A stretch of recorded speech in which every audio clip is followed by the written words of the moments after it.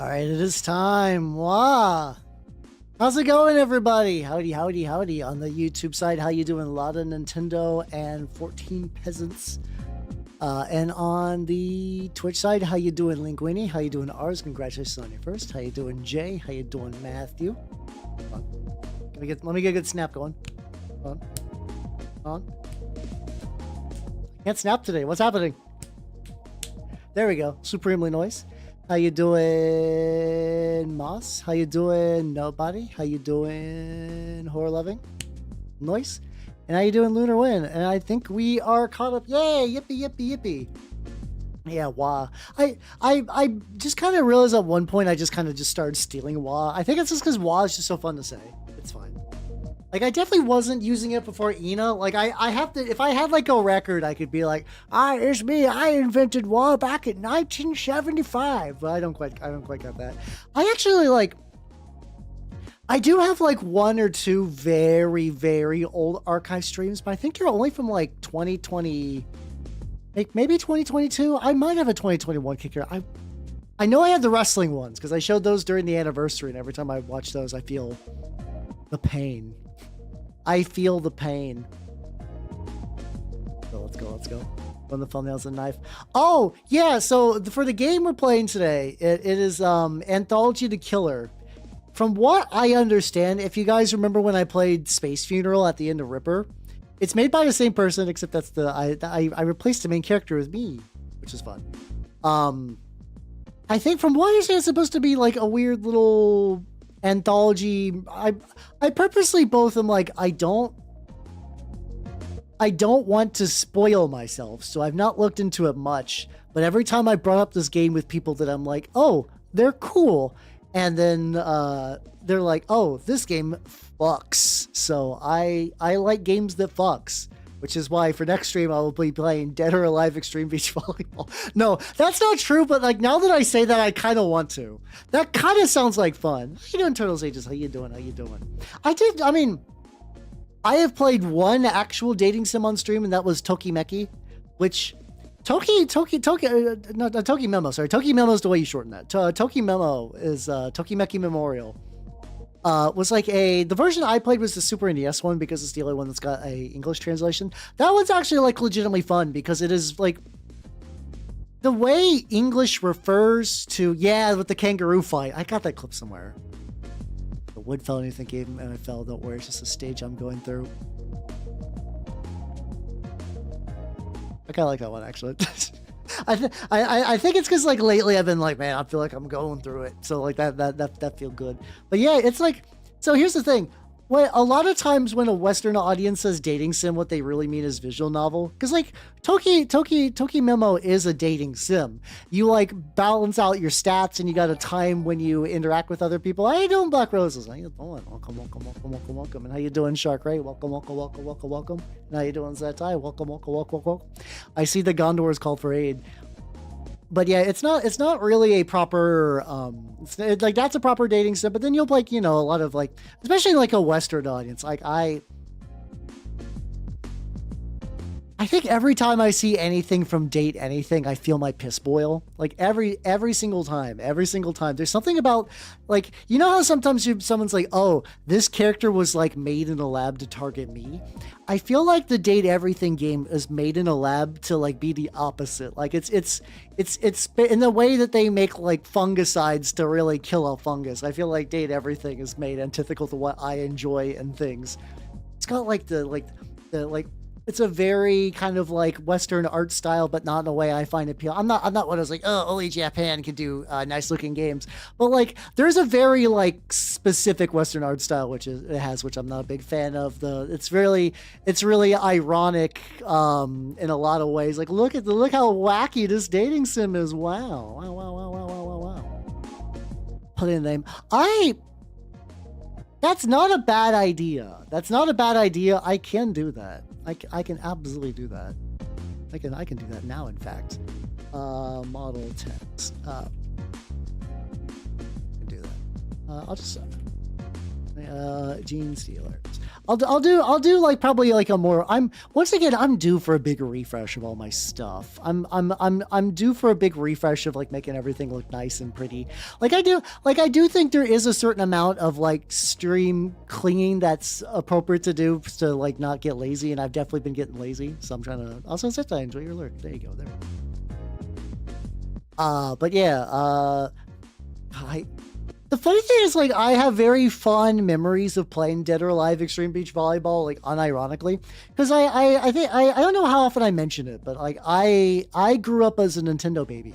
I had a Nintendo 64 as my first console. I didn't get anything that wasn't a Nintendo console until I got a PS1, and that was like mid Wii era. And after that, I kind of branched out and kind of did whatever. But like, I had a friend who was like, yeah, real Xbox gamer. And I got to play basically all the Xbox games through him. And that was pretty fun. So like that, I got to play like Stubbs the Zombie and Halo. And I kind of want to play, every now and then I get the urge to play Fable again. Like, I know in my heart that I don't think I'm going to enjoy Fable as much as I remember enjoying Fable. But I'm like, what if I did a Fable?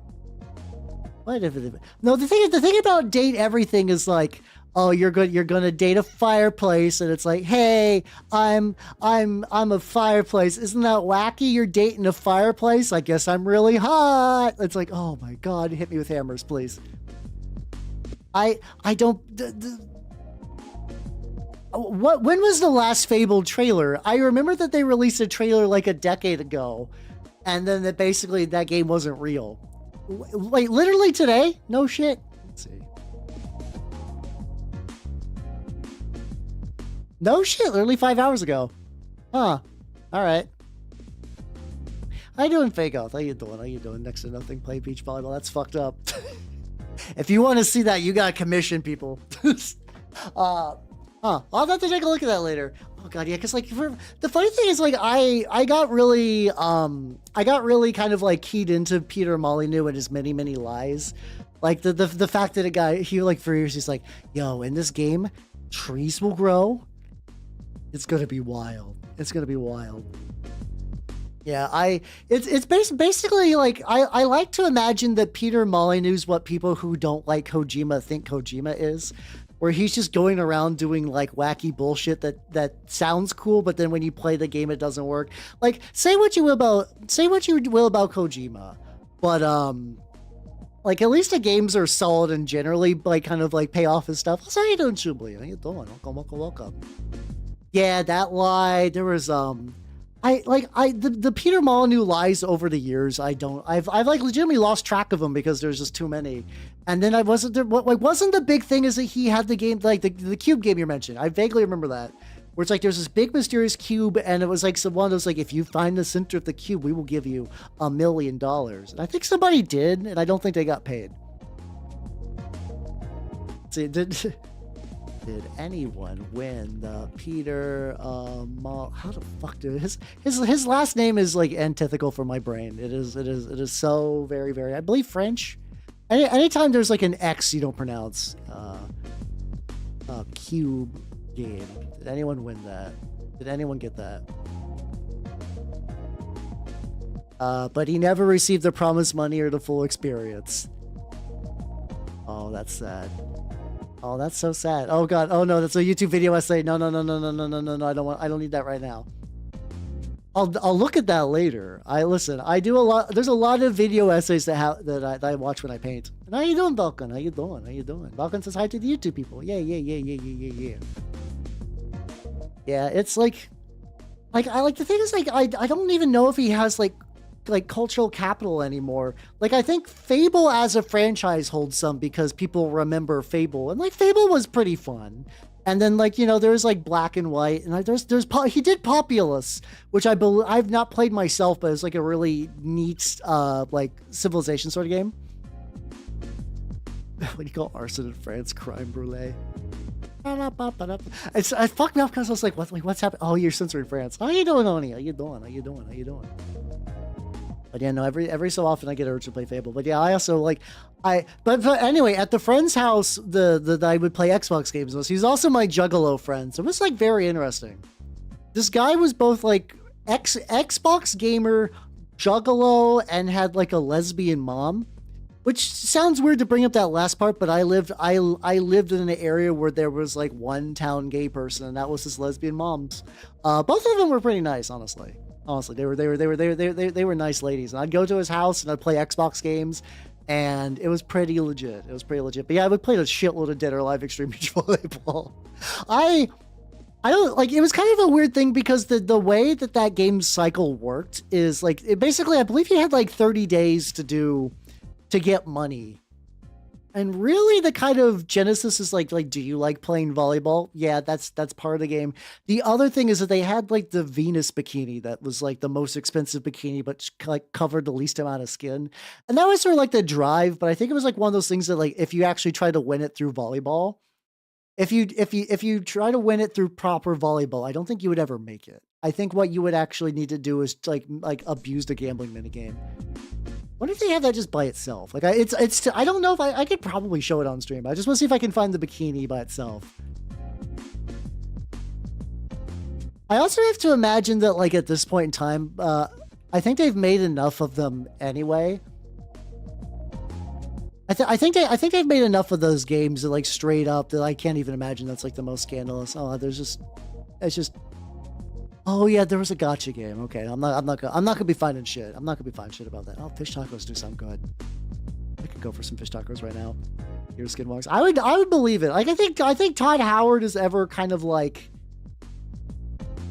from what I understand, like I think Bethesda's just kind of inherently fucked up by the way games are released nowadays. Because like the idea that like Bethesda would take a while to do these big, expansive, buggy games, right? But like every game takes a Bethesda amount of time to release.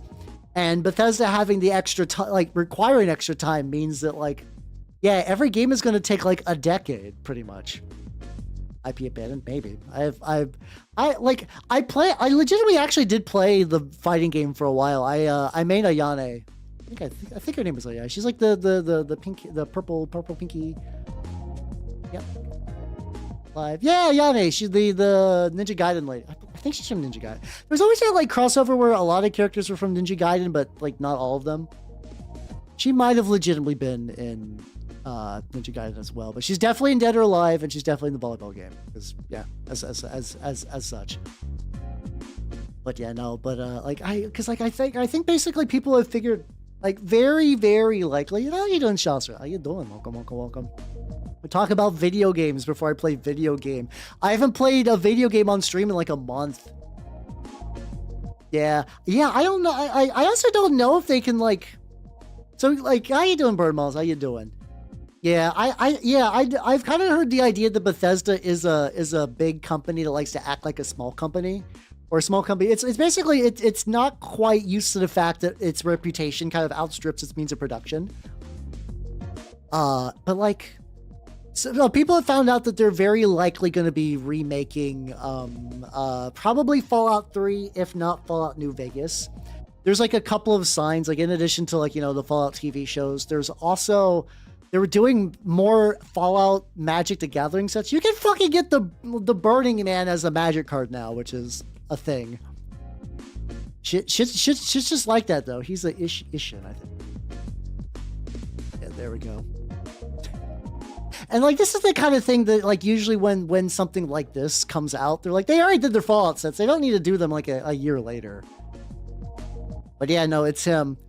It's like they literally picked one of the most played cards of all time to make him that. There's gotta be a like fan-made Fallout Florida thing. I would believe that. But yeah, no, he's real. It's also kind of weird because like I've played through New Vegas twice. And like, I know he's like a really cool, important character, but I think I've basically played New Vegas twice in the exact same way, in a way that fucks up a lot of shit. I did the Yes Men route twice when I played it. The first time I played New Vegas, I did it entirely organically. I was just like, I'm just gonna kind of do whatever. This will be fun. Oh yeah, you know what? I went to Real Vegas. Fuck it. Why not? I also played a moron. And then I was like, okay. When I played it on stream, like maybe like 3 years ago, I was like, all right, whatever, but what should I be? They're like, play a moron. I'm like, I got it. And then I did the cannibal route. And the cannibal route, in order to get the cannibal perk, you have to eat all the faction heads, which literally locks you out of every ending that's not the Yes Man route.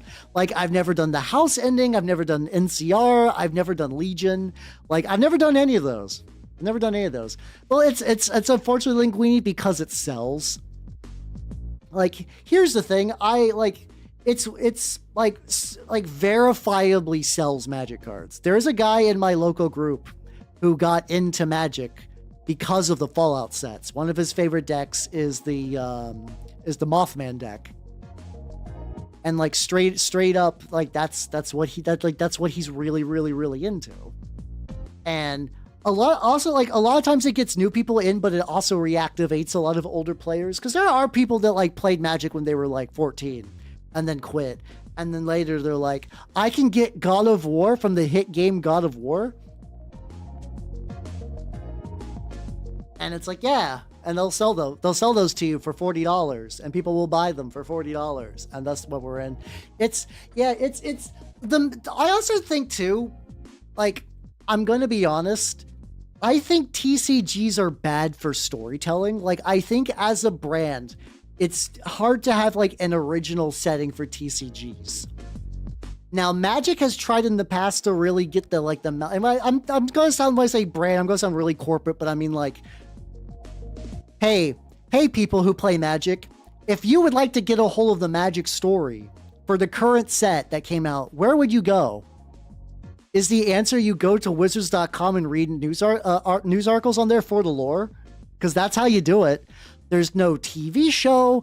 There's a comic series sometimes, but it's also sometimes not canon. Sometimes it's like older on purpose. Like, there are Magic lore YouTube guys, but a lot of them are just really, really sad. I mean, it's no books anymore because they fuck up the book. To be fair, a lot of the older Magic books were great. But yeah, I also do think that is why, like you think about it. So it's like, Yu-Gi-Oh isn't a weird halfway point. Like, so Yu-Gi-Oh was made to basically kind of advertise a TV show. And like there is like Dual Terminal and like the Fallen arc. I know there's like a whole other arc. I'm not super familiar with the Yu-Gi-Oh lore. I know it's kind of also kind of put in like a weird spot to reach there. But think about all the other ones that are big. One Piece, Pokemon, Digimon, Gundam.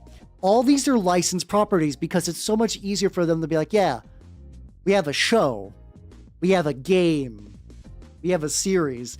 And I think the Secret Layer stuff is because as Magic needs to get in on that for Magic, because I say needs as in like, you know, for them. Like I'm not a big fan of them, but like that's just what they decided to do. They decided to kind of latch onto other people's IPs because it's a better way of like for them, because their own IP work has never been great. Like they've even mentioned before, like Wizards of the Coast is fucking pissed about the fact that they can't monetize D&D like they like. Because like they really wanted to crack down on the OGL. They really wanted to crack down on like Roll20 and make it so that you could only play D&D through them. They wanted to really own the only digital like marketplace for D&D. What's it called? Like, you know, they had comics, but they were also really niche and they would sometimes be dead depending. The 4th edition D&D comics are legitimately some of the best, like some really, really good fantasy media. They're like a very nice level of like jokey and serious, really, really good reads. I think they're a bit expensive now, but like you could basically read any Western comic online. It's really fun how that works.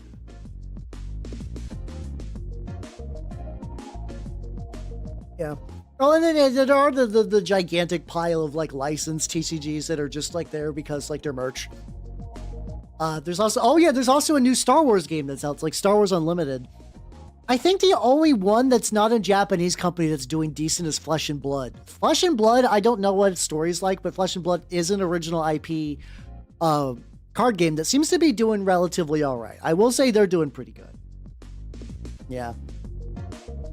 Yeah, it's like Evil had an official / I'd believe it. I'd believe a lot. Yeah. Just get happy to skip the ad. Yeah, no. It's Flesh and Blood's one of those things that like I'm at the point in my life where I could ever pick up another TCG. Like I've mentioned before, I will play Magic because I have people that play Magic with. if at any point I like don't interact, like if I ever move and I can't play Magic with these people, I will not play Magic. How you doing, Manita? How you doing? Yeah, there's probably like a story somewhere, but yeah, it's so much easier to have like an external IP that you can just use the card games as like a merch vector as opposed to like Magic that keeps like I think they've basically been like, yo, hey, listen, there's gonna be a Planeswalker TV series.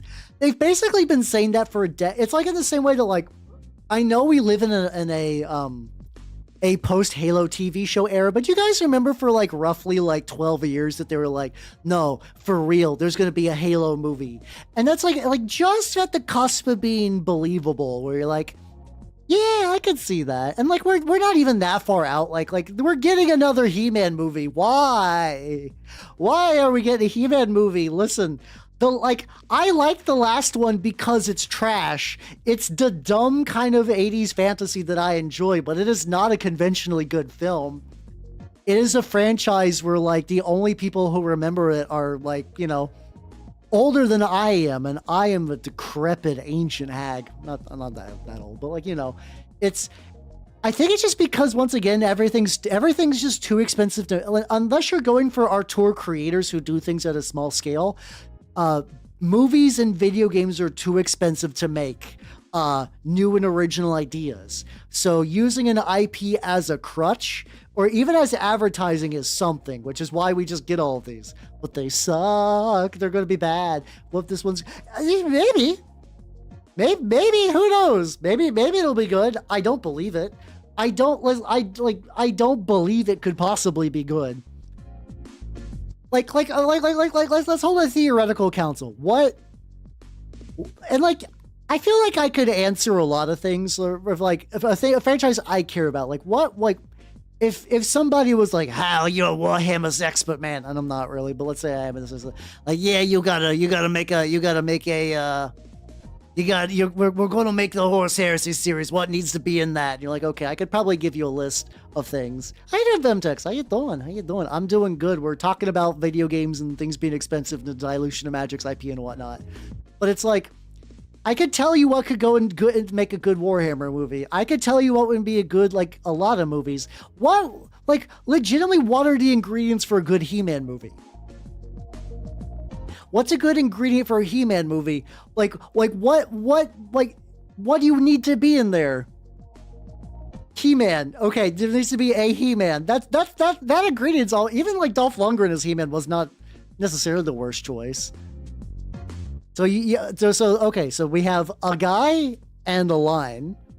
That is approximately like 5 seconds of footage.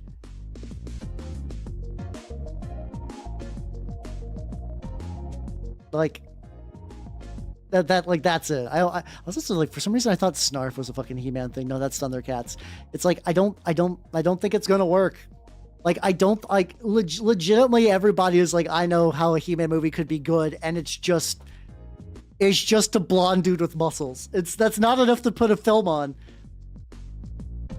Name a He-Man villain who's not Skeletor. I can't. I'm not gonna I'm gonna take my John Everyman hat and put it on. Like, name a villain who's not Skeletor.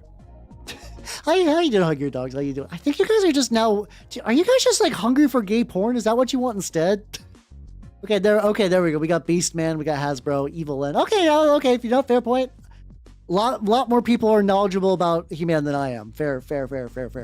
Understandable. I don't think they're the same universe, but I think they've probably crossed over at least one point. But yeah, I don't know. Maybe if they did, okay, here we go. Listen. Sony had the right idea. All we have to do is give Sony like $1 billion. And then what we do the Beastman movie. We do the Skeletor movie. We do the Evelyn movie. We don't include He-Man at all. I'm sure this will be great. And at the very end, they fight like, I don't know, they'll like something else. We'll call it the He-Man cinematic universe, the He-MCU. There we go. Ah, Chef's Kiss, perfect. Stupid. This is very stupid. Yeah, I don't know. I have to imagine. Yeah, I still have yet to see, like, Morbius is in one of those interesting spots where, like, I will never see Morbius and I will never see Cats. And unlike the other reasons I mentioned for like this doesn't have like soul or whatever for like it being a bad movie, for me, I have just listened to enough people talk about those. Going, there we go. Let's go back. By the way, this is not from the game. This is from Full Metal Alchemist and the Broken Angel, which is fun but very mediocre Kingdom Hearts clone made by Squeenix for the PS2 with FMA in it. It's pretty neat. Yeah, I feel like Seaman and Skeletor probably have teamed up a couple of times. That feels like a thing that's probably happened. Yeah, but yeah, I don't know. But yeah. Anyway, that is also why I do kind of like stuff like Anthology of the Killer. I mean, I haven't played it yet, but I'm feeling good. I did like Space Funeral quite a bit. And then like the King of Crime was a fantastic character, the best characterization of all time. But like, you know, you get a little weirdo. They make their own little weirdo games that's like fully based on their heart and soul and their time, and they're not answering to anybody. They're just doing a weird little thing for themselves. And then I give them $8, and then I play it, and I'm like, yeah, that's art is stored in the $8. I think for sure. Oh, you saw it for I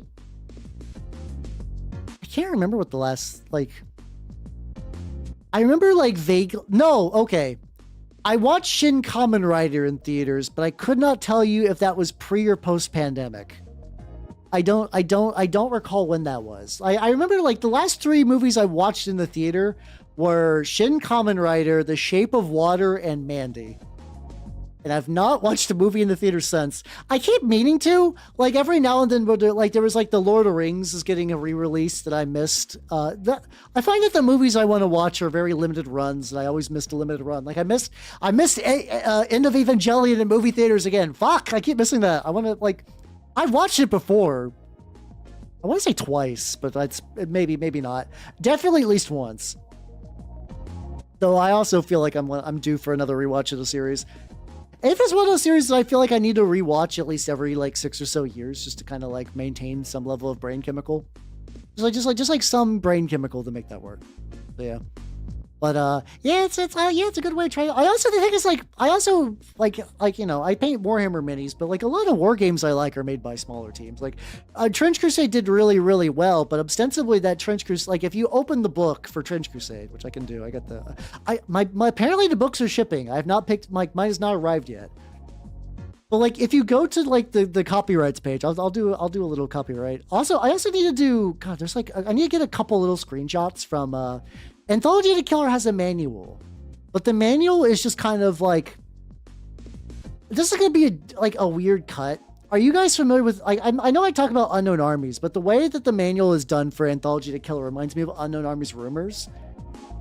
Like I'll probably read one, but yeah, this is like, this is basically the Trench Crusade crew, minus the people who do like the like a lot of miniature stuff.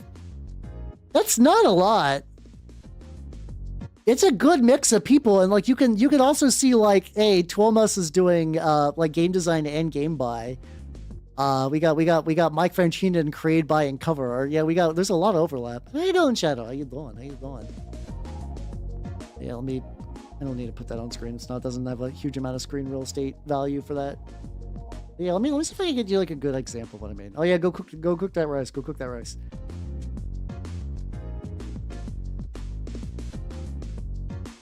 I didn't want to go through all of these.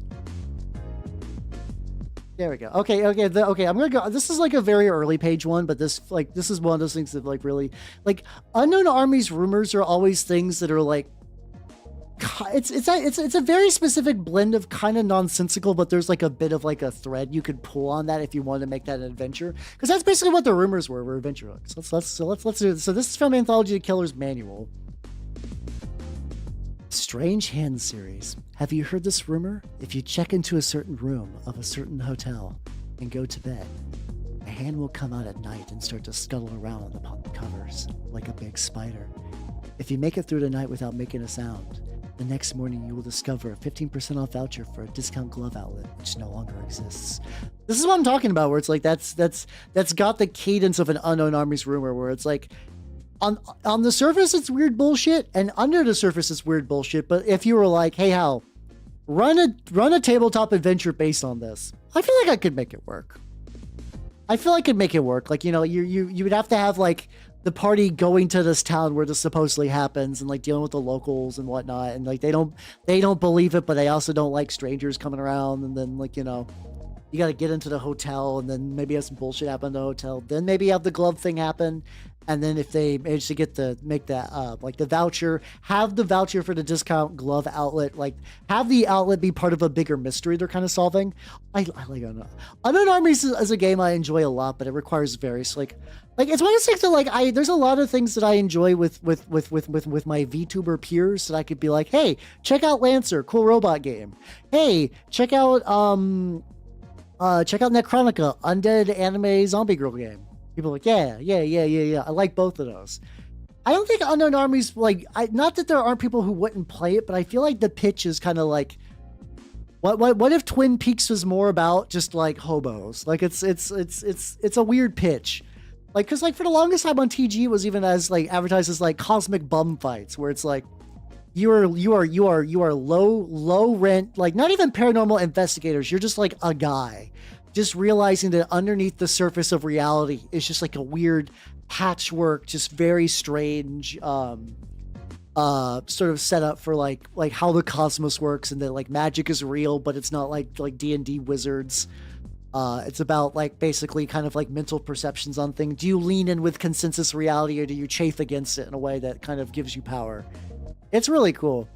Yeah, I mean, I could, yeah, Cosmic Street, because like the reason it's called Cosmic Bum Fights is because it's the kind of like, it's not like Call of Cthulhu magic, like, or Insanity, where it's like, so like, you know, Call of Cthulhu, the exaggerated version is like, oh, I read a spooky book and I've gone crazy. But like Unknown Armies magic is just so strange that like if you tried to explain it to other people, that like, it doesn't make any sense. So like, okay, like, so like, here's an example. In the idea, in the setting of Unknown Armies, there are basically these like there's this group that like, if you ascend to it, you become part of the template for the next reboot of reality. And there's like different kind of like human archetypes over the years. It'd be like the warrior, or kind of like the pilgrim, the nomad. And like one of them is called like the flying woman, which is sort of like, I forget the exact meaning of like the symbology behind the flying woman, but it's like a travel sort of thing. And that's why Amelia Earhart disappeared. She wasn't murdered. She wasn't stranded on an island. Is that by doing her flight around the world, mid-flight, she ascended to this primordial archetype because she embodied the very spirit of the flying woman and just vanished out of her plane, which probably crashed in the ocean somewhere. And there are people who are actively trying to embody archetypes in a gigantic cosmic game all over the globe, because they want to be part of the template for the next version of reality. And it's like, that's cool, but also imagine if you had to explain that to your parents, or explain that to your boss. Let's say you were like living a normal life and you got kidnapped by someone who was trying to do like esoteric magic rituals in order to make sure that they could like rewrite reality like that. And you escaped and you missed a day of work. How do you explain that to your boss? Like, that's the kind of like weird horror to Unknown Armies, where it's like reality's fucked up. It's held together with duct tape. I also like, one thing I really liked about Unknown Armies, I will play this game, don't worry. In Unknown Armies, there are no aliens. There's not really a heaven or a hell. There are kind of like quote unquote demons, but they're really sort of just like dead human spirits. The idea that humanity is all alone in the galaxy. And like, I find that to be like a really fascinating idea, because like a lot of horrors, like humans are it's a very humanist setting too, but like in a very neat way, where it's like, and like I said, let's for Call of Cthulhu, kind of like flip around. In Call of Cthulhu, humanity means fucking nothing. In the grand scheme of the cosmos, humans are but a speck that will reach the peak of their civilization and die, and no one will mourn and no one will weep for them. And humans live in the sea of just unlimited cosmic truths that if they even begin to peek under the surface, they will lose their shit. But Unknown Armies is like, see Earth? That's it. There's nothing else. All those people, you have to deal with that. And sometimes those people will have powers, and you probably don't. You can maybe learn them. And I find that neat. Now, so the cosmic bum fights is because eventually, like, becoming a hobo is like not that unusual. Like, so for context, the opposite of the kind of the Avatar, like the Godwalker people, are adepts, who are people who are so single-mindedly focused on certain aspects of like their reality that their reality conforms around that. There's basically an inherent paradox to the way they think about things, and they just cannot mentally process this. So yeah, so it's like, so one of them is the Dipsomancer, is kind of like one of the iconic ones. They're a booze mage. They drink alcohol to get magical charges, and the second they become sober, they don't lose any magical power, because for them, like, alcohol is everything. Alcohol makes you funny. Alcohol makes you free. People like you more if you're drunk. People aren't as mean to you when you're drunk. Like, you get, like, if you punch someone when you're sober, they're like, what the fuck? If you punch someone when you're drunk, they're like, oh, that's why.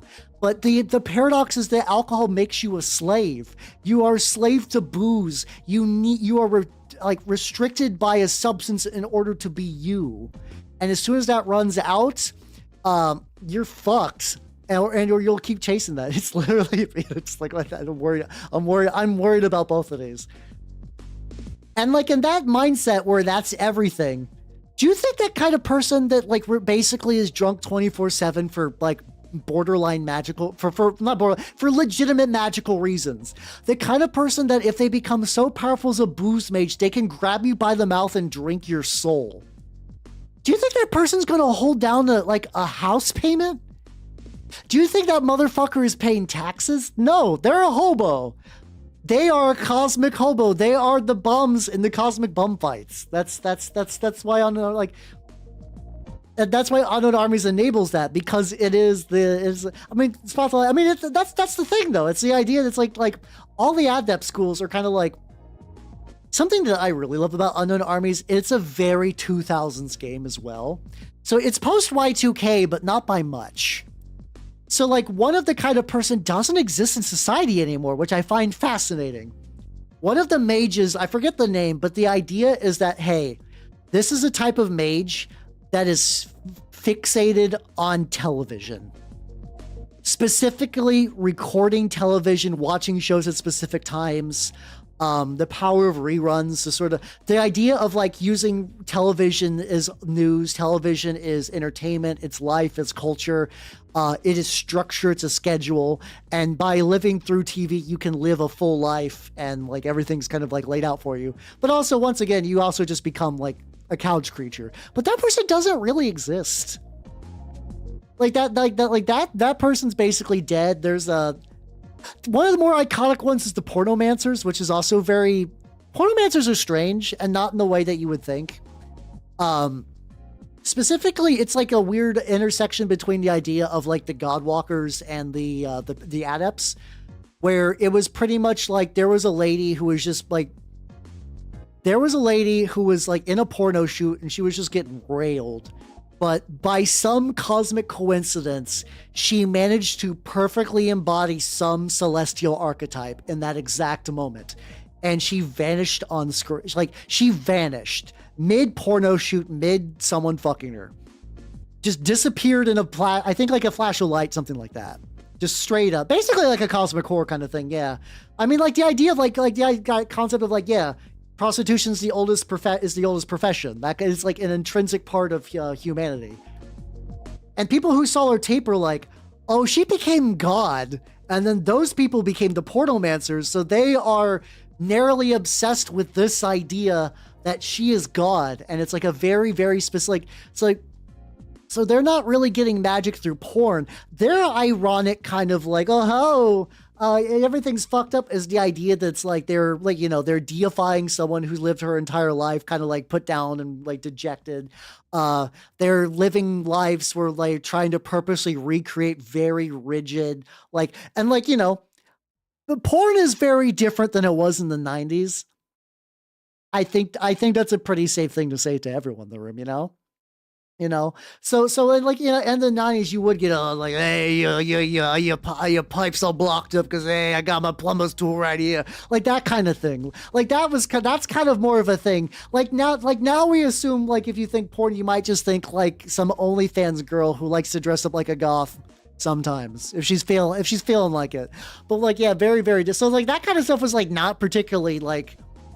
I probably still has plot, but it's like it's like really kind of gross. Like, I don't think porn's as gross as it used to be, and I don't mean on like a fetish level. I mean conceptually, porn is just no longer gross. There's a whole lot of other things you can attach to it, but that level of just like sleaze. It's no longer sleazy. How you doing, Bonnie? How you doing?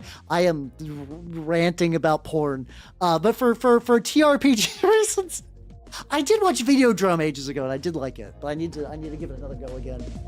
No tease. That's the funny thing. So this is Unknown Army 2nd edition. They actually did do a 3rd edition with like more like modernized Adam archetypes and some other changes. I'm torn because at least for me, I really like the time capsule nature. I love the idea that the setting of the game is early 2000s, but post 9/11 and post like, post the like the 2000 kind of like Y2K bug kind of thing.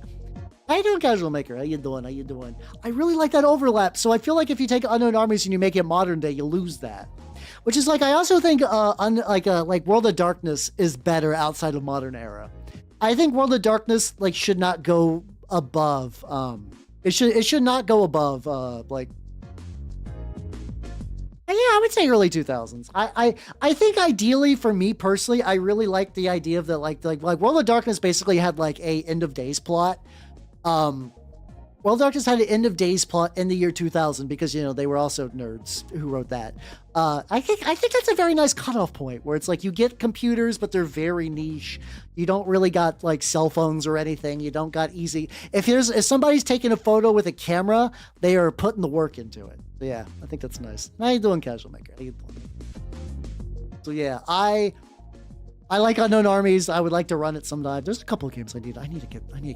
I got to start getting the like now that like the year is solidified as like, this is gonna sound dumb, but for me, January hasn't really started until this week. Because between like holidays and MagFest and whatnot, it hasn't felt real.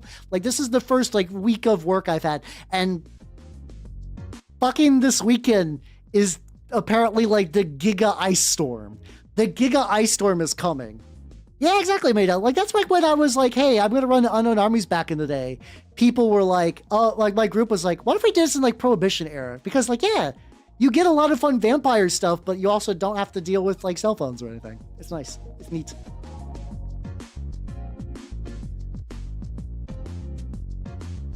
Yeah, we're getting hit with a storm that like news people are calling like once in a decade and are like, yeah, you should start buying supplies.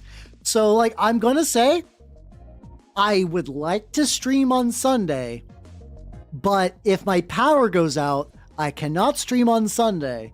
So I will let you all know. So I will keep you posted. Usually I'll still have cell, so I will try. I will try to make a thing. But yeah, that's Unknown Armies is a cool game.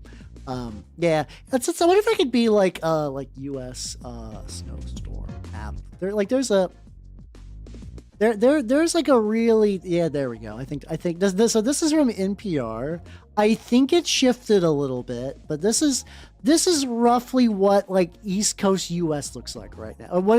This is what it's going to look like come like this weekend. So like, yeah, it's not good. This isn't great. Pretty much unless you're West Coast, you're getting hit by this at least a little bit. Yeah, so that's going to be the US. So like if sometimes when it gets real cold, the transformer around here explodes. I forget I have Airbus on the top of my screen. So yeah, Yeah, Cicatrix Maledictum Real, which is also funny because, like, yeah, I've gone back to reading 40k books again. I took a little pause as well. I am reading through Galaxy in Flames, and my boy Erebus has showed up. I'm like, yippee! Oh no, East Coast is getting fucked. I'm sorry, East Coast is definitely getting it. And this is. I forget if this is specifically snow or like. It's not gonna be good. It's not gonna be good. Yeah, no, East Coast is gonna have a. We're gonna have a bad time this weekend, so we'll find out. Hey, Lawrence, how you doing? How you doing? Yeah, I need to get supplies a little bit, not a huge amount of supplies. I have like a pretty good decent amount of stuff already here. I'm also gonna like filter some water beforehand because I got a nice little pitcher, but we'll find out. Anyway, enough about that bullshit. Let's do. Oh, you're in exploding tree country. Yeah.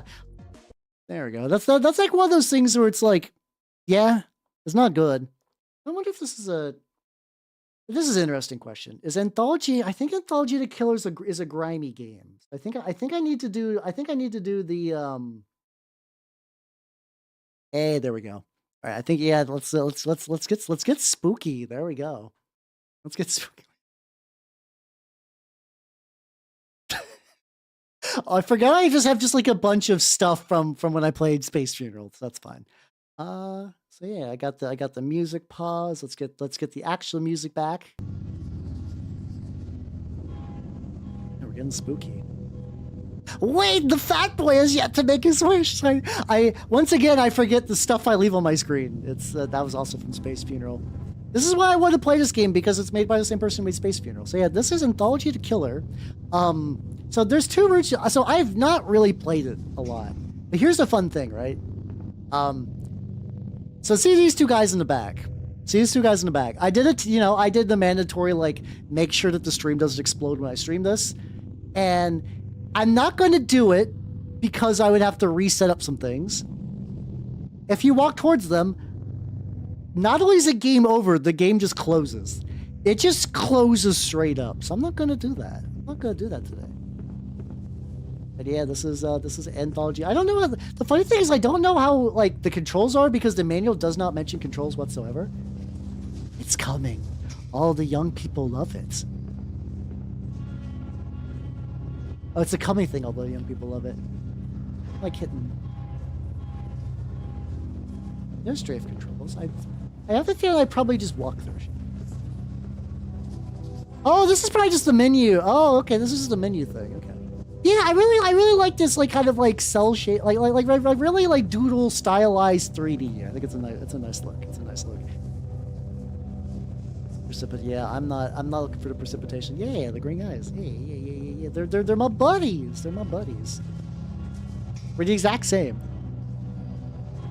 Perfect. There we go.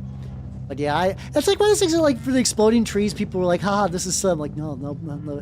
That's bad. That's not good.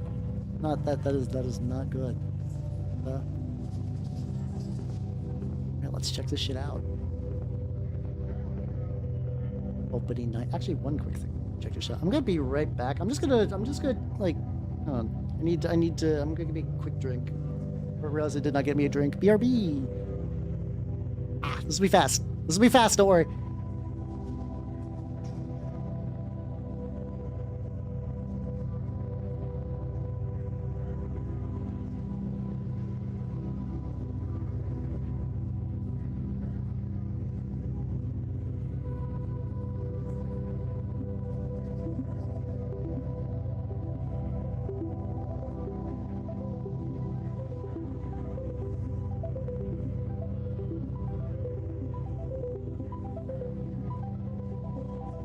Alright, let's go. I'm back.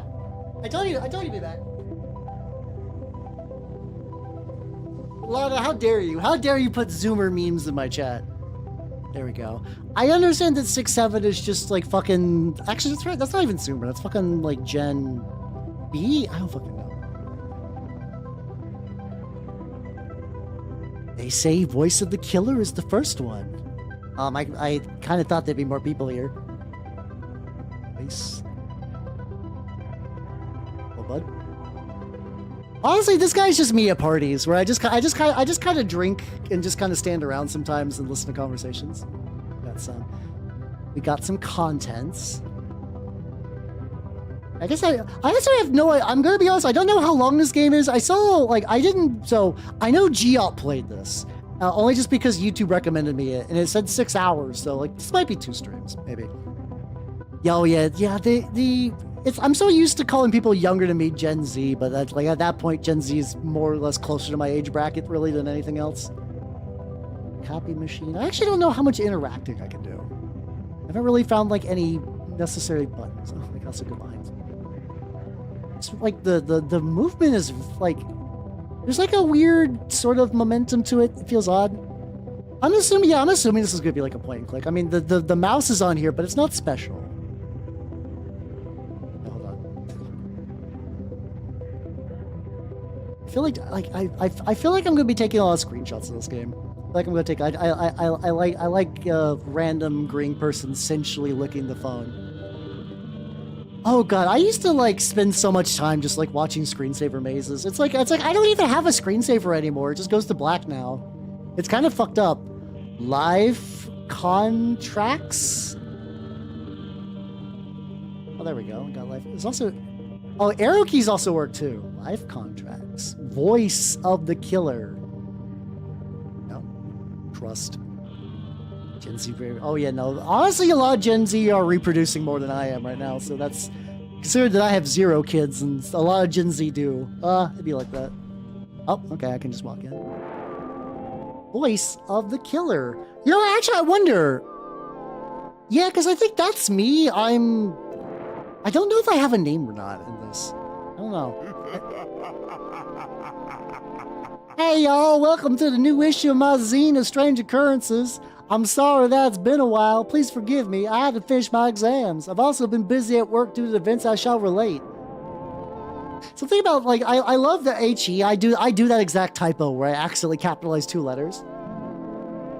Okay, never mind. Oh, it's me. Oh, okay. Okay. Do I want to stick with the idea of her being vaguely Southern? I've been working at the call center of the famous insurance company, Life Contracts. Things here have been extremely chaotic, or should I say agile and flexible? That's right. Your correspondent's become a working girl, learn all kinds of exciting corporate lingo. Yeah, this is not the perspective I was expecting a lot of this. You know, like part of me wants just to keep walking this way, but I also know this game will just every now and then will just like stop me from doing anything. Oh yeah, maybe if I go over here. The bus is gone. I'm tempted to bail, but we won't get paid until I can make it through probation. And I promise I'd have colored pictures next issue. I am committed. Yeah, you know, when you look at her, you think Southern Belle. I sort of like, that's funny. I like the, like, if you just let her stand still, I like the way she wobbles. Very good. All right, so there's clearly there's interaction points. I'm gonna go for that. The company building is next to the sea, which would be nice if it didn't smell like piss. Night and day, the waves make an awful sound, like a vast mouth breathing. They said this is the result of geology, the baleful science. BB, I can see that. She's got BB energy. I can see that. I love geology as a baleful science. So that's a good combination of words. Let's go with that. Forward, urgent. Dear BB, I can't see you. Are you still real? Were you ever real? It's 3 a.m. I'm alone in the office, but soon the day will start, and I will see you again soon. Your target for today is 100. If you cannot hit it, I will need to have you escorted from my life. Sincerely, line manager, Liney. I love Liney. I love Liney, the line manager. Yeah, the like, I think like I know Doug has squiggle stuff like home movies. It's definitely a vibe to have everything just kind of just wiggling around. Officially, my job is to cold call people from a list of potential customers, but some days nobody ever gives me the list. Where's the list? Who manufactured the list? I've been trying to figure it out so I won't get fired. Honestly, that's a very special kind of hell. It's like, it's bad enough when you have to do work that you don't like. But sometimes if you're at a job and they just don't have anything for you today, because you're like, oh, cool, I don't have to work. But the thing is, like, if you also can't entertain yourself, it's hell. It's the worst. You're like, I would love to do nothing at work all day until you have to do nothing for 8 hours, but you can't check your phone. You can't look up videos. Like, you can't read a book. Like, you just legitimately have to do nothing. You have to look like you're doing something but not do something. Like, that doesn't happen too much in a guild, but sometimes it does, and it's bad. I would rather be given tasks. Like, it sucks. Inside, it's always busy and panic feeling, and no one wants to talk to me. A sign of a vibrant company culture. Everything smells like carpet. Behind the closed doors, I hear footsteps and chatter. Well, this is cool. Talk to you, buddy. I wonder what engine this is made on. I really like the fucked up, like, it's 3D, but the way the camera is made is very strange. I don't think I've seen a game with like quite this perspective before. I guess everyone wears these sheets in the office as a confidentiality requirement. Mine hasn't arrived yet. But when I when I gave when I gave HR my address, they promised they would visit me soon. Rubber room is, yeah, no, it's like I know it's like a full-time thing. That's like, that's bad, but I've not quite gotten there. Oh boy. Okay. But it's like, yeah, like, even for like a day, that's bad. Like, I will say for me, the opposite of that is that every now and then I like, if I'm at the guild and they're like, sometimes I crave like data entry. Something about data entry sometimes is just like, hey, Hal, this is gonna be 4 hours, put on some music, do some data entry. It's just like the normal data entry person can't do this. You have to do this. I'm like, ooh, I love it. I love it. I know if I did that full time as well, I'd go crazy, but also like, that's nice. Oh, let's go to my desk. Five leads far below the call target my supervisor requested. The day's work of managing expectations begins. What? Who gave you this number? Never called me again. No! Beep, sorry, Beep, greeting. This is Life's Contracts. We have a fabulous offer for you, an offer from the stars. Would you perchance enjoy hearing more? I can see this being a Unity game. That makes sense. There we go. Beep, beep, help.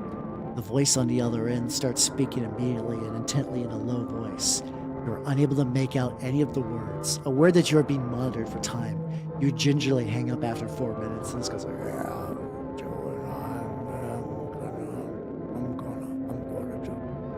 I'm gonna do it.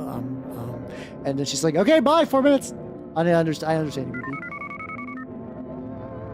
A Beep, dead, you're so dead. You're going to die. It will happen to you, so why not talk to Life Contracts? Boy, who wrote these scripts? Low rattling choke click, so it's like there we go, something like that. There we go. This is very much one of those games that I have to voice act, but I like doing it. I do think I like voice acting. It's fun. Beep, Edward, I can't make love to you. I'm a priestess of Baal. Well, I hope this one isn't picked for call listening. Where are you people calling from? Wasn't this line deactivated years ago? Oh God. There we go. We did. Nope. We did job.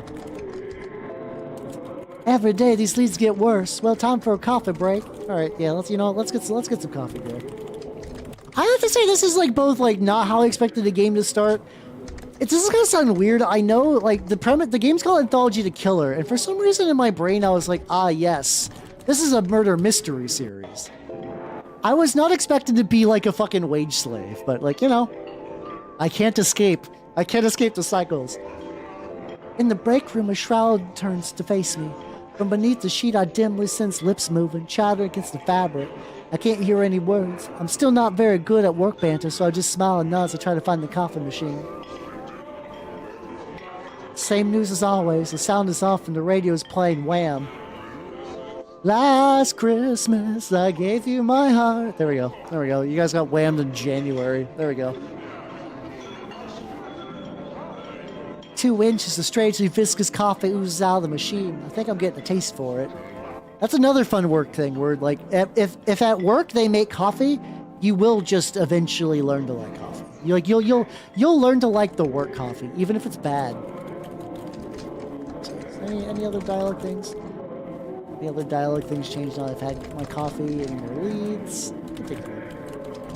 Expertise. Once again, just nervous man get like this is like, you know, guys, I don't know much about ASMR. Isn't that basically how it is? Isn't that it? Listen, I know that there's non-sexual ASMR. I still like the image of a man sweating while like a. Oh.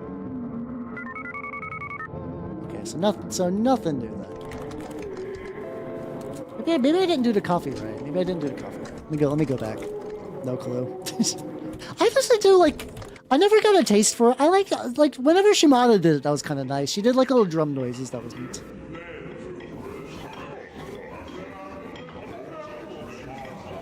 But yeah, I don't know. I feel like it'd be good if I liked ASMR more because I could use it to fall asleep a bit easier. Oh, okay then. Wait, do I leave? Oh my god. I guess I might as well just like poke around.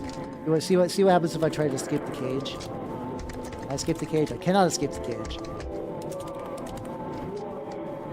Oh, there's a door in the back. Let me go to that door. I bet that's it. I bet that's it. I bet I gotta go way back here. Is that? Oh, that's a. Wait. Does Prem do ASMR? I legitimately don't know. I don't think I've ever seen her do anything. Oh, boy, my very own zine distro. That's what I thought as well. But whenever I go to the copy room, the printing queue is already booked up, and everyone's making those expensive color copies. Oh yeah, Bodega does that. There's a couple. I think there's a couple of people I know who do it. I also did buy some shit to make like. Apparently, a lot of people are also wanting to make zines. I know Alice Sawyer is apparently already making a zine this year, which fuck yeah, let's go. I did not submit anything to it because I guess I don't know. I think Alice is neat, but I wouldn't consider myself a hog just because like I'm not like a regular. Like that's the thing of being a VTuber. That's like I think a lot of VTubers are cool, but like I'll never really fully consider myself part of their fan base. And that's just mostly just because I feel like that's a level of like dedication that I just don't. Like I cannot give as another VTuber. That's like an interesting thought I've always had. It's like, well, like, if you're like really dedicated to the idea of having an Oshi and you're also a streamer, and like, do you just purposely avoid streaming over your Oshi? Do you just get over it? I don't know. In the corner, there's a copy of the official company newsletter. It's full of pictures of executives grinning. What? But what about? Sorry, about what? I wish I knew. Maybe that's how they get you. A new start tomorrow, colleagues. I'm sure you're aware it has been several tough years for life contracts. The freakish and unexplained high murder rate in the city continues to blah, blah, blah margins, blah, blah, blah, exciting new challenges. As such, we are very excited by the long-awaited structuring of our call center department to be accomplished, blah, blah, blah. Sincerely, General Manager Jenny. This is a game that, like, I understand the idea of what they're doing, but I also want, like, you know, this is a neat setting for a game, but I also wonder,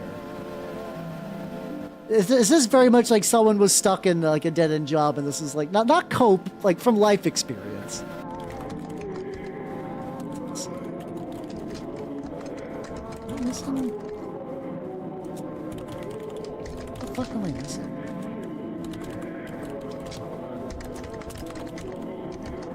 Unless I did the things that are going to let me leave. I guess I also don't know if you can, like... Maybe I didn't hit the coffee button. I mean, it's legitimately... So people do that. People do legitimately do that. They'll do that. They'll wait till their Oshi goes live and then raid. I know Enter does that.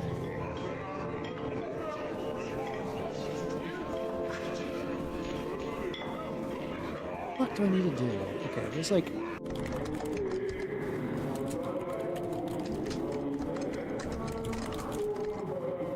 Okay, maybe check the desk again.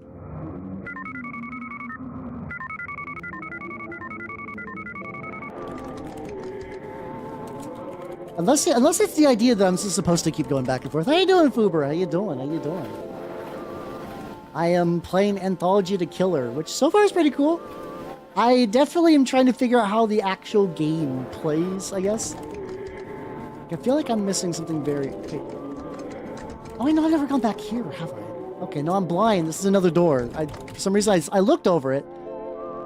Policemen roam the back corridors. I swear an intent expression and a sip of coffee to remain inconspicuous while... Oh, sorry. I wear an intent expression and sip coffee to remain inconspicuous while I'm wandering around. The motionless faces continue staring out to sea. They're like Grover. No, I think what I need to do is I just need to go to that back one. How you doing? How you doing, 14? I'm playing. Radio. I do remember that. Hell yeah. You nerds in your Deep Rock Galactic. Complaints door and a... Oh, there we go. The noise of the waves mixes with the background murmur of the call center. I see some things that should be seals move through the waves. Oh, well. I was hoping you could actually see seals. I guess not. Oh, okay. So yeah, I know how you doing, son. How you doing? I'm playing Anthology to Killer, which right now I guess is just like a game where you move around and you interact with shit, which, yeah, that's cool. Oh, complaints. The boxes of complaints seem to absorb the sound around me. This is neat. This game does have this guy does have a style to them that I find really neat. Go all the way back here. Back here are the older wallpaper passes from when the building used to belong to someone else. It feels like it's been forgotten about, but someone is still watering the plants, I guess. The door locks behind me. All right. Yeah, I'm actually kind of surprised. Like, I mean, the camera doesn't seem to be doing too bad. Oh, I wonder if the first killer is just like inside here. Okay, there we go. Rockin' spiced chicken stew. Ooh, that sounds very nice. Oh, I was curious if the employee of the month would follow you. I guess not. Yeah, I guess it's because like if these were released online, I bet it was Unity, so you could play it through.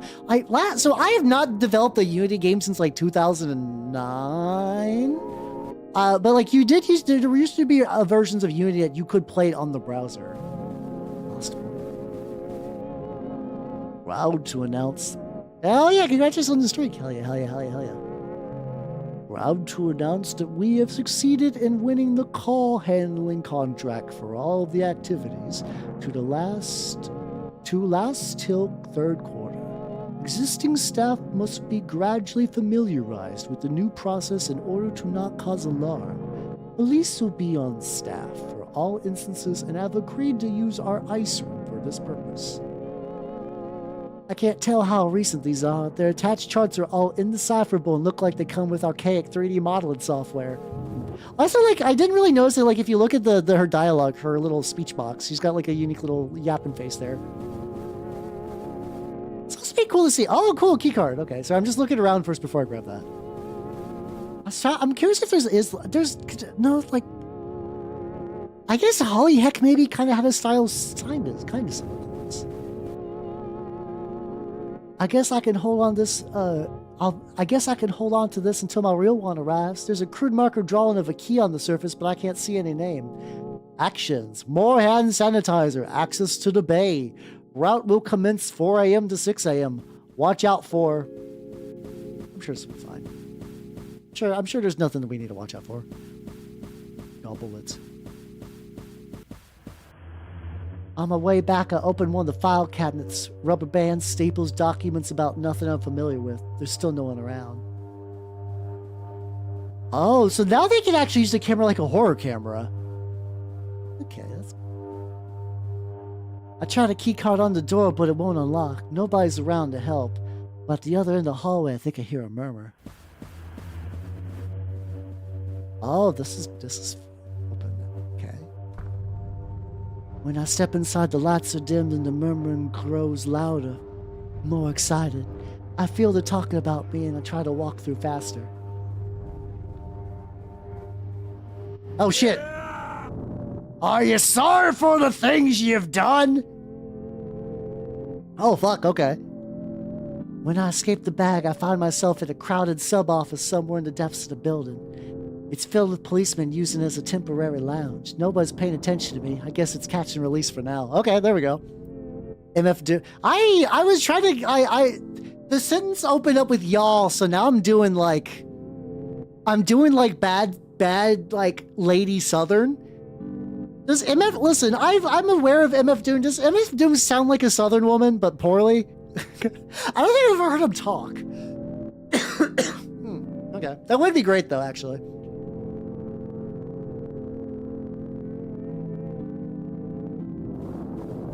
So there was the... What the fuck is that supposed to be? Is that... You can trust me, I'm the cool policeman. Check out these yo-yo tricks. You ever heard of the band Fugazi? You look like someone I once strangled in a dream. Does something smell like blood in here, or is it just me? Ha ha ha! Ignore that, I'm quirky, but I get the job done. Oh, okay. Okay, buddy. Someone behind the desk is enjoying his own voice while pretending to talk to me. I carefully deflect out queries. Rule number 1 of making a zine is to never talk to the police. That probably tracks. I mean, to me, a lot of zines are like punk origin, and you're probably not talking to the cops if you're punk. Wow, I can't believe it's Cool Policeman. He has the top clearance rate in the whole city since none of the bodies are ever found. You think I could get an autograph? You know, I bet you can, buddy. I bet you can. I bet you can get an autograph. Oh, eco opportunity. I don't recognize where I am at all. Is this another department of the call center? Other employees are walking slowly through a doorway at the end of the hall. God, I can't get, like, this sounds really stupid to fixate on. I can't get over how much I really like this camera. It's such a, like, very specific touch, but I really like it. I also feel like I should not be in this section of the building, but I just want to, like, you know, fuck around a bit. Like, where the fuck is this? I go through another door. This one's filled with managers. Shredded paper fragments cover the floor, and everything smells of disinfectant and warm rubber. They got like managerial skin masks. You know, as managers are wont to do. Oh, it's so cool. Oh, it's so, I love the, because like when you look around it, like really like it really distorts like the way everything looks. Yeah. Wait, these are the call list I was looking for. I looked through the names of the dead people, missing people, and family, strangers, friends, numbers, home addresses. This might not be my department. Let's see, I guess we're going around, all right. Boy, the rate is so high these days. They're saying the rate is going up even further. We'll certainly need extra space for all of them. I'm glad we figured out how to make money from the rates. I feel like this, I shouldn't be going down this hallway, but I'm going to do it anyway. Okay, oh, this is a dead end. Oh, nope, never mind, false alarm. Secret side passage. Yeah, it really adds to the movie. I also do think, like, we're so, like, I'm so used to so many video games being just, like, the same regular kind of third-person camera. I like this one. But did you hear he's coming to visit later on? I hear he's very picky about what he sees. We'll do our best to make everything just right for him. I'm so excited we finally get to meet. I also realize I'm doing a lot of, like, hey, yeah, how you doing? We welcome the killer. I also wonder if the anthology The Killer that I am also all of the killers. The nice thing about a game by this person, I wish I remember their name, the person who made Space Funeral and whatnot, is like, I like it when I can't guess what's going to happen. I'm one of those people that, like, if I know the ending of a story, I'm not bothered by it and I'll still enjoy it. I like when I'm on my toes. I'm sure this won't be bad. I'm sure nothing bad could happen here. Like, okay, I need to test a theory. So, like, okay, so I can juke them. Alright, the cake doesn't get me anything. Alright, just a test. Okay. So that is a way if I want to come back here. Okay, so I could go the quote unquote right way now. So let's take a look. Let's take a look through the endless employee hallway. Oh, I love the lighting here. The second dialer is next to the ocean again. Outside it's darker than before. The low chatter of voices sounds just like the sea. Suddenly I feel relaxed as though I'm where I need. That keyboard ASMR that you nerds are all about, I'm sure. I find a desk that's not mine, but what waits for me. Call scripts are written out phonetically. After a while, I stop trying to work out what they mean and lose myself in the rhythm of my own voice. Say A-S-O-C-K-E res et A-I. That night, I had a dream that felt like waking from a dream. Clumps of hair were growing out of the sand. I tried pulling them up and found only more hair. My coworkers were calling me from further down the beach. Don't you guys want to go to Hair Island? Oh, this is probably somebody's, like, skin, but whatever, you know. You get up. What is that? Oh, I love him. I like the way my brain is so specifically fucked that if I see just like a dancing little background thing of meat, I'm like, buddy. I'm not even sure that thing in the back is sapient, but I'm like, buddy, friend, guy, lad. I love the wiggle jelly. Just a silly little guy, yeah. Let's find out. That could be a tongue, actually. Hey, you called it. In the distance, a large tongue moved forward from the ocean, waved to us. We looked and waved back. Some people I knew were swimming out there to meet it. Bodies moved across the shoreline and slipped into the water. They were slowly drawn farther out to sea as though falling to the magnetic pull. There was a sound of howling. Oh. You know what? I'm gonna do that. I'm gonna go. Listen. And oh, cool. I was worried if they would let me hang out with Bud. There we go. I'm sure nothing bad could happen. If I approach Tom. Will I die? I actually don't even know if this game has a lose state, interestingly enough. So quirky as me. I'm a quirk up little guy. Super Resident Evil. I guess I've never actually really played a Resident Evil game. I should. I mean, I've played 4, but like I've never played like any of the more traditional Resident Evils.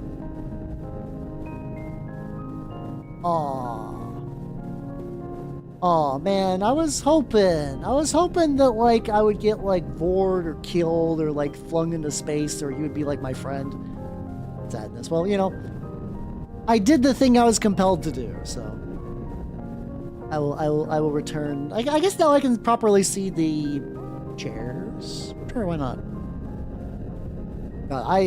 What's really funny is that like I had a nightmare this last night, but it was a stupid one. Here's what my nightmare was. I woke up and I looked at my clock and it was 10:30 and I was like, oh shit, I'm late for work. And then I woke up again and it was the right time. That was it. I had the micro like fucking like wagey nightmare. It was very silly. Like I wasn't even like panting, or I was just pissed. I was like, really? Is that it? That's the nightmare my own jelly brain blesses me with? Not even like anything else? Oh, cool. Okay, so we got some... Oh, that's so weird. Okay, because of the way this... Oh, there is a tongue. A bonus smaller tongue. In a room above, the waiters and management are getting ready to eat. There's a place for me. The food looks so enticing that I want to cry. The meat of the tongue is too plain to cut through, but my knife is very sharp. I carve out a square and put it in my mouth. It's delicious, dripping with wet fat and juice. I chew and chew, but it never seems to diminish in my mouth. This is gonna make me sound really stupid. This is giving me really strong Homestuck energy. There's something about like the MS Paint, like whenever they would do like a goofy panel of Homestuck, it's this. And when I wake up, my pillow is gone. Oh, okay. My lips are chapped and sore. It's 3 a.m. I check my phone. I have a new message. Apparently the office burned down last night and will be closed indefinitely. They don't know whether anyone was inside. As I had not completed my basic training, I would not be eligible for severance pay. Oh.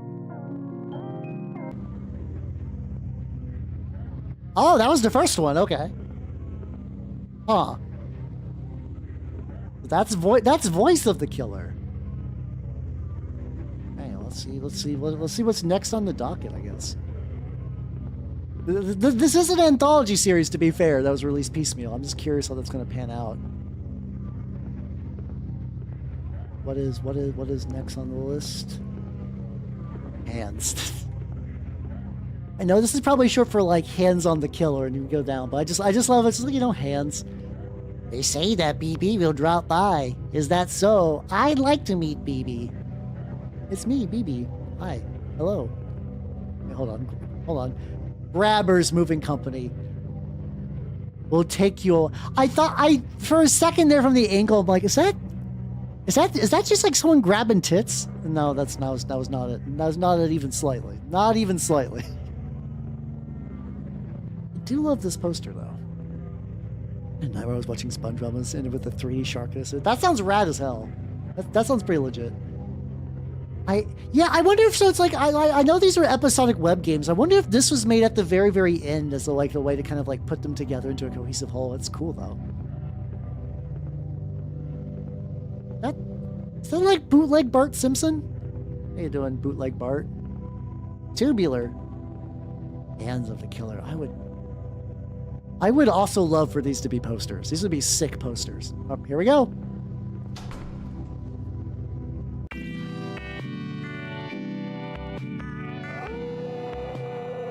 I wake up one night to a horrible scream outside my window. Sounds like the killer is out of it. Oh, you know something I also didn't consider. So like this is like a little bit from the manual, right? Let me show you another bit of manual stuff. See if I can get a picture of this. At least the way the manual was laid out, I maybe totally incorrectly assumed that there would be like multiple killers. That the anthology of the killer was that each one was about like a smaller killer case. Yeah, okay, here we go. Yeah, so this is I would love it if the manual was specifically bullshit. There were a couple of fun things in there that's like very, very fun bullshit. So like here's a bit.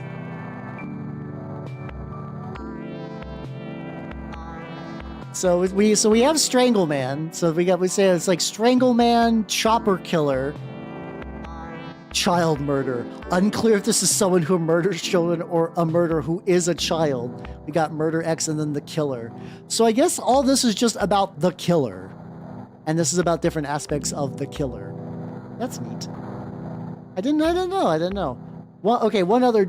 So in the middle of this, the manual is a crossword puzzle. And I was like, you know what'd be fun to do? It'd be really fun to do. It'd be fun to solve a crossword puzzle. Maybe like, I got done playing Ripper, right? So I was like, oh, clearly this could introduce like maybe there's a part where like solving the crossword in the manual would be helpful. I was thinking that. I was still my brain was still activating on. Yeah, I know. Yeah, there's a serial killer in this apparently. So I looked at this and I was like, okay, time to answer all these. And it's like oxygenating substance, sea captain played by Errol Flynn, blank red, preferred Dracula beverage, there will be, and type of bank. It's blood. Every single bit of the crossword is just the word blood. It's just blood that intersects. I'm like, motherfucker. It's very funny. It's just, I just love it. I don't know if the idea is to parody like an ARG kind of dealio, or maybe just fucking around. But it got me good. I was like, well fucking played, game. I had a good guffaw. Yeah, it's a very corn crossword puzzle. I mean, this like that's the fun thing about that. But like whether the killers are real friends along the way. My other thought is like, what if there is no killer? This is the type of game where the killer could be entirely fake.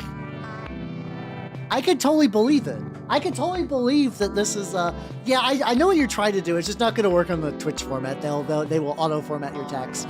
There legitimately might not be a killer. Maybe the idea is that reality is just like life is just shitty, and the idea that there's a serial killer that kind of makes like, oh, the senseless violence makes sense. It's one guy. Could also be a valid approach, maybe. Also kind of interesting because like in general, like serial killers are a lot rare these days, which is kind of neat. I'm glad that we don't get as many. We catch them a lot quicker. There's a good pathology behind them. Not to say that like every serial killer gets caught immediately, but like we're not really having like 70s and 80s or even like 60s serial killers as much. Yeah, that's true. Yeah, this also could be a thing on boredom. Like this guy. Let me figure out this person's name. I'm going crazy. They go by Harmony Zone on their website. They actually have, I will say, they have a really cool website that does not use HTTPS. What the fuck? You need to sign your certs, buddy. But something that I really, really enjoy, something that I really, really enjoy about that is like, well, one, they have the fuckers list. I think having a dedicated fuckers list is pretty great. Oh, hold on. No, I'm gonna do a thing. I'm gonna do a thing real quick. Hold on. Chill. I should really go through those links. But yeah, this is the kind of person that like the level of artistry to fucking around ratio could really be anything. I played through Space Funeral and had a haha laugh, but like, you know, there could have been like if I looked a little bit harder, or if I sometimes wonder about that, like if my playing games the way I do means that I will forever not truly get them because I play them on stream and I can't really digest them. And all that really means is like maybe I should just play this game off stream. Not that I'm going to quit the stream, but like maybe later it'll be fun to do by myself, you know? Tell the one dude. Oh yeah, no, that happens a lot now. Yeah, it's unfortunately the tricky thing is that like things have moved over where spree killing is more people doing that for attention now, because it's hard to stop a spree killing. But it's easier to stop a serial killer. Like they'll maybe get like one person and you arrest them and they just become a murderer, which isn't great, but also it's not a serial killer. But yeah, anyway. The moon is high, but I'm feeling restless. The apartment block's protective shutters have gone down for the night. Maybe a walk around is what I needed. I wonder if this guy sells posters. I would love that Splatterman poster. BB's report. Note on the strange masks. Recently, strange masks have begun appearing in the city. What's with these masks? No one wants to talk about them. It might be in... There you go. Love falling asleep on your own report. Knight's Clown. Wait. Do we have... Oh, we have a sister! I was like, do we have a fucking roommate? I also feel like BB and ZZ are just like picture a VTuber, like what they look like. Probably like these are not off archetypes. BB, is that you? I think we're running low on merchandise for the online store. My sister ZZ is still hard at work. Her hours have become increasingly irregular since she started using the internet every day. She says it makes her smarter, but at what cost? That's a fucking Bort doll. Mrs. Doubtfire VHS Rare, Mrs. Doubtfire VHS Rare, Mrs. Doubtfire VHS Rare, Plastic Thing, Fake Plant, Rubber Eyes, Mask, Horrible Lamp. If you're awake, could you run out for some supplies? Using forbidden knowledge, ZZ discovered we could pay... Oh, I guess this is this BB was. Using forbidden knowledge, ZZ discovered we could pay the rent by putting mysterious items up for sale online. I am in charge of inventory, which means my job is grabbing them beforehand. Yeah, this has to have Homestuck DNA in it.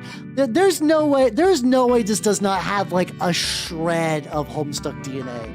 Like buried deep below the surface. It definitely is there. Tyler, like, dude, you have to never see you never, and they all immediately. Oh, that's crazy. But no one seems to guard these things or pay attention when they're lost. Who's buying them? How do they have any value? I told you, that's just the economy. No one said they had to make any sense.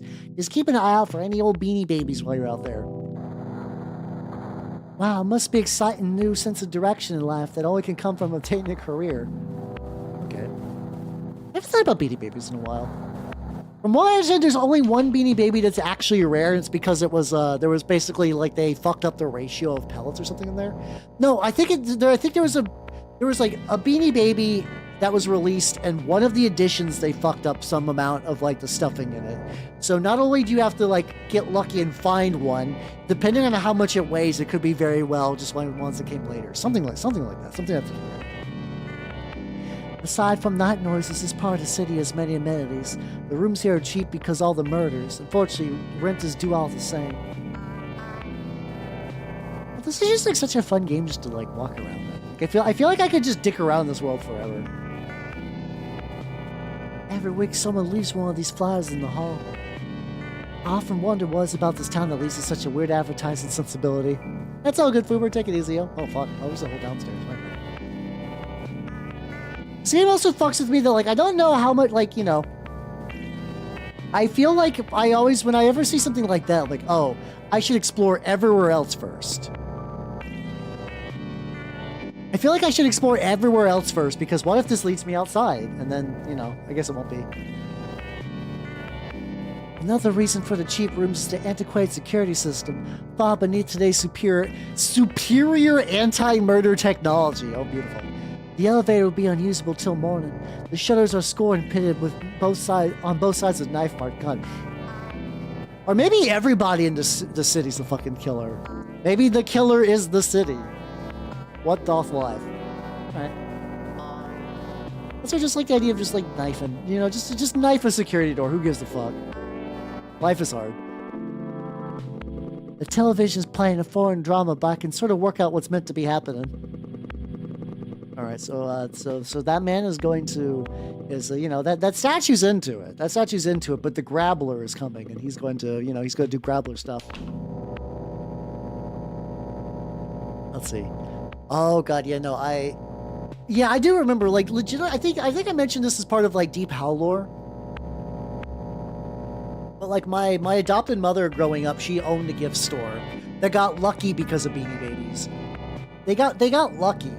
And like got like legitimately like a fuck ton of sales because people, I mean, Beanie Babies were fine for if you're a kid. It's a stuffed animal. It's hard to fuck up a stuffed animal. And if you're like a child, a Beanie Baby is cool. You're like, oh, it's a cat. Fuck yeah. Like I had a black cat Beanie Baby and I was like, yeah, you're my bud. But also people were like, oh, these are like comics and that we could sit on them and they'll pay through our kids' college. And that's where my adopted mother fucked up because she fell into that hype quite a bit. I mean, it's easy to fuck up as in to destroy them, but it's like, you know, you could probably give a paper sack with eyes to a child, and depending on the age, they might be like, fuck yeah, let's go. Friendly reminder, owner's not liable for what happens in the tunnels. You know, that's fair. Dude, shit goes down in the tunnels. You can't be held liable. It's real and true. A soft vibration runs through the floor of the laundry room. None of the other residents are around at this hour, but all the washers are in use day and night. I wonder, I have to imagine that this OST's on Bandcamp or something, because it's just like nice and chill. I like it. I mean, I might make this like a painting stream. BGM. Through the window of the washer, I can see kind of grayish, purple, pulpy sludge turning definitely by the big spinners. I guess someone wants it very clean. That's me. Like, I've been trying, so like a lot of my clothes are covered in paint, and I'm trying to remove the inherent paint from my clothes. But the problem with removing the paint from my clothes is like, can't get that fucker off. I've tried a bunch of stuff, but like I haven't tried like real harsh chemicals yet because I'm afraid of like, you know, fucking things up further. I also like, because like this, I went to MagFest and I was like, oh, my clothes have paint on them. Yeah, the landlord doesn't want to deal with it. The landlord could also be knifing people in the tunnels and doesn't want to get caught. You never know. I've never been able to find out who pulled off the tunnel cover to start with. Although the joke is that the owners thought it would be cheaper than building the fire escape. The air from outside and the inside is cool and inviting. Yeah, I don't want to remove the dye. Oh, okay. So we're really getting that. We're back to first-person cams.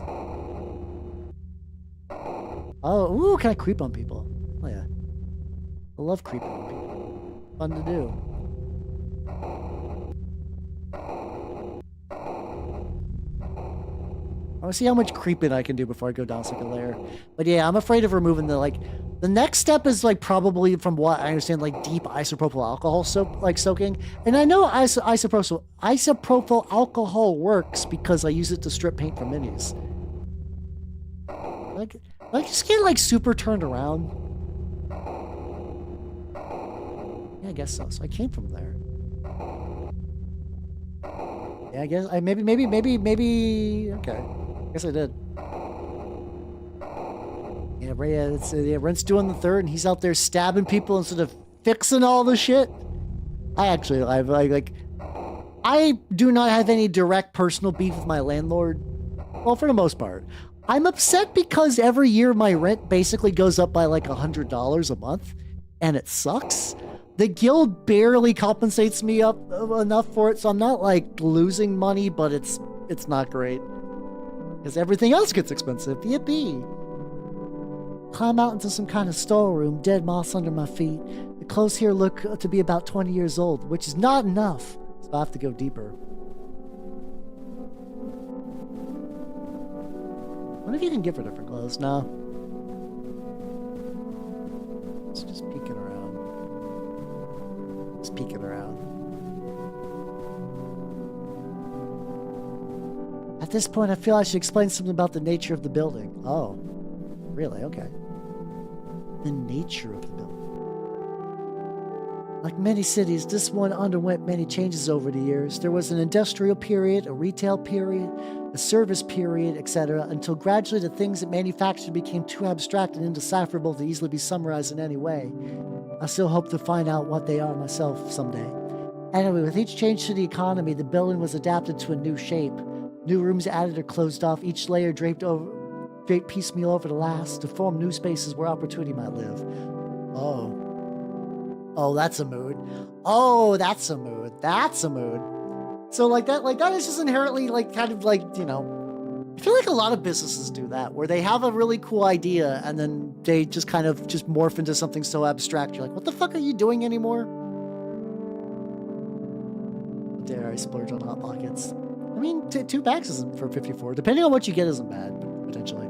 I mean, I don't know if I'd like. The thing is, I've read enough about cults that like I know that every cult goes bad. There's not a cult that's good. There's not a cult that's just like, okay, everything worked out fine. It always goes bad. Even if I like, you know, even if I try to make like a benevolent one. Like, how much fucking butter did you get? That can't be right. Well, I would really like my ideal. I would love to rent or live. I really live without paying rent. I want like a big open like warehouse art place. I want a big art studio I can live in. I want a big art studio with a room that I can stream from that's like soundproofed and like a bed for privacy and, you know, like a nice kitchen. Like, I don't need a mansion. I just want space. I want spaces for crafting. That's what I want. That's what I want. Speaking of which, ZZ says the sweet spot for nostalgic materials 30 to 40 years old or old enough to smell like death. I think the inner is accelerating her tendencies towards the gothic. Personally, I've always been more about true crime. Man, I don't know. I feel nostalgic for things like 10 years ago. I do kind of forever operate in a like nostalgic kind of area because a lot of things I like are genuinely just older things. For me, it's the like is not because they're old. It's because I just happen to enjoy things from specific eras. So give me quick. So I'm gonna turn.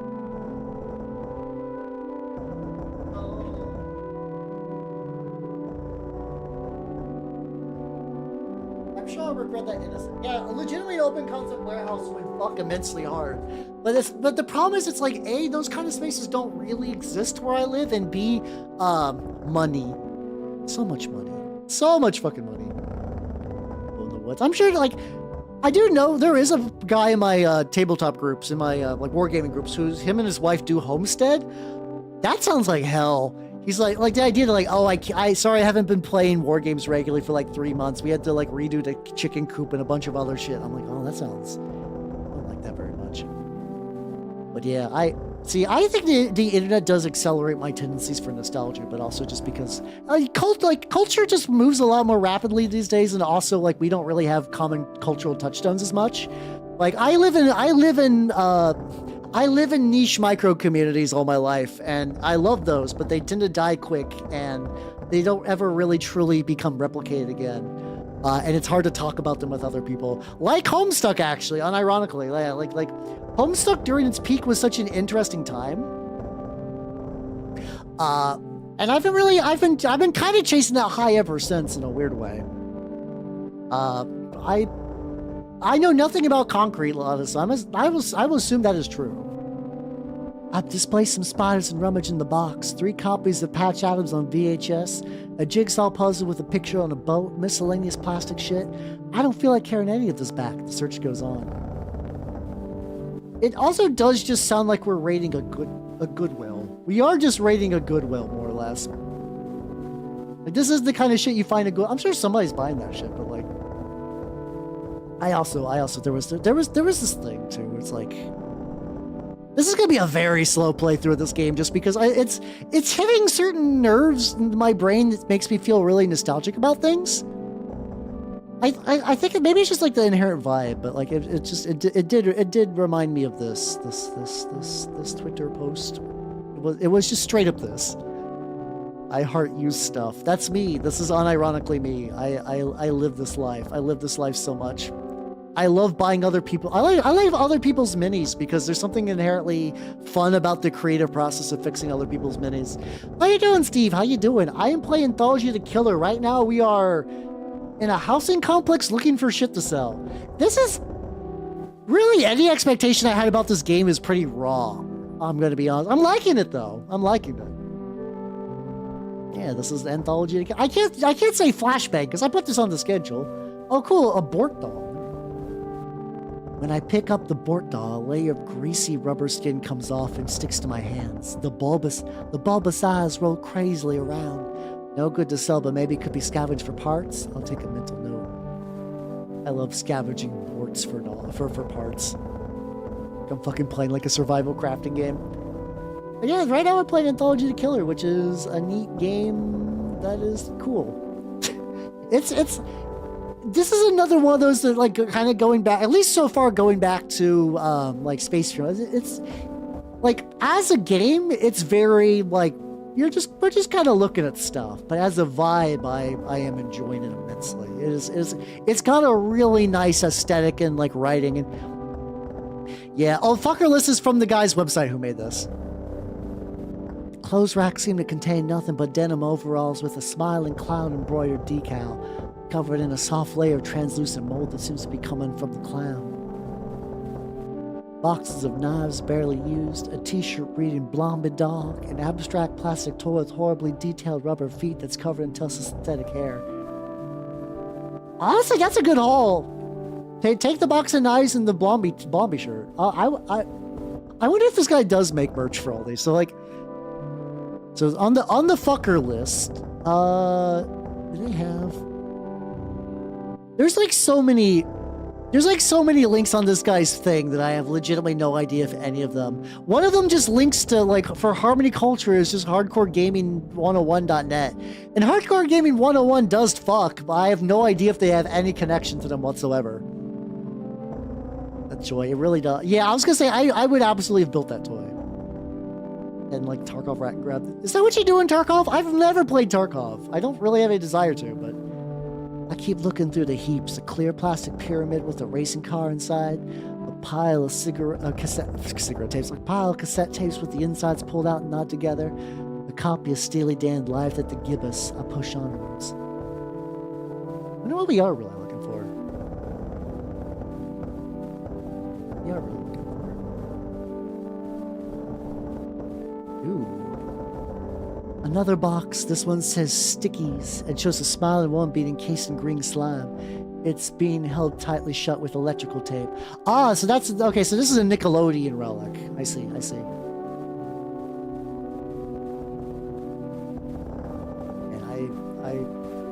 you know what I kind of want? Like, this person would never. Are you alive? No.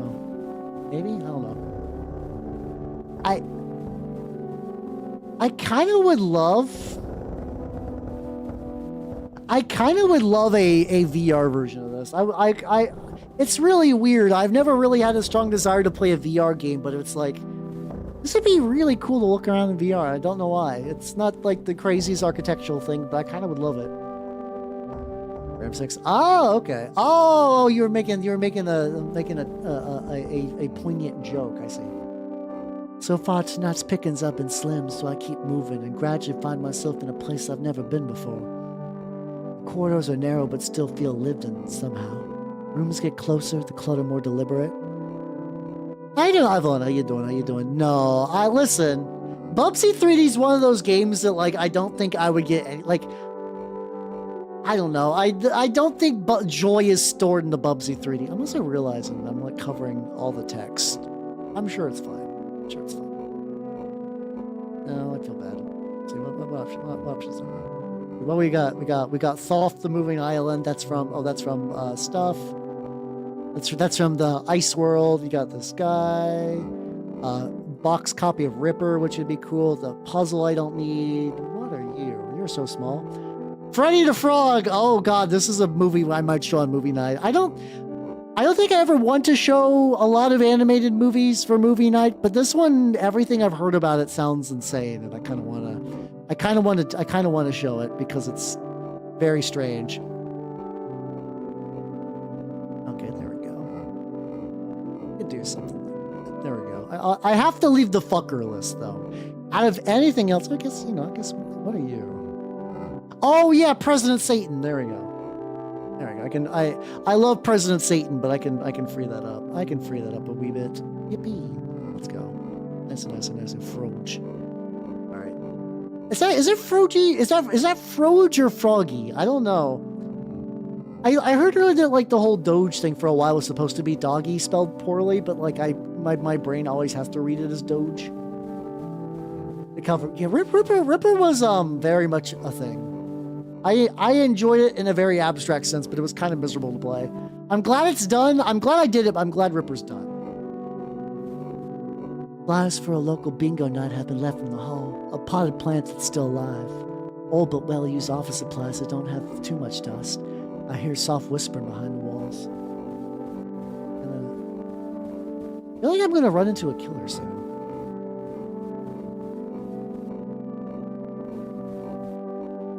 I hear movement. Clothing racks. Melted plants. I might be just doing a Yui. As somebody who is like directionally challenged, this game fucks with my sense of direction like quite a bit. Yeah, like Froggy kind of makes sense, but like I don't know why I find Froge to be more fun. If that makes any sense. I don't know why. This part feels like a waiting room, but there's no one else around. Fresh magazines have been left on the couches. Who are they expecting here exactly? That's a good question. Now the question is, am I going to get murdered? Is your name Donald Duck? I'm going to hit no. I'm going to be honest. I've got it. In that case, you must be Mickey Mouse. Yes. Mr. Mouse, you probably get this all the time, but I'm a huge fan of your work. I've seen all of your movies. You would do me a great honor by entering my house.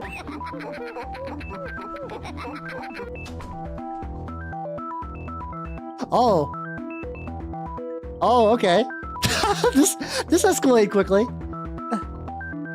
Now, don't kidnap me. I'm not worth anything monetarily. What is this? Why, it's my first strangle victim doll circa 1971. In surprisingly good condition. I did believe we used up the last of them sometime before. I wonder where they found it. What? I'm not a doll. Really? You're dressed very similarly, though. Help, don't strangle me. I'm a real person. Help. Oh, so that's why there was so much dolls and a lot of stuff. Okay, I saw dolls in the art, and apparently I just happen to look exactly like a doll made for strangulation. God, now I'm just remembering. Like my brain is just remembering cursed internet facts. Like, you know how people have like love dolls? Apparently a lot of them get returned with stab wounds in them, and for some reason this scenario reminded me of that. A stupid coincidence. Oh, they're a wonderful toy. If you opened up their torsos, they have little plastic innards. If you stood on their throats, their eyes would really bulge. Sometimes I think that's what first put me on the path of pure research before administrative duties began to take up all my time. In truth, it makes little difference. As like everybody in college, I lost the ability to distinguish people from dolls a long time ago. Oh, there's so many of them. I wonder why I'm talking to a toy. Old age. Soon I'll ask a member of staff to come in and carve off the skin, or the coating, or what have you, and we can figure out what lies inside. The path of pure research is long. In the meantime, there are committed meetings. Goodbye. Oh, I can move around. Wait, this is a college? A college of what? Luckily, they seem to have a very abstract notion of how knots work, but I guess that's academia for you. I'll better vamoose. I love vamoose quite a bit. Yeah.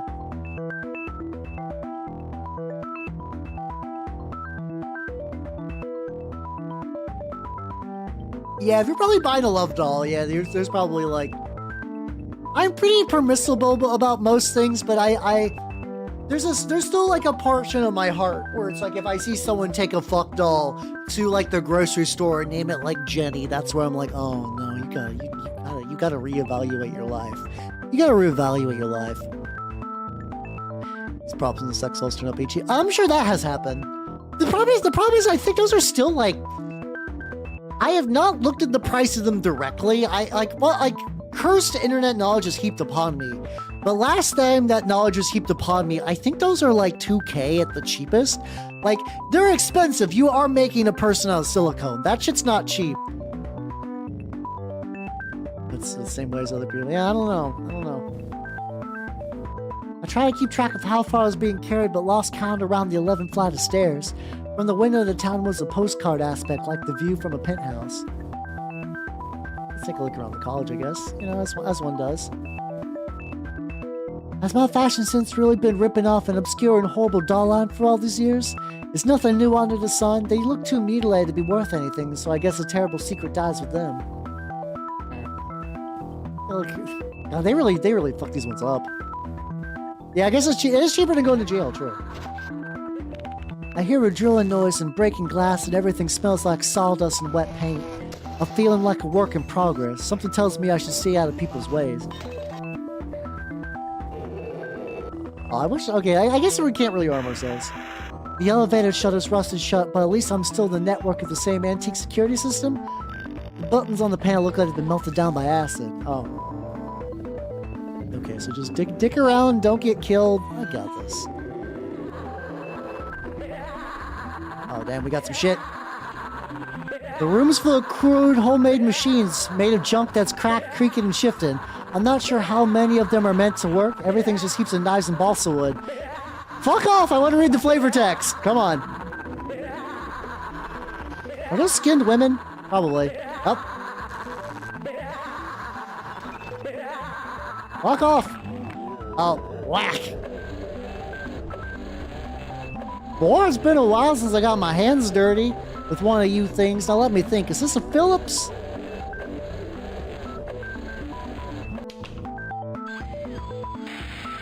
I love the drilling. There we go. Okay, so there, keep going there. Okay, so just don't go in that other room. This is neat though. Okay, I can go through there. I want to, like, you know, I kind of want to keep exploring. I like these fucked up dudes doing experiments. Fuck off! I want to read. I want to read! Oh, these guys got like really extensive libraries, okay. We got some drills, we got some soup. Posters on the wall for a school production of Melmo the Wanderer. Bring your own special effects. Use knives and drills for sale or exchange. Tuition Esperanto, the language of the future. Oh yeah, I forgot Esperanto! It's supposed to be a thing. Oh god, fucking Dark Academia. Yeah, I don't know if I'd want to see one person. Like, I feel like I've seen them enough online that probably the experience isn't that different. This room's full of crude homemade machines made of junk that's creaking and shifting. Oh, okay. I think I've looped around. Okay. Fuck. Okay, I just entered that from a different side.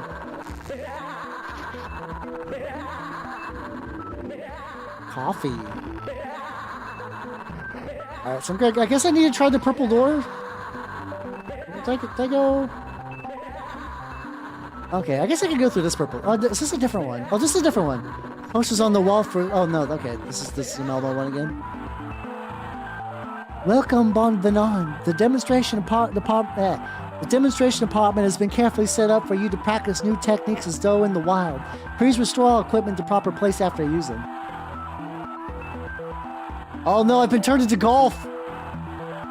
Well-maintained window ledges and ladders just outside for easy access. Try softly tapping on the window from outside until someone comes to throw open the curtains for extra effect. The uncanniest intrusion will also buy you more time. Is it Dark Academia where you just kind of like... Wait a minute, is this... Oh, okay, so I was like, oh fuck, this is my sister's room, but I guess it's just very similar. I thought Dark Academia is where you tried to look like a slutty professor. Like I've seen that. I'm vaguely aware that's like a TikTok thing where you just sort of dress up what like a teenage girl thinks like going to college is like. I guess it's bits of that with mixed with like Harry Potter. Like I'm sure some people actually make that work, but like it's also a kind of fantasy for people who haven't gone to college, I think. I don't recall the one with the weird hoodie, but I believe you. Ideally, a murder is a dynamic interplay of elements.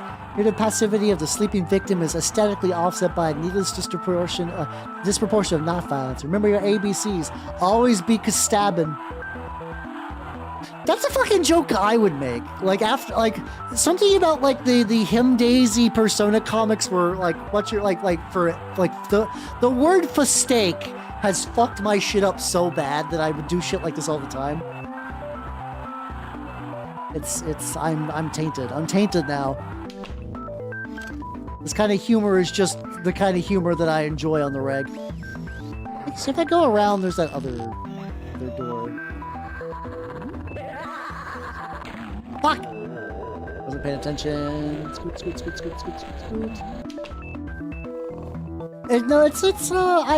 It's kind of interesting because like, so Him Daisy was a webcomic artist that used to do Metal Gear Solid and Persona like comics that were like webcomics that were like really, really good.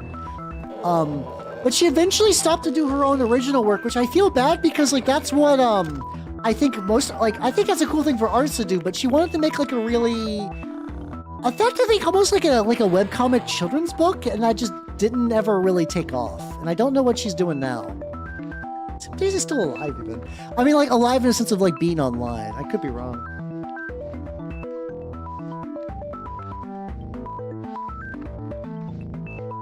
There's still okay, like there's like a bunch of comic archives and stuff.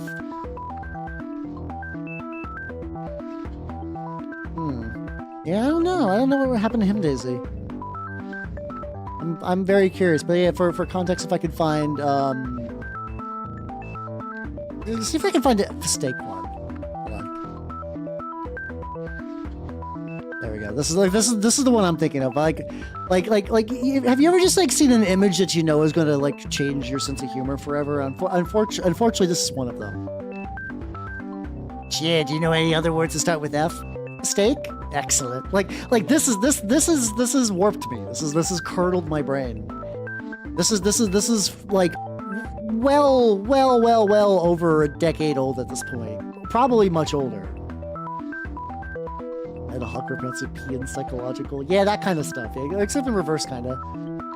Whoa, they really went all out on renovating the place. Beneath the wallpaper, outlines of sealed doorways can be seen. Decades of staff rotors peel off the walls as I move by. Pages and pages of rambling text on moldering discolored paper have been stuck up on the walls of what looks like to be ketchup. The academic job market takes another toll. It's all history in the body of a murder convict, while Acefale saw it in a decapitating king. Reading history is the duty of all murderers, and in the tools they hack with, we see the reflection of a new age as to come. To perfect murder, we must create a new universe devoted exclusively towards that purpose. We also consider the possibility that we already live in it already. To imagine a new society is to call it into being. We must first prepare a list of bylaws. How you doing, Big Buckingham? God, this is really Unknown Armies-ish. Fuck, okay. Okay, I guess, wow, okay. I'm not upset. I'm just kind of it's interesting how much I've like. I had no idea if this author's familiar with like Unknown Armies, but man, or they might be tapping into the same kind of like type of like the same flow effectively. Photographs mark the inauguration of a college on the evening of the Great Vision. What's the point of portraits when everybody's wearing a mask?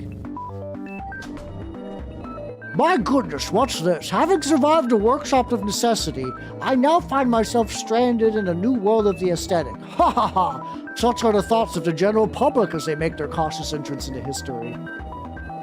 Oh, this is such a cool way to do the camera.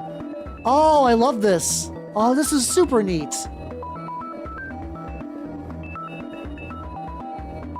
God, this game is really well put together. Really well put together.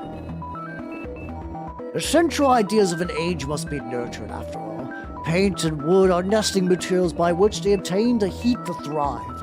Why waste time kicking down the doors? The house of art has many windows. Also, Nintendo, it's all good. Have yourself a good night and take it easy.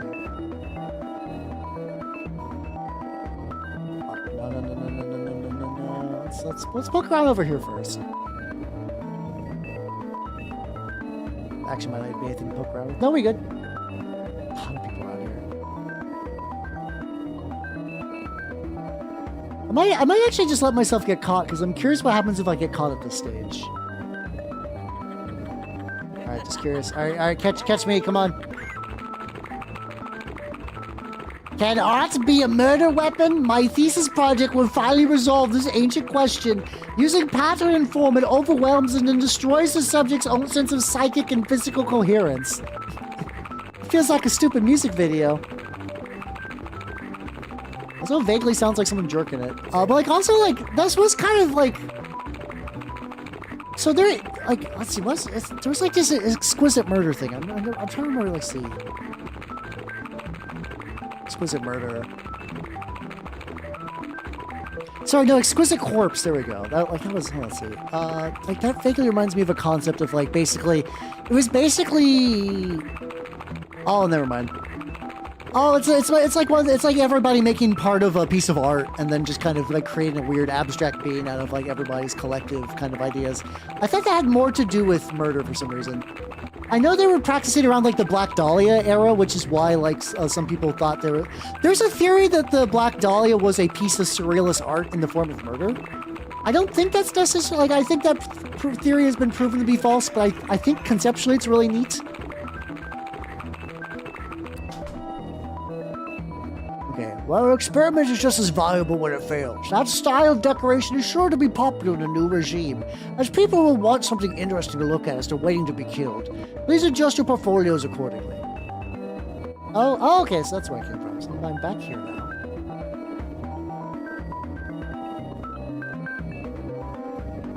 The one downside to this, I conceptually really like this method of moving around, but like, man, it really restricts how much I can see. The metaphors of chopping and carving embodied in sculpture are too trite to be of use. We instead find our purpose in an art of brilliant moments, to kill people in the shadow of, you know, classism. Good shit. I don't know if I'd quite say Invader Zim. I still think, like, off the top of my head, it does feel like Homestuck DNA to some degree. In our video lab, we can covertly influence the culture by filming our death fantasies and releasing them as commercial horror films. Our Bloody Night franchise has sold thousands of... Wait, they fucking mentioned Bloody Night in the fucking manual. What are these? These actually like real movies? Oh, Silent Night, Bloody Night, okay. There's also a Bloody Night. There's a lot of Bloody Night movies, okay. Bloody Night? Aren't those shitty direct-to-video horror films everyone watches to make fun of? Everybody what now? Clown. Sorry, buddy, you're making shit movies. You're like, if you're making the kind of movies I like to watch, I think you fucked up conceptually. Oh, okay, I guess this is just it. Right, let's keep poking around. Probably a couple of other little doors I can go through. Oh, game. It's the more I play this game, the more it's just like activating very specific parts of my brain that I'm really enjoying it. Sound sculpture masks the sound of distant screams, approaching steps. As such, I believe they will be very popular. Of course, ultimately, such noises are the foundation of a far greater symphony, but there is no shame in being a midwife to a dream. I do like that as a state. It's also interesting though, because like if the entire, like, they are talking about doing like basically serial killing, like killing as performance art and reshaping society around that, but this is already a society that's kind of, it's a society that's already living that. People are already, like, the entire structure of the town is redone by the fact that there's just constant murders. They're just so, like, wrapped up in their academia that they have just, like, completely sort of just isolate themselves from the culture, which, mind you, I do that a lot. I've also isolated myself entirely from the culture, but I do it in, like, a cool way. Yeah, they're doing performative serial killing in a setting where serial killing is, like, already stupid common. Which is neat.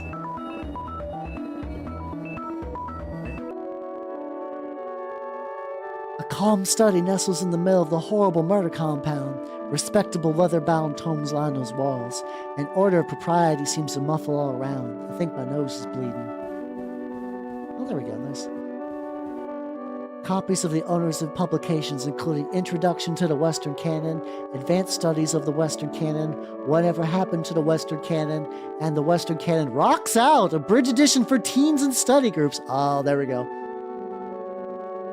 Okay, we're getting another cycle of culture where it's like the thing, the advanced thing, YouTube videos saying whatever happened to thing, and then watered down thing. Okay, neat.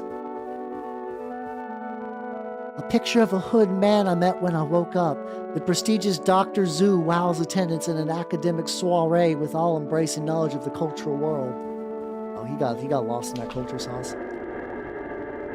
Haha, I wonder, is it sentimental I held on to all aspects of my old career? But I always wanted to live inside a tomb. Talking doll, you've been wandering around the places of the world that was. Wouldn't you like to visit the world that come? God, this is also making me realize how much I live in a cultural bubble. Fuck. The problem is I like it in the bubble. I don't like... I introduce people to my bubble, but also I'm getting my ass grabbed. I guess by ass, I mean my head. The interest of homicide has always been symbolic. Real death has no consequences. In fact, rather kitsch. Haha. What matters is the new world we can glimpse this idea. What is the utopia of murder? Alright. Alright, I'm willing to subscribe to your web zone. Alright, let's see what you got going on, buddy.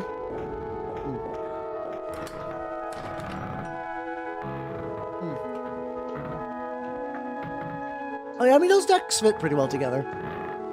Where are you? My eyesight is quite bad these days. Haha, I haven't moved like this for quite a while. None of us tend to leave campus these days. You know how it is. As you think, and the thicket grows denser. I can still hear the flat droning voice behind me, but these corridors seem quieter, more familiar. I could swear I once found the lost cache of troll dolls in one of these. Oh, I love how wobbly the camera is. Look how wobbly this camera is. Like, I love wobbly camera positive. This is also very peak attic core. Like, we're very much in, like, this makes me nostalgic for attics. The door is locked, but it looks more under maintenancy than the others. The sticker on the door says, unsealed with hallway access panel. Am I near the location of the long-lost air conditioner controls? Ooh.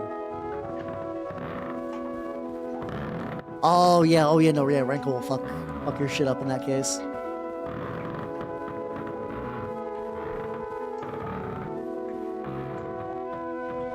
There's a lever on this, so it's probably the thing that opens the door. I'm getting sick and tired of being chased by murders all night. I'm not going to look into this any further. Hey. Oh. Who's there? It's you! My goodness, the years have hardly altered you at all. Mr. Killer, I know you get this a lot, but I'm a huge fan of your work. Would you truly like to see the critical attention it deserves? I would truly like it to see the critical attention it deserves. Have you considered co-author?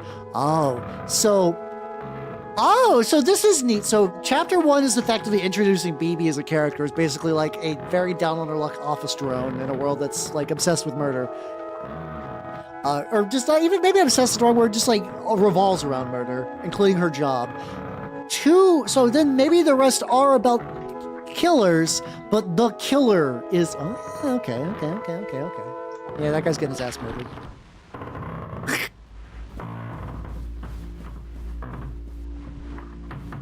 Oh, that's not good. Oh, his design is really good, though. I have a feeling I won't get, like, a jolly fake murder. If he catches my ass, I am dead.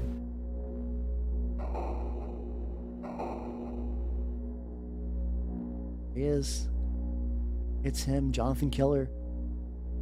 I love that design. I love that. I love this guy's sense of aesthetics. Like, I will fully admit that I saw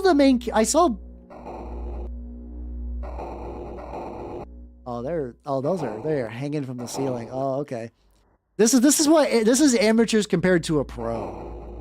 But yeah, I remember seeing the character a long time ago and just kind of like, oh, that's like kind of like a neat little indie game. Like, oh, this has got like a lot. Oh, this has got the vibe. Okay, I'm here for it.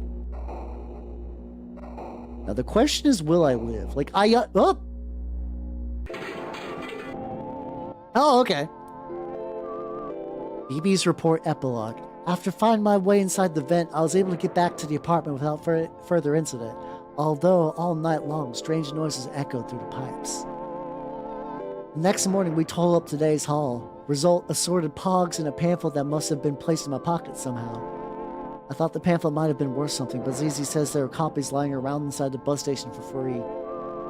Night School Prospectus, 1920. A frightening world and interesting world to be in. Wide variety of classes. A trade. Oh, there we go. Alright, that's number 2 in our anthology. That was Hand of the Killer. I also wonder, I totally bet that I might be missing, like, a little bits and pieces of these, so... I wonder how, like, I don't know, like I said, these are like, nice and bite-sized. Maybe I might go back to some of these to, like, really digest them later. But, like, I'm digging this. I am digging this game. I feel like whenever I find a weird game, I'm like, guys, I really fuck with this game, and you're like, okay, Hal, here, buddy. Bonus tunnels enter at own risk. I have to. Listen, you can't say bonus tunnel and have me not be interested. What does a bonus tunnel entail? Right, it's loading. Bonus zone. Watch out for spoilers. Oh, okay. I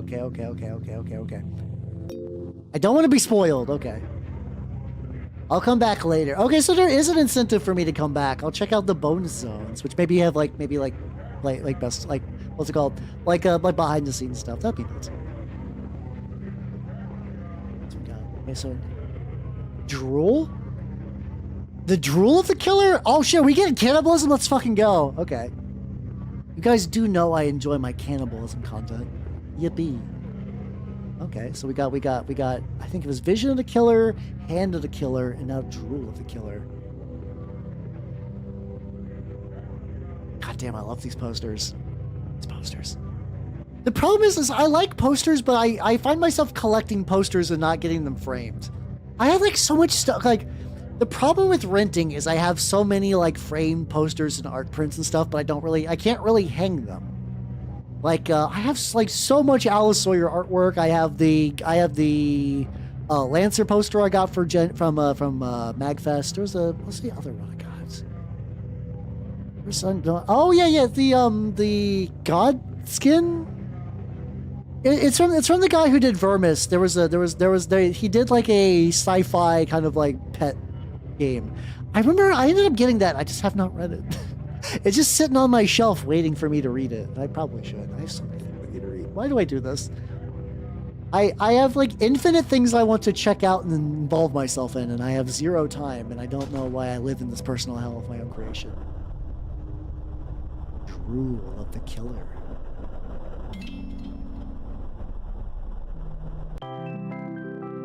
BB's report. In certain locations of the city, there's a bus service that no one seems to use. I see this bus go by sometimes when I'm waiting at my stop to head to town. The name on the front of the bus just says Tammy. Setting out to resolve the mystery, I've bravely tracked the bus to where it's residing, in a little side street just off the main terminal.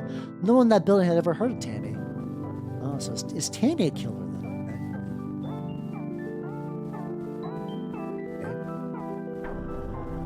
Once again, I really like the camera. The bus stop itself looks like pretty much any other, except that the schedule on the board seems to refer to a completely different service. These things happen. The driver's staring fixedly ahead. You know, I think I should look around before I get on the bus, you know, as one does. Alright, up there, running. One, please. It turns out the ticket is not too pricey, which is good news if I ever want to go on this trip again. Where is Tammy anyways? Is somewhere close? I love how this looks. Pretty soon we're on our way. The bus passes through streets I know, but always at odd intersections, just around the corner from busier bus stops, still hoping someone will get on without realizing. The motion of the bus is soothing, and it never seems to reach a destination. After a while, the view from the windows blurs out of familiarity. Factories, suburban lanes, train yards, vacant lots. I wake up with a jolt when the engine turns off, the feeling that I finally arrived. When I get off the bus, it's already evening. I've been left at the door of a lit-up old factory. Plastic tubes sprout out of the building like some kind of weird fungus. The sign above it says that I am at Tammy. Yeah, we're on chapter 3 now. Drool of the Killer. Yes! Open! Some kind of water park? How nice. I wonder why we haven't heard of it before. There's something off about the tone of the ad copy, but I never claimed to understand the marketing world. Tammy, swimming center, health plus pleasure. I died in 1992. How you doing, Joof? How you doing? I died in 1992. That's not true.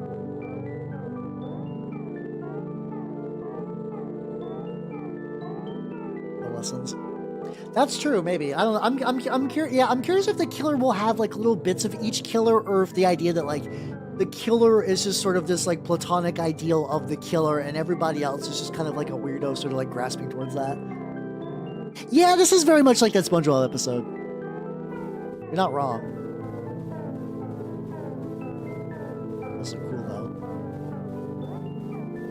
Kind of realizing that this would be really fun terrain to make. That sounds weird, but the idea is just like making a big piece of terrain for like war games and just using like a black felt tip marker to do all the like kind of like cell shady stuff.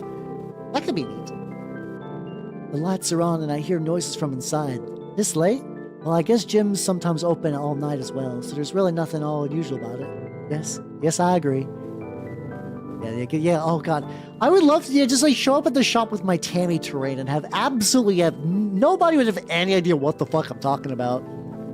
I would like to do another terrain stream. Something so like I did write a note for myself for a thing I need to like. I don't think this would be good stream content, but maybe. But there's like. So I was browsing the Goonhammer as one does. I was big Goonhammer browsing, and I saw like this is gonna sound stupid, but I was like, you know, I don't have any hills. And basically, they did an entire article about the mechanics of like how to make hills work, and I just kind of realized that it's like these sort of hills I would like to make. I have the materials for it. So like these hills, like very typical, like these are war game hills out of 10. But like they were talking about, it's like, so like other types of hills technically look more aesthetic, but like you can just stack these a lot easier. They're flat enough that you could put like a building on there to add a little. Why am I entirely covering myself? You can put like a building on there to add a little bit of variety. You can just actually have models sit on there. I was like, I don't have a Proxon, but I do have a foam cutter that could just do the edges pretty well. Like that wouldn't be too bad, yeah. So like I might be doing that at some point. I don't know. Like I said, I don't know if that's like stream worthy, but you know, maybe. There we go. All right, let's go. Sorry, let's go inside. Inside, it's quite spruce, and there's a vague chemical smell. Nameless music fills the air, along with the sound of distant splashing. I feel more at home here than I've ever felt anywhere. I think. Listen, BB. I understand that, but why are you sweating about feeling at home? She's big sweating. The man behind the counter is dressed like a copyrighted cartoon mask. Are we fucking back to the Mickey Mouse Donald Duck thing? And I'm no snitch. Anyway, it's all for kids. I decided to buy a season pass. It's extremely cheap even without the family discount. Oh, okay, he doesn't talk either. I actually, like, I'm wondering if they're gonna put Tammy in a swimsuit, and I hope she's got like a stupid little like one piece with like big water wings. Like I feel like Tammy is ostensibly an adult, but I want her to wear like a real goofy like Victorian era swimsuit. That's what I could make Flush Hills. But the thing is, I actually think as much as the idea of Flush Hill sounds like fun, I think getting me some proper hills that could be like more universally, water wings for sure, yeah. Like just generic brown hills, like something I could use for a lot of stuff. Would be nice. I had no plans to swim today, but selling the idea seems very charming. Why not live a while? The Tammy gift shop carries an array of affordable swimwear. I find my size and continue through the sweating chambers. Okay, so I guess we have the swimsuit on in our minds, or are we gonna put it on now? Yeah, let's fucking go! This is what I'm talking about. Okay. I'm a little sad that we did not get water wings. However, this is exactly what I wanted. I needed this exact, like, this is the look that BB needed to wear. Good shit game. You know what's up. Yeah, bathing cap is a good touch. I'll forgive the lack of water wings because the bathing cap is really good. A beautiful shimmering patina of damp shines on the slick wet towels all around. Something sprays me, but I don't mind as fresh towels will be provided later by the management. My emotional needs met, I may now enter the sea. I'm not gonna lie. I haven't been to like a YMCA or something similar in a while, but the idea of going to like... I know YMCAs are generally closed at night, I think, but I really like the idea of just like a YMCA where nobody's there and you just like, just go swim at the pool at fucking midnight. That sounds great. Oh, look, the elderly! Within the pool is a family atmosphere with smiling, wrinkled faces emerging from the brine. Everyone's swimming in time to the rhythm of the piped-in music, and my body feels getting caught in it too. The water's heat's exactly right. Like, I know that they said Tammy died in 1990. Oh shit, we swim too. This is so fucking peaceful in a way that like this is a weird kind of peace that I was not expecting. What's going on over here? Tammy cares for your health and wellness. Do not run around the pool or she will climb out and kill you with her long wet hands. Alright. Obey parents. Wow, in the era of laissez-faire, someone so cares about the little guy. Stirring stuff from Tammy. Hey, knock it off or Tammy will murder you. That's cool, you know. I think that's valid. If you're just big chill and you don't need to worry about Tammy, it's fine. It's whatever. Inside the lockers are casual and business wear, discarded pairs of glasses, wallets and phones, documentation about some kind of furniture company. We are encouraged to help ourselves, a gift by which we remember Tammy. Oh god, no, we're starting to get like weirdly culty now. Okay.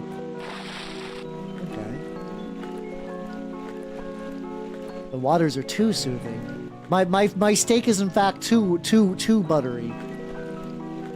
My steak is too juicy. I mean, it's weird because you also want a lot of butter on your steak, but like same deal. How you doing, Scrotus? I'm anthologying my killer. Oh look, she does a little shimmy when you're not moving. So you are BB. You're exploring around town and stuff, and we're learning about killers. The game sounds absolutely stupid when I explain it that way, but it's in the moment. Just follow along, it'll be fine. The current adventures, we took a bus that was very mysterious and we've ended up in effectively a YMCA on the outside of a town. She anthology on my killer until I Tammy.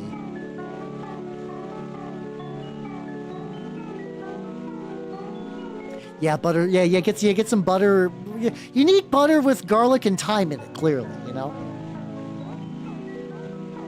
Yeah, I mean, I wonder what kind of butter or what kind of oil you bought that was like $50. That's still buck. I have also not played Killer 7. Maybe that would be on there at some point. In the calm evenings of pond and lilies, Tammy reflects on the chrysanthemum's soft glow to help. Hold on. Tammy reflects on the chrysanthemum's soft glow. Help! Am drowning. Do your homework. My eyes tear up at the beauty of this perfect poem and also something in the chemical fog. Oh no! Okay, no. People are absolutely getting drowned in the river in the YMCA pool. It's a shame. I don't want to go to the YMCA now. This is fun. Like this is effectively about murder, but I'm like, you know what? YMCA. Whee. I actually never bothered to consider if there's. Oh, there's Tammy. Oh boy, I'm in the steam room now. How did I get here? What time is it? Insignificant questions such as these melt away in the punishing beauty of the warm, scoured fog. I see dim figures moving through the depths. Are you friend or foe? Oh, Tammy is here. Oh, fuck. Oh, I did not get time to look at that. Now I'm in the pipe room and I'm being hunted. The others say that is the quickest. I should try leading the way. I wonder what they mean. I feel like I understood it, but then it slipped my mind somehow. Fuck, I didn't get a reading of the text. Fuck. Okay, Tammy's hunting people in the YMCA. The pipes are very colorful and wind throughout the entire complex. At certain times they're flooded with water or a chemical bath or just hot steam. All the exciting family-friendly whims of Tammy. Really, gin must be really expensive here. Because like I know olive oil can be like $20 where I'm at.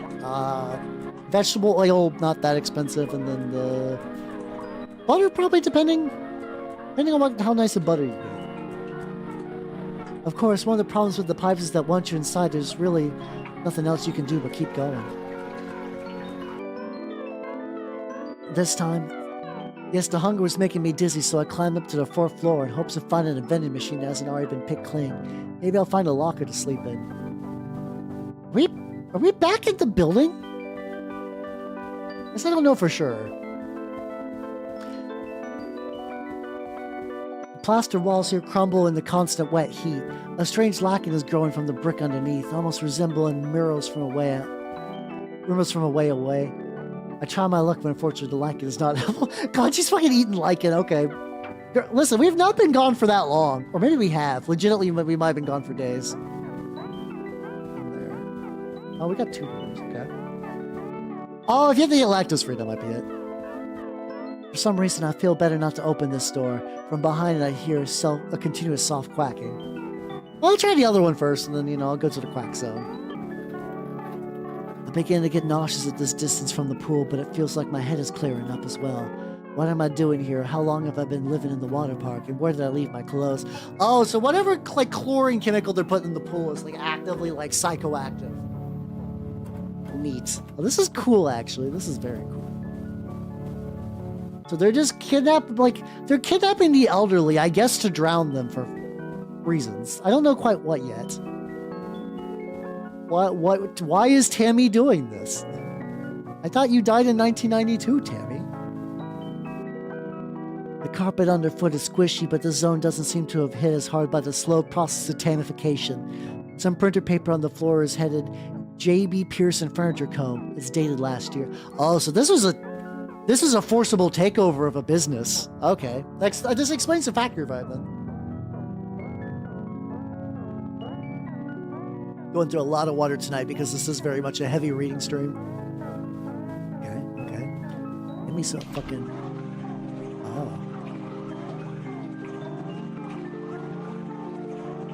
1992, a shadowy figure held Tammy's head beneath the still surface of a lake. Ever since then, she has committed to X. That's the killer. That is the killer. So the killer has created either a murder ghost or just basically choked her underwater, basically fucking drowned her until she changed. And you start floating, splashing, the trip starts. It's a very interesting type of experience I would have never considered before this game.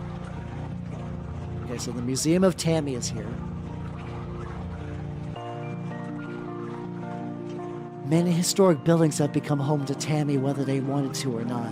Above all things, she loves the water. Okay.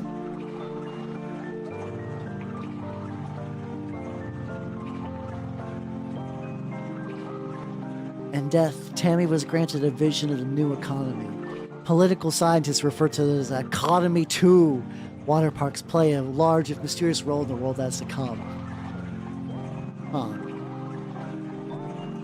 Alright, this is another one of those Hal finds a piece of text that I really enjoy.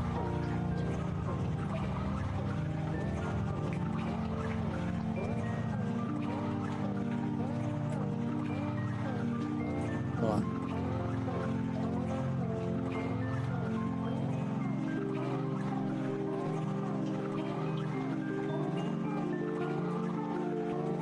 Yeah, this is fine. There we go. Okay.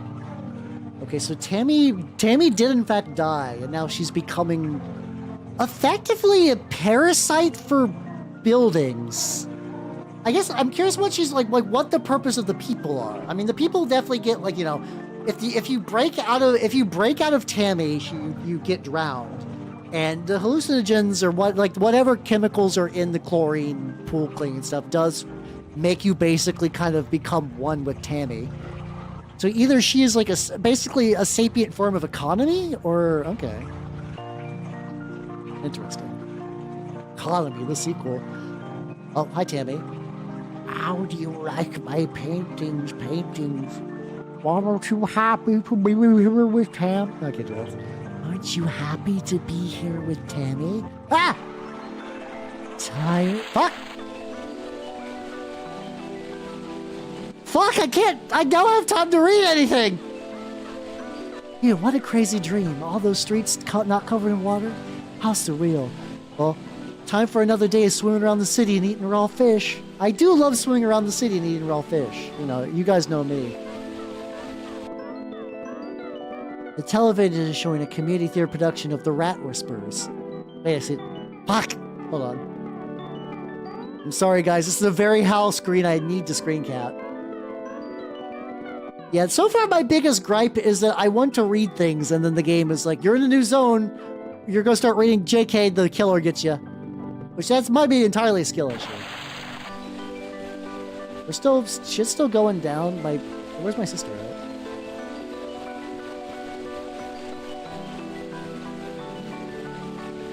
Sister's fucking dead. Or she doesn't exist. Let's see what happens if I try to leave. Oh no, I don't want to go to Tammy. I don't want to go to Fuck! Oh, okay, no, I guess we're going to Tammy. In the sauna, mists feel more choking than before. Heavier, wetter. Pools of grease solidify on the reflecting walls and puddle the tiles. I gotta be really careful now. Now that Tammy can come for me, reading is hard. So it's not even the chemicals. I guess that the water is Tammy's drool. Tammy is water, but also like a weird water byproduct thing. I touch one of the mist people. My hand grips running jelly, just like me, slipping and dribbling away from the bone. Huge eyes regard me and then turn away, back towards the dense patterns of fog. So you become like a drool creature. Okay. I finally reach the pool again. The water's dark and glistens like wet tar. I want to climb in and swim in the pool. What's this place doing to my brain? Is this swimbofication? God damn it, fuck off. Game, why do you keep doing this? I just put economy 2 fucker on here. And now swimbofication. You can't fuck me up with swimbofication, game. You can't do that. That's mean. That's such a good word. Oh, there we go. I gotta, okay. So I'm gonna try to maybe avoid the water. There's so many little dialogue problems I missed. I'm upset. Once again, I guess I have incentive for playing again, you know? I can fuck around these. Yeah, you're learning new things. I'm becoming a swimbo. The thing is, I actually really do like swimming. I was taught to swim since the age of 2. Like my family gave me swimming classes. Like a lot. I mean, early on it was just like don't drown as a baby. Well, like babies are kind of inherently like good at not drowning in a weird way. You would assume babies would be terrible at swimming, but they're kind of not. And if you harness that early on. The water has a horrible gel feeling, and I love it. I can't sense the bottom or beneath the surface. Something underneath brushes past my legs. I love it here. I never want... Fuck! Won't you stay swimming? Drift slowly through the soft sea bed till currents drag you home to sleep. Eels and starfish live in my hair. These are my friends, and I have promised them this universe. Ever swimming through the drool. Death by drowning is the nicest way to go. I saw this. I wanted it to be something the whole family could enjoy. Leave and avoid the rush. Head to the pool and change into something rich and strange. Oh, okay. So her goal was to bring her love of drowning to everybody. Okay. How is it not innate? You'd be surprised. A lot of people, like, the big issue with swimming too is a lot of people panic. A lot of people go in the water like, oh shit, oh fuck, I'm dying, and they flail, and you know that is what leads to drowning. Like that is that like if you're not used to it, and like, you know, sometimes sometimes you do live in a city. Like this is not like a aha country boy yells at city slickers. No, like water was just easy to access growing up. Like even like swimming pools, lakes, rivers, like YMCA's. Yeah, it was just kind of easy. Like I don't know, like if like depending on the size of the city, it might be hard to get like access to a body of water that you could swim in. So thank you for the hydrate.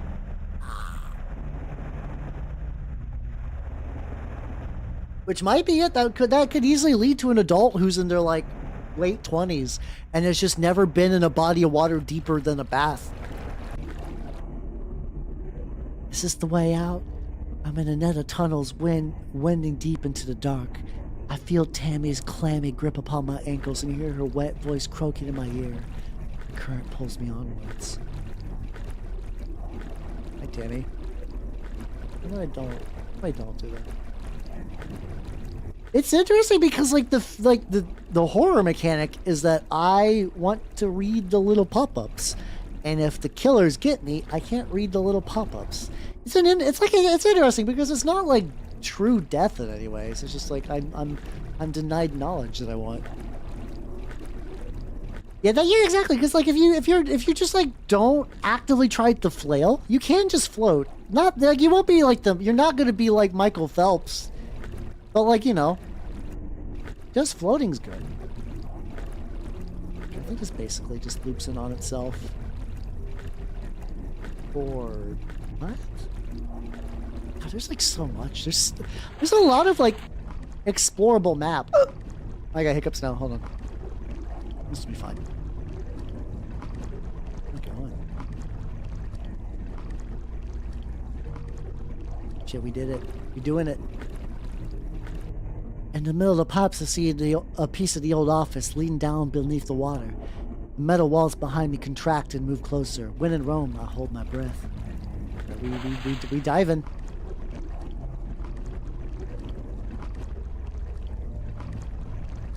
Oh, okay. That's a way to do that. As far as I can tell, there's no real true vertical movement, so you just kind of slide on the ceiling. That's neat. Yeah, exactly. That's what I'm talking about. Like in where I grew up, like public pools and stuff. Like I remember where I grew up. I grew up in like a really small town, but it had like a really nice public swimming pool with like a big ass it had like a big ass water slide, and it had this is gonna sound really stupid, but I remember pixie sticks because you could buy foot-long pixie sticks there that came in tubes, like thick plastic tubes of pixie stick. It was great. Through this last door I find a closet, filled with the cleaning supplies and dusty bottles of chlorine. None of it looks to have been touched for years. Behind me, the water pools out beneath the door. You like self-help? I changed, grew, changed past need for thee some time ago. Why spoil my lovely mold? Organic's best. Wait, what? You mean that? You mean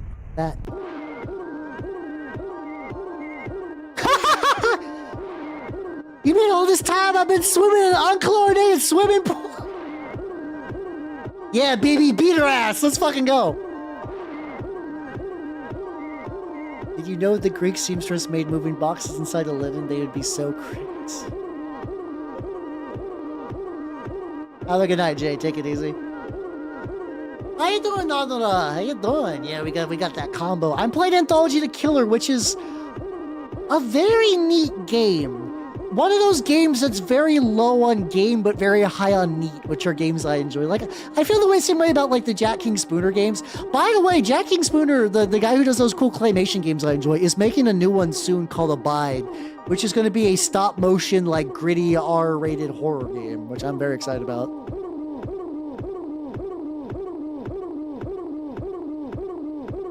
Ouch! I could have gotten a brain disease. I could have gotten chlamydia. Fuck you and your haunted swimming pool. Oh, we killed her with chlorine. Okay. Oops. Tammy, you still around? I better be. Oh, fuck. Fuck. My escape from the clutches of Tammy successful. Nothing else remained but to make the long walk back to town. Since then, everything's been normal except with one odd exception. The bus that went to Tammy now passes by my house.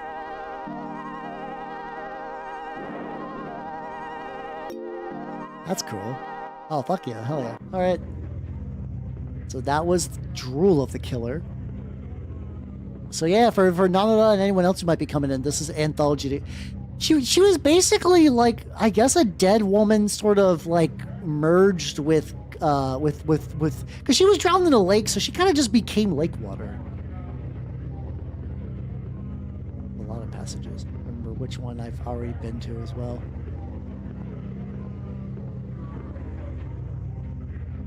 You can't fool me. This bear is just special effects. Do we really just get 1 drink tickets?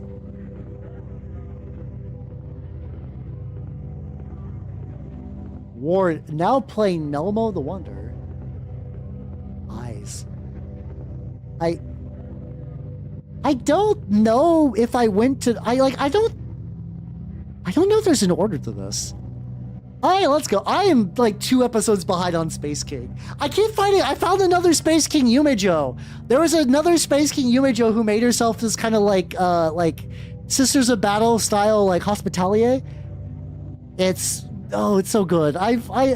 It's funny. I actually get more enjoyment from Space King Yumejos than I get from Space King. Like, Space King's fun, but I just like to see the way that it affects the brain of very specific women. It's very good. It's very, very... Did I not save that? No, fuck, I don't think I bookmarked it. Sadness. There's some... Yeah, there's... Yeah, oh yeah, she did like an anime ope thing. It's super good. Well, okay, well, let me go back real quick. I'm like, I mean, I have a feeling that these are all probably like out of sequence. Oh no, not Fujo. They don't want to see Space King. They don't want to see the Psycho Warriors fuck. They want the Yume Joshi. They want the fuck. Well, fuck is strong. They want to romance. Oh no, this was the right way. They want to romance the Psycho Warriors. They make a little OC, or they'll just put themselves, and they'll do that. I still like the OG one I found originally was Kawaii Felnids. If I can find her again. Really like his style too. Kawaii.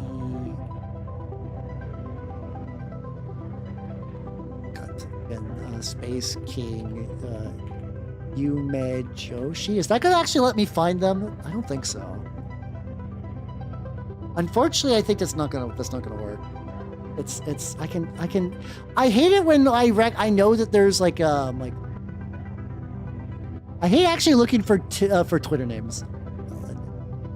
Actually, no, I think I followed them not that long ago. Yeah, it's because like, so I have a theory, a game theory, but like, you know, like, so basically, Space King characters are really interesting and that they are 40K. And hear me the fuck out. They're 40K people with a lot of the aspects of a Tumblr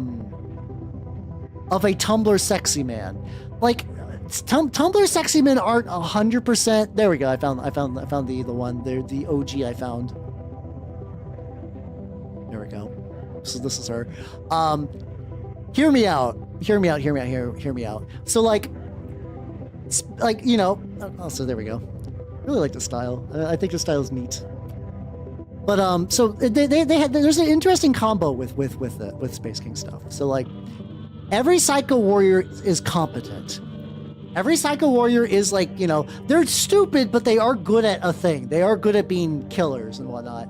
But they're also like just kind of comically incompetent. And it's a trait you see for a lot of people that are Yume Joshi for things. Yume Jo's typically, like, this is a very broad strokes kind of feeling, but there is a sort of like way you can make a Yume Joshi character where you make someone really competent but kind of pathetic and like maybe a little bit like over into themselves. And because Space King is super easy to digest, because like Space King's like what, 4 episodes of a show with a sequential sequence. Like, I fully believe that, like, for all the talk about like women and get into Warhammer stuff, I fully believe that the Yume Joshi mines are just filled with gems, waiting for chronically online internet women to mine them. Yeah, overcompensating. It really, it is the type of character that gets people obsessed with it. Oh yeah, that was from the that's how you doing, Amantis. How you doing? Yeah, this is from Anthology Killer. The swimboification is real. I'm getting swimboed in real time. But like, oh, whistle. I can whistle. I could at one point. It's whistle's one of those skills that if I don't practice, I do forget.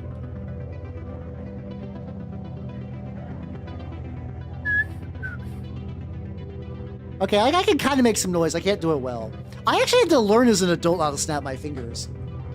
But yeah, so like that's kind of why I believe I see a lot of Space King Yume Jo's in particular. And that's, I find that neat. I find that neat, and I would like to subscribe to their web zones because it's just fun to see. All right, let's do, like, so this is in fact the next one. Let's go check out Eyes of the Killer. The fourth and okay. This will be really quick. So the last one, the last killer was Tammy, which is effectively like a murdered woman water spirit thing that if you bathe in the drool of her, which is kind of like her kind of like water symbiosis thing, you would become like relaxed and calm and want to stay there forever. Like you felt the urge to swim. You became stupider and more likely to swim. Like it's that so BB was mentioned swimboification, which yeah, basically becoming a bimbo but for swimming. Yeah, I mean, there's like, you know, women enter the hobby for tabletop stuff in all sorts of ways. It's I'm not gonna say that like Space King in particular is doing a huge amount of heavy lifting in there, but yeah, for certain people it is the right level of like certain kinds of characters. And whatnot. Like I also do think that's why out of the Primarchs, typically if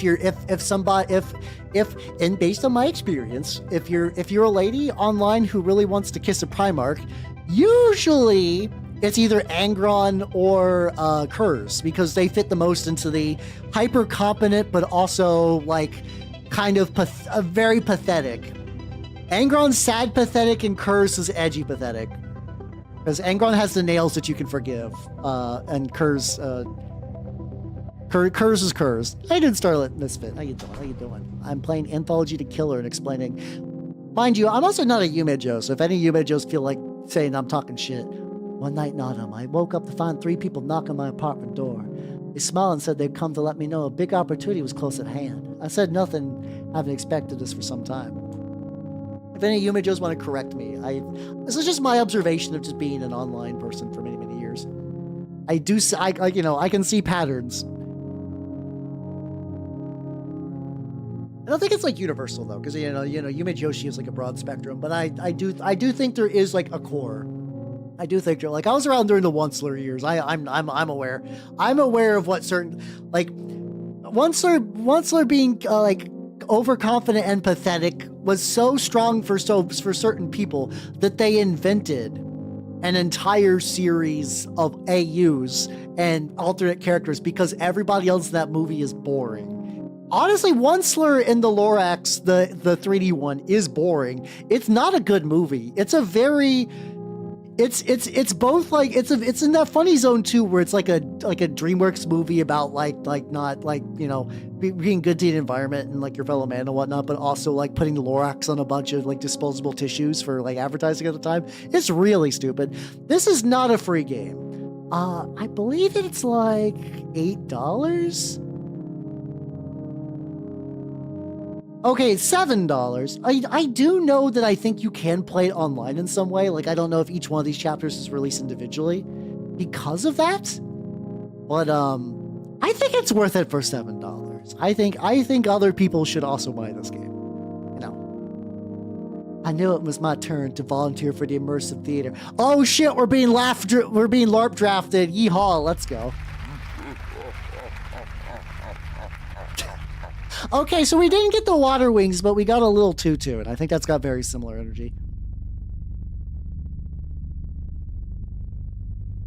Oh, it's another first-person level. Okay. Whoop. Go into the immersive theater. The funny thing also too, he had a better villain song that was cut from the movie. Now playing Maribel the Wonder, gripping drama in 1,441 acts, funded by the Art Appreciators Club. I also wonder if like it's gonna like so it's like I do kind of like it. Like the other ones had kind of like different like critiques and sort of like bigger societal connotations. Maybe the last one did and I missed it because I kept getting jumped. Also like the last one like swim you know, evil water sometimes. Oh shit, a person. Sir, madame, greetings. We've been waiting for you for some time. Please head up the stairs. The theater's already in progress. Okay. Play night. Oh, and we're I like the red. So, God, this is also making me realize I need to get around to watching Twin Peaks. I really need to get around to watching. I'm vaguely aware that like red carpet has like a big thing in Twin Peaks. I have not watched it yet. I need to. Oh, this is very cool. So this is like a very different way of. This is actually reminding me more of like Goblin Grotto. The dialogue of strong men. All is well that begins well and ends.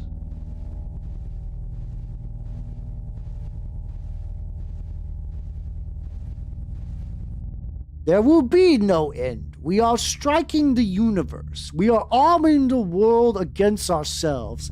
We are organizing a slaughter of scaremen. Okay. Yeah, I guess it's gonna be in first person. The thing is, I know I will like Twin Peaks. I know I will. Oh, let's go. I don't know. I'm always mixed on candy airbrush, like candy coats on models. I do think Alpha Legion really rocks it though. Oh, there we go. Oh, how much blood, how many sabers and cannon bodies. We are toppling mountains. This is the most, so out of the, so far, this feels the most like Goblin Grotto. Or is it Goblet Grotto, my bad. This is cool. Scene 46, an episode in the court of Count Masco. There we go. I like this chapter a lot. This is neat. Oh, for Caesar wouldn't that make a lot of sense? Is a stubble field where a black rain is falling. It is a brown tree that stands alone. It is a hissing wind that encircles empty houses. Okay, things are happening. The fish rises with a red body in the green pond. Under the arch of heaven, the fisherman travels smoothly in his blue skiff.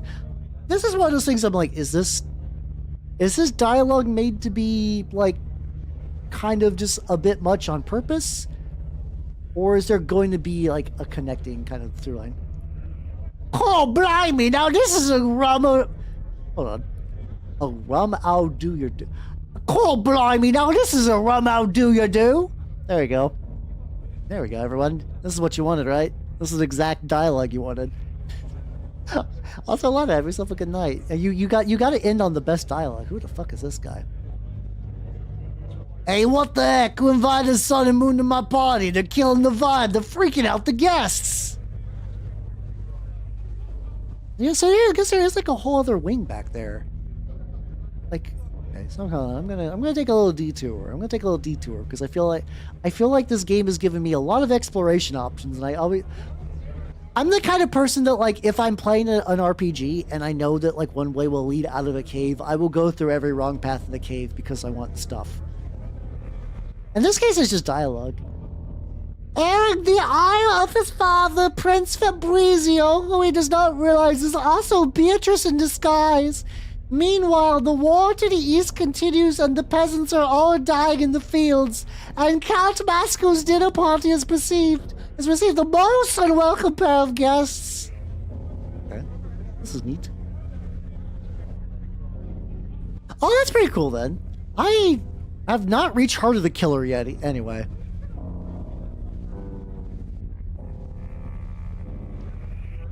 The towns go quiet one by one. Where has everybody gone?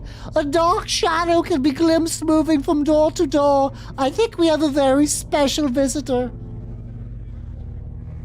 Okay, so you're the killer or the shadow.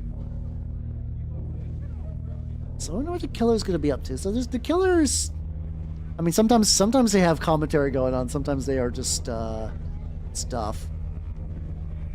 I like the Tammy one a lot, but I'm curious with the level of I'm curious for this guy what the level of is there meaning or is this just weird? I like both, but it's interesting.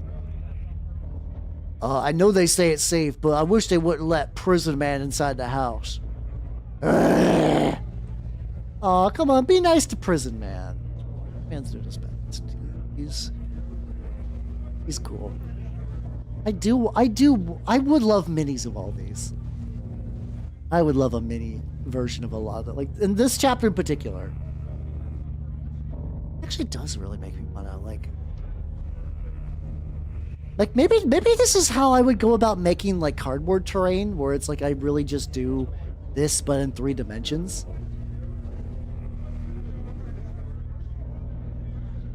How am I meant to party with the constant spinning back and forth? It bugs me. I want it dignified. But how can I make them leave? Maybe it's time to ask a favor for my old...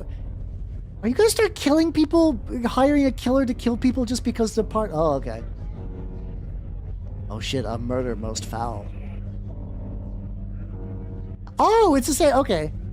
Look, Potsy the mop girl has been horribly murdered. Boy, what a party. Aw, Potsy was nice. She said core blimey and just fucking got shanked. Tragic. Well, let's get some refreshments at the very least. I'm missing BB though. Yes, I do miss seeing BB. Wouldn't it be so bad if they could at least follow the plot? Who would murder a character named Potsy the Mop Girl? I mean, doesn't she have enough problems? I indeed querulous voice. Potsy the Mop Girl was already doing her best. Oh, what are you? You are just floating dialogue. Oh, wait a minute. Don't ask me. The stage manager says none of the actors should know more about their characters. Should know more than their characters do in order to make things feel more immersive. What's immersive mean anyway? I think it's when they hold your head beneath the water. Actually, for our purposes, immersive means an extra $200,000 in art subsidies each year. Oh, hey boss, great show tonight, huh? Girls, what do I say? If you have time to lean, you have time to develop an enriching set of psychological motivations based on your characters' backstories. I'll leave you to it. Oh god, that's if you have time to lean, you have time to cling. Oh, this the Harmony Zone person definitely had a really, really unfortunate retail existence for sure. I'm not enough to say the lines. We have to have motivations as well. I'm sick of this. One more show and I'm out of here. Never get the refreshments. Okay. Yeah, we got a little bit of art critique going on. The bear. I like how just bears are just a recurring thing. They're just there. They don't speak. They have clearly different heads from their bodies, but they big chillin'. I like big chillin' bear. Oh my god. I don't think I've ever gotten hiccups this bad.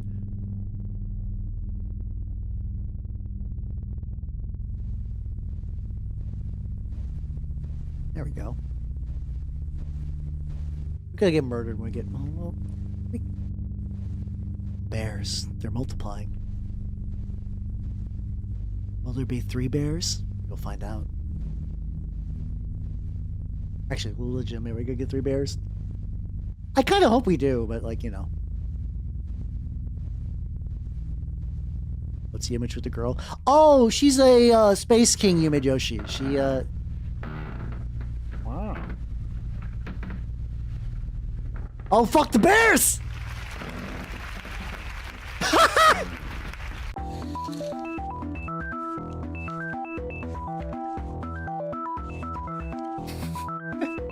I got bamboozled, but yeah, no, she likes, I don't remember the Space King character's names very well off the top of my head, I'm very sorry.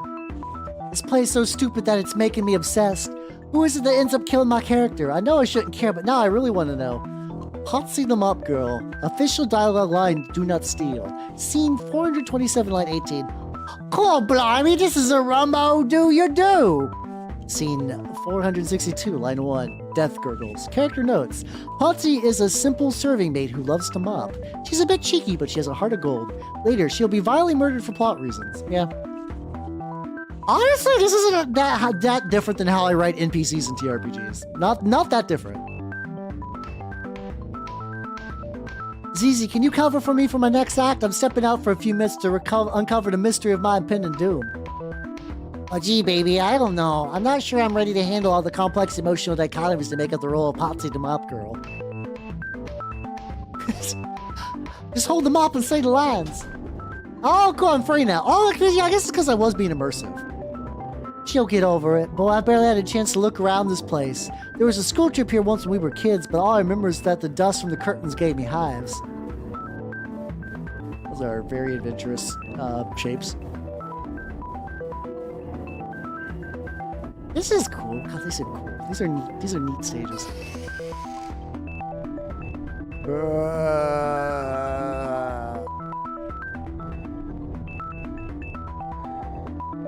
Oops, sorry, I thought this was the bathroom. These method act. So basically, the prisoner guy just sits in a mirror, just going, you know, good shit. Look at you, big hammer man. Stabbing. As expected from our civic theater, pieces of history are all around the walls. Actually, I've never seen any of these plays, but presumably someone did. They all seem to be very well received. This is such a visually nice looking area. It's like purposely a clusterfuck, but like a clusterfuck in a way that just feels good. That's a fake door. Fuck off. I hate this area. Actually, no, this is bad. This is bad game design. I hate it. No, I'm kidding. I still like it. I still like it a lot. Check out this active one. Caesar, Caesar, we who are dead salute you. Caesar, Caesar, we who are dead salute you. Dance group is where the director Bosso keeps threatening to put me if I miss my lines, a fate worse than death. Although, actually, now I look at them, these costumes are very chic. Oh god, how far back does this go? Maybe if I can catch up and mix it with the next audience group, I hopefully won't have missed too much of the unintelligible symbolist plot. Maybe the guy who plays Count Masco could fill me in.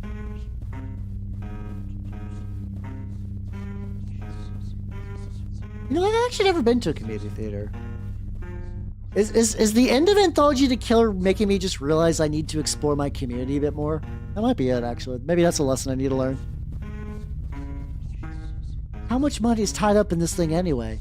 Sets, costumes, carpenters, scriptwriters, electricians, perpetual reserve. I never knew so many rich people felt so strongly about art. God, I wish.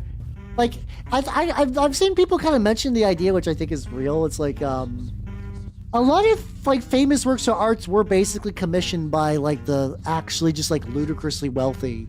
And our ludicrously wealthy don't do that anymore. They don't want the prestige. Like, if Trump would decide just to, like, I don't know, commission, like, 1 million statues of himself privately, yeah, there would be something there. I don't think they'd be great statues, but fuck it. That at least would give a sculptor some money, instead of just, I don't know, just dumb bullshit that every millionaire just spends, every billionaire just spends money on dumb bullshit. And then when they pass, they will be forgotten like the rest of us, just because they didn't use their money right for cool things. The next thing is happening below me. I can't make out what they're saying, but it doesn't look like anyone on trial for Mopka-related homicide just yet. Oh, Masco's getting fucking murdered, you know? It would be nice. Well, you know, just like, you know, because, like, I know, like, Barack Obama got, like, a library, like, built named after him. Like, yeah, that's something. I don't know. Maybe this is why I'll never be a billionaire. But like, I feel like if I had $1 billion, I would maybe be making all kinds of art. I would be commissioning all kinds of bullshit. Fucking give me like put marble statues everywhere. Give me like paint. Give me Sistine Chapel 2, but done by like entirely Guatemalan children. Like I don't give a fuck. just make wild art that doesn't make any sense. Just anything. I'll make my own movies. I don't know. Make a bad movie, but give it the marketing budget of like $100 million, and it's just like a fucking like camcorder VHS rip of a movie of me just playing skee ball or something like that. Like do shit like that. That would be so much. People who have millions of dollars waste it. You can have so much more fun with $1 million. Make more Mad God movies. Fuck. Actually, the guy who made Mad God is making another movie called Sentinel, I believe. Phil Tippett. It's like, yeah, Phil Tippett. I think it's called Sentinel. When is Sentinel coming out? Okay, it was revealed in like 2024. And luckily I don't think it's actually going to be like as long in development as Mad God, because like Mad God was basically like a never ever project that sort of became real. It's a very low res image, but like look at this. Honestly, like Phil Tippett kind of is also like my dream life. How you doing, Vig? How you doing? I'm doing my usual 4-hour stream. I'm still doing pretty good. Yeah, make a big legitimately make a fucking tomb. Make a pyramid, fuck it. But yeah, look at this. I don't know exactly what's going on there, but it's fucking neat. This is like, I do sometimes wish, like I wonder, ages ago, I was very, I would take the Bezos bucks. Fuck yeah, let's go. Sorry, Yume Joe. Phil Tippett is cooler than you. It's not your fault. But like, sometimes did you guys ever think about that? Like the idea that like when I was young, I was told to go to college. Specifically, they wanted me to be a doctor, but I decided to do other stuff instead.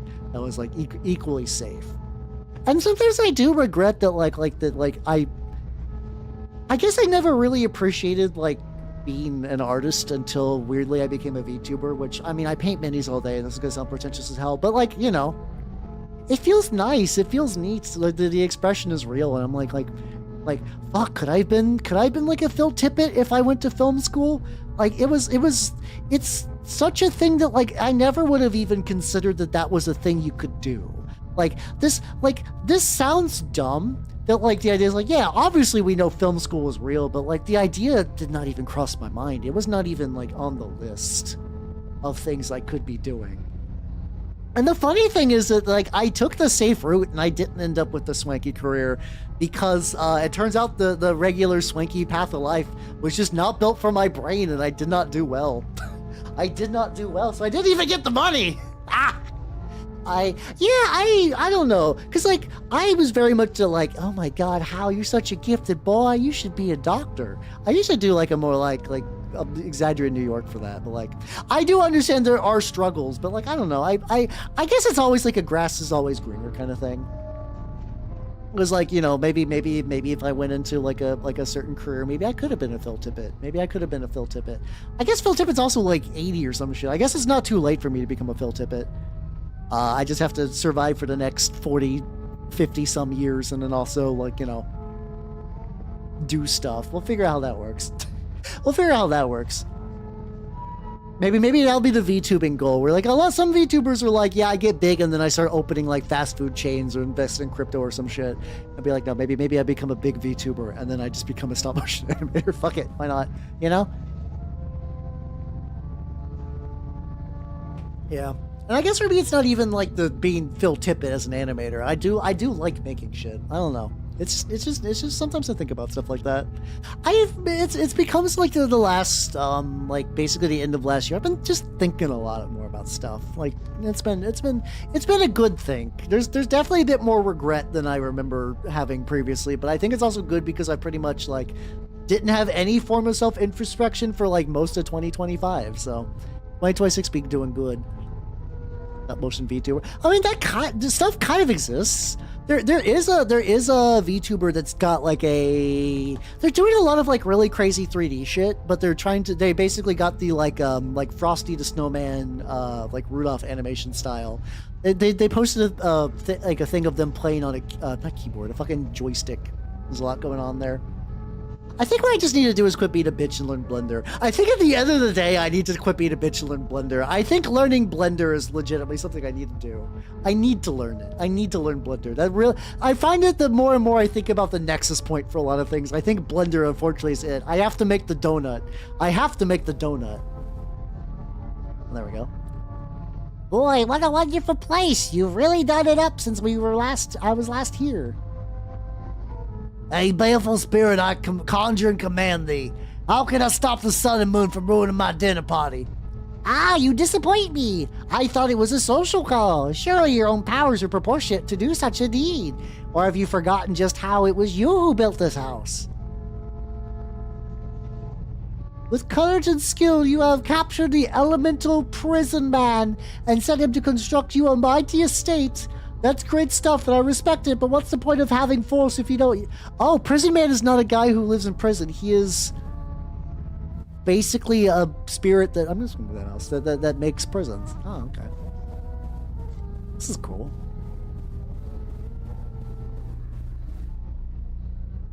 Greetings. Greetings, me, Potsy, from Scene 46. Listen, my character got killed off, and I was wondering if...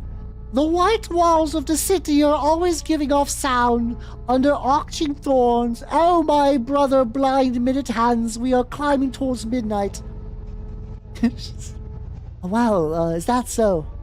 Amazing, really makes you think. That's terrific. Thank you, thanks. She's so pissed off. Oh, good. Anything cool over here? Bear! You getting murdered by bears. I should stop that. I should stop being murdered by bears. Up. Come on.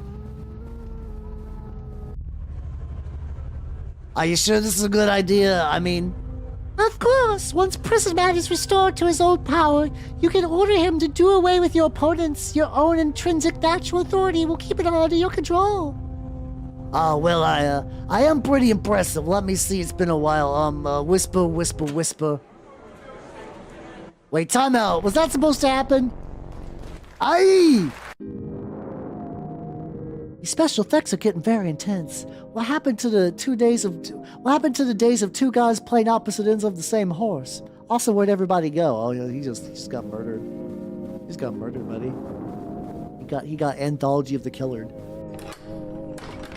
The trapdoor is the only way out, although it seems like it'll be a tight squeeze. It swings open easily. The pit below is black as night. I reach around with my legs until I find a ladder down, try not to imagine how it'd feel to fall 40 feet straight into the dark. The things I do for closure, ha ha ha ha ha. I'll just go a little bit and then I'll climb back up. Potsy's death may have to go unavenged after all. Sorry, babe, they can't all be winners. We're deep in shit.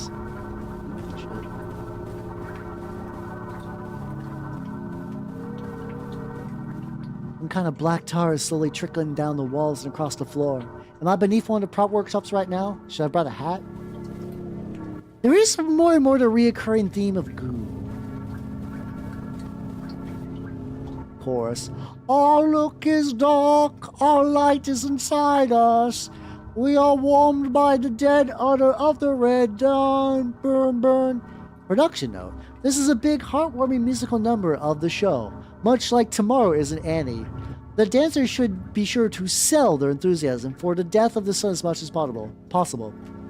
Our look is dark, our light is... I can't do that to the tune of Annie. In theater lingo, this is known as a spooky puppet room. The blank and staring faces are slowly being covered by the tar. It's not great. This is why storage is important. I was a techie. This is real and accurate facts. I actually did really enjoy being a techie. I was the lights guy. I helped assemble the scenery. I did kind of like miscellaneous things. Basically, I did everything but act. Which is funny now because I arguably am definitely a much better actor than I used to be. But I just like being a set guy. Like being a set guy had like a mystique that I enjoyed. Oh boy, sword props. Let's see here. Rubber head, plastic knife, Dracula things, leather gloves. They look pretty new. Have they been used yet, or is that still to come? Was there? Ah! Get buried by puppets, idiot. Costumes. Wait. Uh-oh. Oh, that's not good.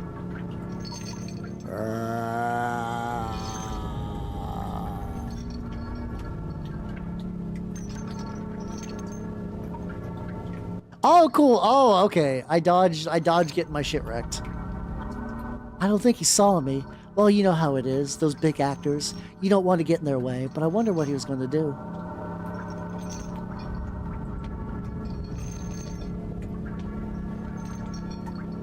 Lying crushed in the tar at the end of the corridor is a puppet that looks just like famous theater founder and playwright John Beats. As I said, not great. What was it? Let me write that. Let's see. Who did he? Theater. There we go. Okay. Yeah, maybe I'll do that. Maybe I'll have to look for like a Saturday. Maybe not this Saturday. I gotta do taxes this Saturday. Man, I gotta do taxes. I hate taxes. I hate taxes because as a VTuber that gets paid by Twitch, what that basically means I have to spend hours. I have to spend hours of my time so I can lose money. It's really the worst of both worlds. Back in the day when I used to get a tax break, it was kind of fun, but like now it's like, okay. I know I'm getting financially exploded. I can no longer tell where I am in relation to the theater, but I think I hear singing. Did the play move down here after all? Should I have passed the concession stand by now? Oh yeah, especially as like a self-employed person. Birdballs episode, those taxes have to be fucking brutal. This is cool. I really like the scenery variety in this one. Ooh. Greetings, prison man. This is BB from the props department. Don't mind me. I'm just here to fix the cages. Yeah, from a pure visual standpoint, this is probably the coolest one.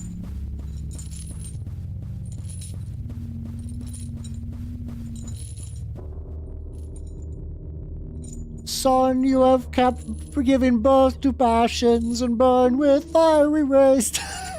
We'll wrap you in a dusty veil and encase you in a concrete house. There we go. It's me. I'm the next, what's the guy who made Cats? Fuck.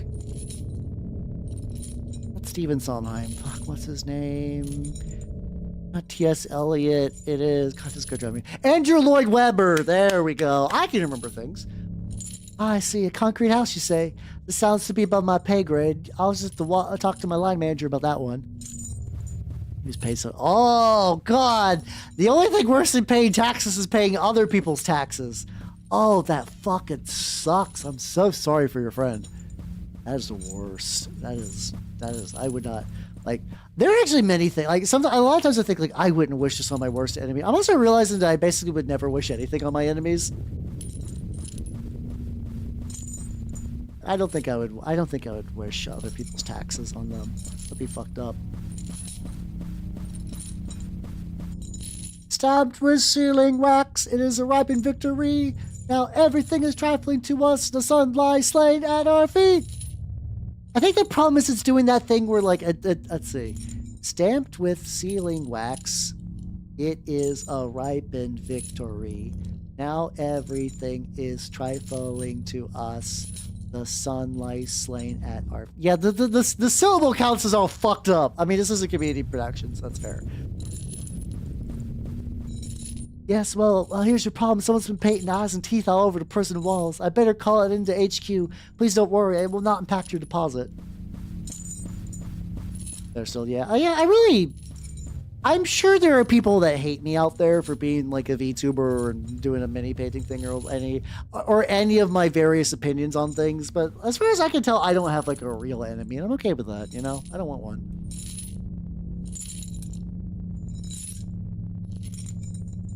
So I pay all my taxes. I pay my taxes good, and I am good. Yeah, you can imagine people hating. Yeah, I'm like. Oh, can't. Okay. I was like, yeah, I feel it. Well, it's like, unfortunately, this is the sad thing about being someone on the internet. If you are a public internet figure, there is a mentally unwell person that wants you dead. That's just kind of how it is. It's not great, and like, I don't get like death threats or anything like some VTubers do, so I'm doing pretty good. But like, there are people. There are people. The thing that I find fascinating is that there's a type of person that like somebody will make like, someone could just be like, I don't really like corn very much. The vegetable, not the band. And they'll say that I like corn the vegetable. I'm okay on corn the band. Twisted Transistor's pretty legit. But like there are people that'll say like something offhanded, and there's a type of person that will just like put that in their mental book of grudges, and they'll be pissed for years. It's fascinating. The problem is that like that kind of person, because they're so single-mindedly dedicated to hate, becomes like real fucking bad. I don't mind chat flirting with me, that's fine. As long as none of you like show up at my work and make a nuisance, you're fine. Even as far as like being a VTuber that's into Warhammer and minis and stuff, I think others are more likely to get the blowback because, a lot of other VTubers that do Warhammer things are women, and women doing Warhammer do tend to get a lot of the fire. I think very rarely someone's gonna be like, fake Warhammer gamer, name 5 Warhammers.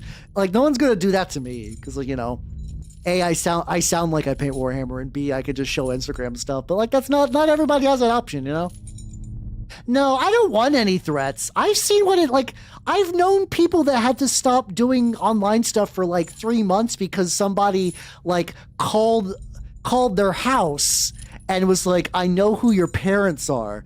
I'm already someone that really values my privacy and also really likes that online offline divide. So when people cross from the internet into real life for reasons like that, oh, I hate it. It's the antithesis of what the internet. I'll nibble on your ankles. Is that just like another sex thing? I don't know. Yeah. Oh, that does happen. I do think of like there was one really funny person on YouTube that's like, hey, you got to work on your voice to pass better. I'm like, I'm a guy. You missed the mark there. I know I'm pretty and I got long hair, but you fucked up. I'm flat as hell, dude. You need to reevaluate. It's a type of like turbo autism. It's being like not socialized well, and it is also probably some amount of like other mental illness. I do think a lot of it is genuine mental illness. Like, here's the thing. So I'm pausing in this video game to talk about like have you ever like argued with someone on online? And like I think ideally in a weird idealized way, even if somebody is like, I believe everything against you, you kind of still want to imagine that they log off and they're like functioning adults. You like to think that, at least I do. I did for many years. I'm like, oh no, they're like somebody out there is like, I don't think valid, but like there's people out there that are just like legitimately mentally unwell. They occupy the same spaces. I'm not saying that like you're like, oh, if you have like if you've got some brain stuff going on, you're not banned from the internet, but you do as usual you got to like take care of that. And a lot of people don't get that because like I said, they're just not socialized well, or yeah, it'd be like that. Oh, that's the other thing too, where if there's a lady who does anything, it's that kind of thing. It's like, and like, I'm not going to say that like sometimes it's like someone's got my hobby, romance. No, like, yeah, it's a thing you got to shut down. It's just the inherent like way the brain works, where you look for connections, but also some people are like, hey, show me them toes, unironically. Like, people will do that online to like someone who's just like, yeah, I'm just paint a Warhammer model. They're just doing that. It's fine. I don't know. Like, pronounced Adam's apples are one of those things that like makes sense logistically, but like, so like, you conceptually makes sense, but then like the logistics of translating it to anime. Like, I'm a firm believer that like you can do beards well for anime, but a lot of people, I think that's possible to do a good anime beard, but I think a lot of people fuck up with anime beards. I think it's something that you really need to look at existing examples of what anime beards look like. Like, I think it can work. Like I think in my opinion, like in my brain, when I think of like a good anime beard, I think Hohenheim from FMA. Weirdly enough, I don't know if he's like a good like archetypical example of like an anime dude with a beard, but like I've seen people try to do like anime beards like weird like thin mustaches or like really like they'll try to do scruff but it won't work right. It's a thing that like you're trying to translate like a real world thing and it just doesn't work without the correct stylization. Like I think that looks pretty legit. You get it's clearly like this is an adult male with an adult male beard, but it's like if it's easy to fuck up. It's really easy to fuck up. Yeah, FMA's got a lot of good beards. I think it's also just because the artist is a lady. Women have very specific beard needs, and I think a lot of those do translate well into art. And a lot of times when a guy's designing a beard, they're probably designing one that they know. Not all the time, This isn't one of those like women artists or like they like Sublime Beans, but sometimes like if you're into a thing, it does cause you to draw that thing very well. I think that's pretty reasonable. And also considering that the author of FMA is like a farmer girl, I could see a thorough understanding of a good beard, Yeah, exactly. Just gotta do good research. Or ass hanging out is like special. Oh god, that's so funny. Anyway, yep. You show me them fucking grippers. Sorry, you said that and I had to read it in that voice. I had to. Anyway. Let's figure out what's gonna happen to this guy. Hey, I'm playing a video game, sorry. Count Masco? Who are you? Get me out of here, you idiot! They're changing the script! Speaking of the script... I know, help, please! Ah! That cage was made of balsa wood! You could walk through it! Why is no one in this show capable of breaking character for even a second? This is what I get for trying to understand theater. Never again. From now on, I'll only play video games. And what is behind these curtains anyway? We're underground. Plush seating and bags of popcorn. The popcorn is still warm. Wait, were people watching me from here? Annoyed, I eat some popcorn as emotional recompense. Recompense. Yeah, you should get some popcorn. Get some popcorn. Hell yeah.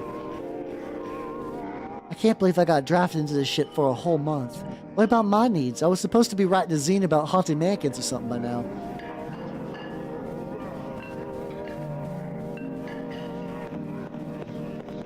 Bears! Ooh, okay, we got some funhouse mirror shit. This guy really, like, the environment structure is very simple, but I think that he does a great job of just, like, variety on things. Good grief, these are some of the worst bear costumes I've ever seen. Where's the exit anyway? Maybe that guy knows. I'm gonna talk to the bear, and it's just gonna be a bear. Just try to get my ass. I still have not made my way to refreshments. Every time I try to go get refreshments, shit fucks up. Oh, yeah, Cowboy Bebop's got some decent beards too. I could have sworn I saw him go this way. Oh, there's no way someone could disappear. Ah!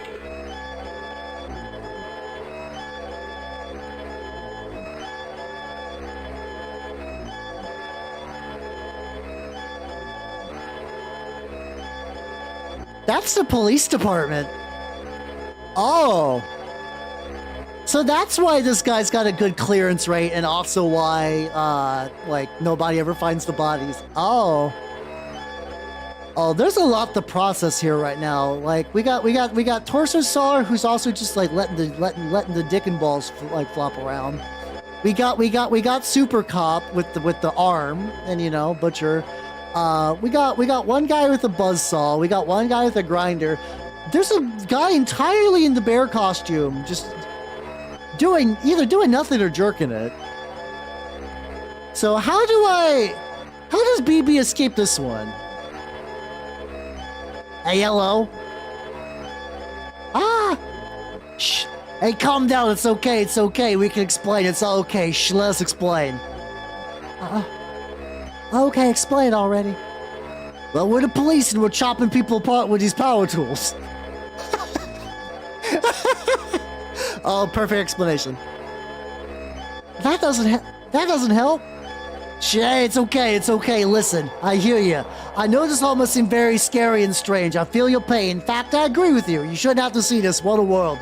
But don't get stressed. They'll never find you, so it won't be like you died exactly. You'll just disappeared, which is the best thing that anyone can hope for in this life. Oh. Oops, one of the sandbags slipped. My bad. Is everyone okay? Oh, boss, she's escaping from the tumult. Okay, let's follow, but no one gets stressed about this. It's important to have a healthy work-life balance. Let's all do our motivational group chant first. Well, these guys in bear costumes are trying to murder me.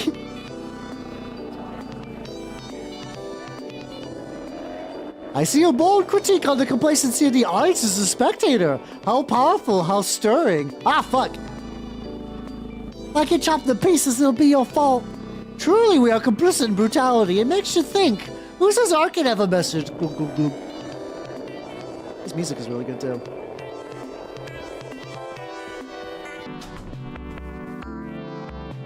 Director Bosso, I found a health and safety issue that you might really want to address. Yes, who is it? Just a second, I'm getting changed. It's BB, right? From the party scene. Oh, I bet she's totally prison man. 100%. Yeah, I mean, I had to step out for a second. Don't worry about it. I've actually been meaning to grab you for... no, that's right. Oh, fuck, I did like a HR voice for her. Don't worry about it. I've actually been meaning to grab you for a quick chat myself. Did you know we had some acquaintances in common? It turns out they used to live near your apartment complex. They did? I don't like the wiggling snail thing. Oh yes, they wore long robes and hoods and were mysteriously murdered when someone turned off the building's security system. About that. So that's why the killer got in because we turned off the system. You know, it was pretty dark in there and I thought this must be the light switch and... Now, don't grovel. You did us a favor there. Frankly, we've been meaning to clean shop for quite a while. The risk of franchising is that sometimes it dilutes them at... Okay, so this is really a continuation of the killing as performance art thing. Okay. And we also get his... Okay, so we get the hand on there too. Nice. Okay. Yeah, I do got good grippers. I should show them more. It's hard to find a reason to show feet. It'd be like that. Besides, the CCT footage from that night made a tiny profit when it was released as the next installment of our Bloody Night series of videos on-demand horror films, critically favored compared to Evil Bong 2. Evil Bong is also mentioned in the manual. Hold on. I'm not gonna like go super into the manual. But there's an excerpt from the manual that I feel I'd be remiss if I didn't copy and paste.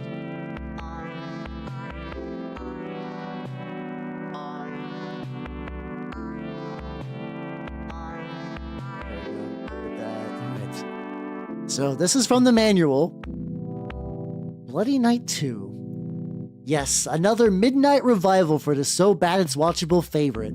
Although I am more of an evil bong person myself, there's just something compelling about the notion of a bong, a tool for good, which has been perverted to the cause of evil. Like poetry, it rhymes. Fuck. This is what I'm talking about, that I feel like the guy behind this has like a lot of humor overlap.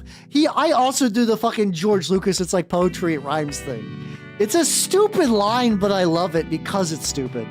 Anyway, I have to admit that the dismemberment effects in this were pretty okay. It drags in the middle when there's just 10 dudes in the hoods talking for an hour, but the way they portrayed the monster of determinate negation by waving a crab in front of the projector is good. Are any of these guys still around? Oh, I did actually. I played it a very little bit at the end of Ripper. I played Space Funeral and then Goblet Grotto. I had fun with Goblet Grotto, but like it's one of those ones that like I don't know how much is there, if that makes any sense. Like I played probably like an hour of it and I had a good time, but I don't know if it's worth getting further invested in Goblet Grotto. Like I don't know if there's like deep, cool like story or lore or like social commentary in there. I don't know if there's cool enemies. It's just kind of a lot of dicking around and eating corpses, which I enjoyed. But like, you know. What, I don't even get residuals? Oh, nobody watches these things for the cast. What matters is the directorial vision. Heh. How you doing, K-Mappy? How you doing? Yes, thank you for putting on my nerd glasses. Thank you.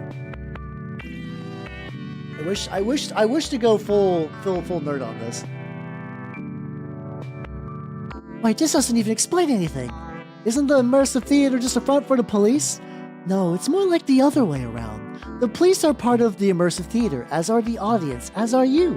My patrons have simple tastes. They like prisons, mirrors, violent death. I mean, I like all those things. Those are very cool things. Like, you know, those are cool, you know. Their generous funding keeps the play growing into room after room, street after street. Why not? They already own the city. Now they get to look at it as well, peeking from behind the curtains. Also, like a very interesting reoccurring theme of buildings sort of like outliving their youth. Basically, buildings turning into cancer. Like, my apartment complex is effectively buildings turning into cancer. Tammy is all about effectively almost like a building-style virus. And now the theater is just endlessly expanding. That's really cool, actually. Oh, yeah. And it's all good. The thing about streaks is at the end of the day, they don't actually, like, you know, they're fun, but, like, don't feel too bad if you lost yours. It's all good.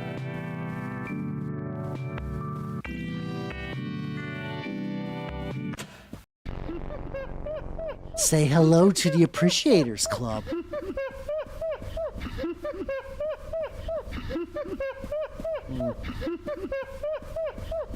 Oh yeah, fucking Steve lost a huge one. Oh, I love the way this game does camera. I'm just a little gal on stage. The sun has hidden, darkness has begun. Let us all take knives and wait locked up. A holiday should be established, the day of victory over the sun. Listen to the mortifier, the horns of death ringing in the woods. Sleep to waken the sun, mirror of the black earth, Caesar. The universe being a prison is my duty to build smaller prisons. In hopes of doing so will grant me insight into the sacred geometry of heaven. To rule each prison, there must be a warden whose secrecy, caprice, and limitless capacity for violence act as an image of the fates to be studied and interpreted by those of... Oh, okay. That is actually really interesting. So a lot of the cancers, effectively the building cancer really is just a byproduct of the killer, the warden behind. Okay, that's cool. That's neat. So yeah, a killer basically. I'm curious if there's like, I mean, because like Tammy was basically a created killer, more or less. Like the killer killed Tammy, and then she became Tammy. I wonder if how the other, because like the other guy was just kind of like the kind of sort of isolating from society and just entering sort of like a self-imposed culture kind of like rot. And then the warden is. I don't know. I guess we don't really know much about the warden of this one just yet. The theater lady. Okay, there we go. I do like okay, so there is a through line being established. Oh fuck! Oh, that's him, the killer. Caesar, we who are dead salute you. Caesar, we who are dead salute you.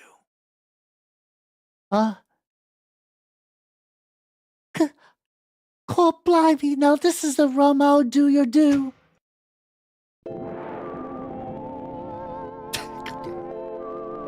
Well, BB, what did you think of the play? The parts I understood I didn't like. Can I go now? Of course, but wait, I nearly forgot. Your paycheck is ready as well. Oh shit, we got... Oh... We only got paid $20. Oh, that's so sad. I mean...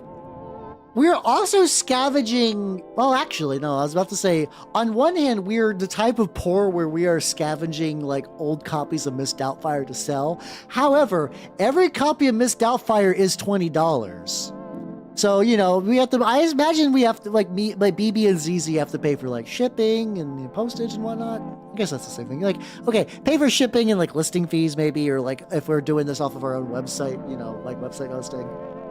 So I guess this is like, we also spent months in here, but you know, hey, 20 bucks is 20 bucks. Welcome to the arts economy. Oh, it'd be like that. And with that, my time in the immersive theater came to a close.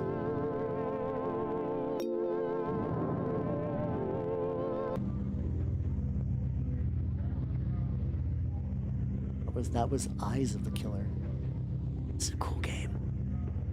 I feel like every time I play one, guys, I like playing cool video games. I understand that this is the kind of game which is very much like how I don't know what the fuck is going on, but I do love these kind of games. So thank you for bearing with me for my cool games. Oh, Flesh of the Killer. What time is it?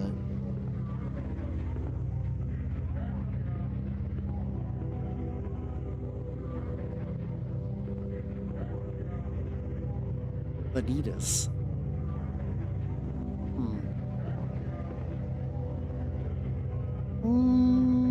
Should I do one more? I think each of these is like roughly half an hour. You know, yeah, fuck it. All right, I'll do Flesh. I think Flesh will be the one I end on. Yeah, that's true. Even if you like, I mean, it's also purposely a little like weirdly dense in a way. So like, I think being confused is part of the enjoyment. So what I'm going to do is I'm going to go get me some more water because I've been, you know, doing a lot of speaking roles. I'm going to get me some water and then take a quick idle break and I'll be right back. And then we will do Flesh. BRB.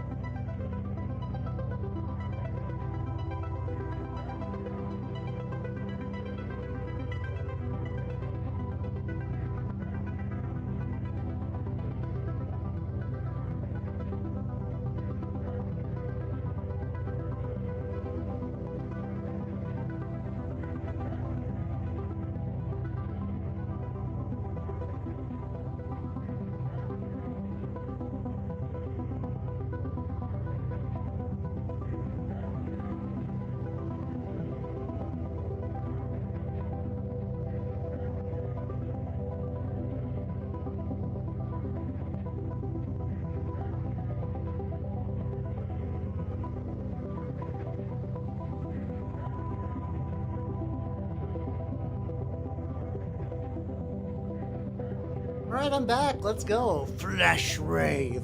Alright, let's go back to spooky. Aha! There we go. Yippee yippee yippee yippee yippee.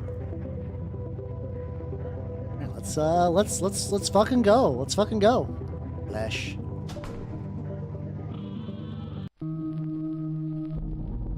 Flesh of the Killer. Oh shit, is that... Are we getting like a whole crew now? This is something that's been kind of neat about, like, this is, arguably, it's a very lonely game. But, like, last time we actually had some, like, people to talk to, even if they were kind of, like, nonsensical people, but... Awesome, and there was a YouTube delay. I have it set to the lowest delay YouTube can do, but it's still kind of, you know, it's what it is. Alright, let's go.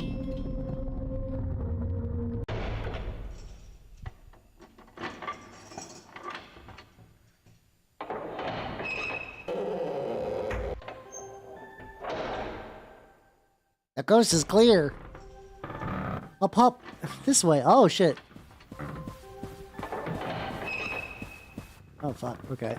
Alright, okay, so we're just... Oh, okay, the camera shifts are getting on to me. So we're just like some high quality crates. This must be how rich people live. Which direction are we going again? BB, hurry up with the light. Execute Omega tactics. I don't know what that means. Don't yell at it. I don't have time. Like I haven't got a chance to establish them with individual voices yet. But wow, it's just like being in a bank. Stay alert. So those are the aesthetics of power. Stay alert. Are we robbing a museum? Dressed as like little. Where are we dressed? Oh, we kind of are. Can't believe there's no security this far. If I had stuff stored here, I'd be really irate. Maybe it's a Rhoda issue. The fuck are we doing?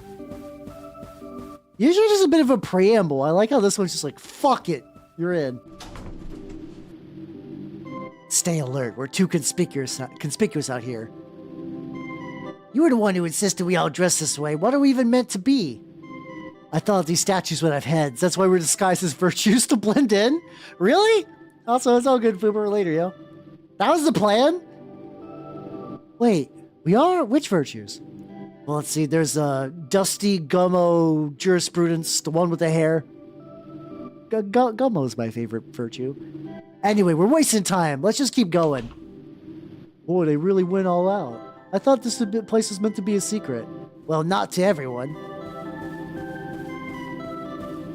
Yeah, this is like we're in a museum. There's like whatever's gonna happen here is gonna be easily the most fucked up shit. Is this meant to look like Hercules? He looks a little off-brand. It's probably one of the donors. Being portrayed as a god is one of the traditional benefits of art patronage. If either of you want a Hercules Sona, let me know. I'm friends. Kyle, Hercules Sona. Hold on.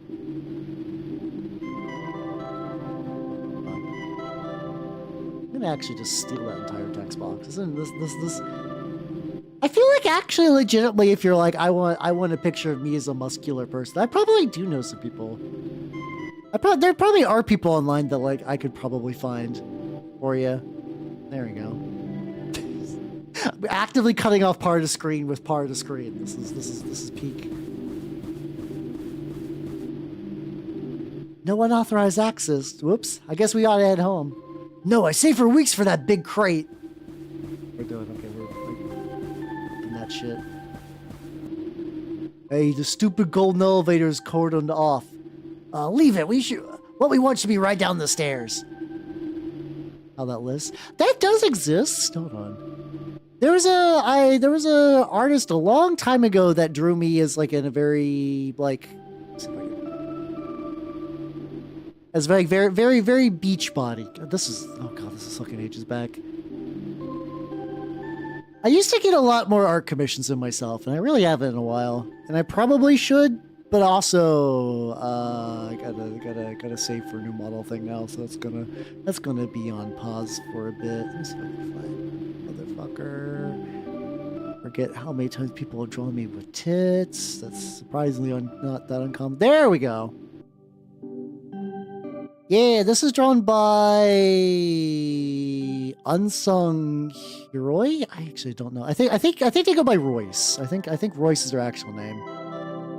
I don't know if they're still on. Oh, did they make a second account? Okay. Oh, this is Royce. Okay, maybe it's like one of those things they got banned on Twitter, and I just lost track of them after a while. But yeah, I could post this. Hold on. For eating disorder, how I'm what? No, you're not getting that shit. I'm a svelte elf, but you're not getting anything less than that. Oh god, it's giant. There we go. Fit the screen. There we go. Yeah, this is it. It's Beach Hal with so this is gonna be kind of weird because the tan lines are based off of my old outfit. This is live 2D 2 era Hal. But yeah, there we go. This is jacked Hal. Like you can see legitimately I got like tan lines on my feet because of the not wearing shoes bit. I've seen this art in a while. It's nice. Once again, I've been around long enough that I'm nostalgic for art, which is of myself, which is very funny. Let's go down the stairs, I guess. It's here. I knew it'd be here. What the fuck are we stealing anyway? We're doing something. Vandalizing, maybe? Museum of Moral Art. So the legends are true. BB, do the lead-in that we talked about. The Legends of the Museum of Moral Art. On March XXXX, an expedition was assembled to confirm the existence of an urban legend. In a tax-exempt free port just outside the city, artworks are being stored for display in a private museum. Here to shine light on a murkier than normal corner of the art world are represented in all the major fields. So we got Max for photography, we got Claude for art history, Ray for relational aesthetics, and BB who does zines. I do burn. Oh, no, actually, that's not true. I burned really bad once when I was in high school, and I actually don't burn anymore. I'm actually relatively sun resistant now. Still pale as shit. That's the problem. I don't burn, but I am super sun resistant. It's a weird thing to be where you can stand out in the sun and not get red or tanned or anything. I just stay glistening cave white. All findings to be submitted as an end-of-term group assignment for community college. 20 credits. Ooh, let's go. Well, I hate to admit it, but this place is a really swish.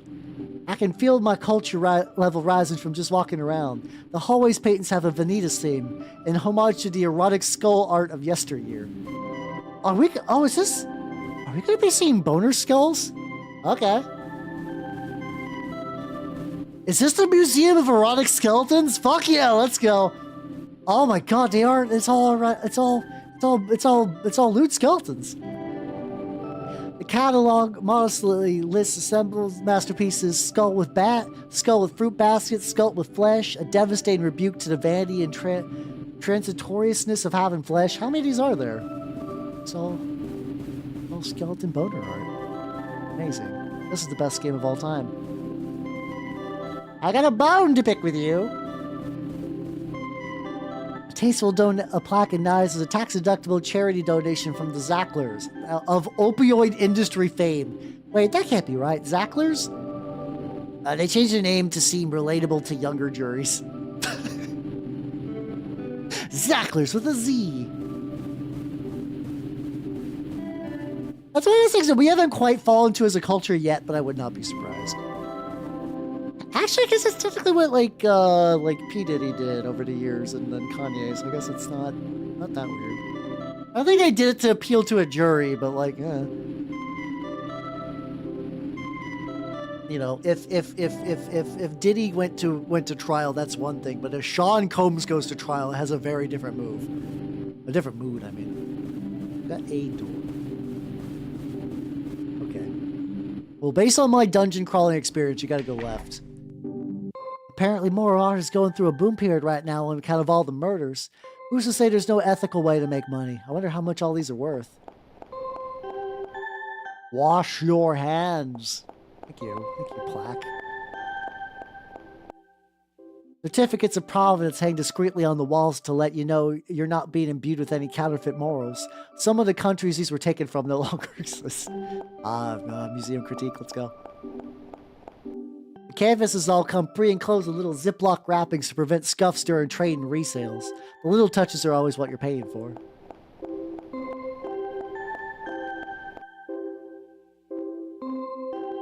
Clouds regard me from the north, south, east, and west. I guess this place is still enough of a traditional museum to have a cursed-feeling children's recreation area. Dare you into the clown zone? Hold on, this is another gotta... Something that I like about this is that you could take this and just send it to your friends and be like, this is where you live. and they would have no retort and instantly crumble to ash.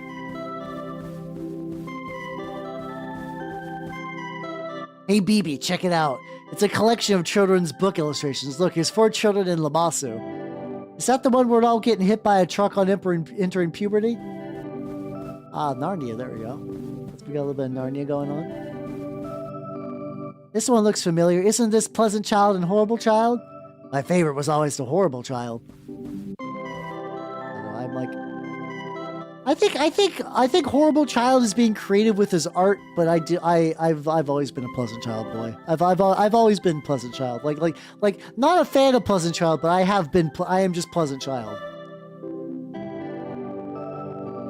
It looks like we need a pass to get through the door, but you're able to pick locks, right? Why would you think that? Okay, so we in fact can't pick locks. This is gonna sound really dumb. I really like that BB gets different costumes now. Like it was a fun treat to get the swimsuit, and I was like, if nothing ever changed from the swimsuit, I would be fine. But we're getting spoiled. We're getting spoiled. I always thought art had to be stored in cold, but the air in this is tropical and humid, like being in a reptile house. Maybe they're trying out a new technique. Mistrust the stranger. Another theme collection, Mistrust the Stranger. Look out for strangers. Who's there? A stranger. Hand taps your shoulder. It's a stranger. All the hits. You know, as one does. I really hope this person does. It's stupid, but I want posters of like half these. I wonder if all these paintings is making me more moral. Maybe they just make you sign a waiver if you work here just in case. Hey, I recognize this. Klopstock's 3 owls impaling a naked woman on a sword. It's on loan from the lobby of the police department. I mean, yeah, that is in fact 3. Well, technically 2 owls impaling a naked woman on a sword, and then you got the third just kind of looking at you, just peering. Oh, I love the elephant. Oh, never mind. I was like, oh, I love the elephant. She's like, BB's like, I hate it. Oh, I hate these ones. There was a print in my bedroom when I was a kid. I always thought the elephant changed position a little bit when I looked the other way. Is that Garfield playing a horn? It looks like Garfield playing.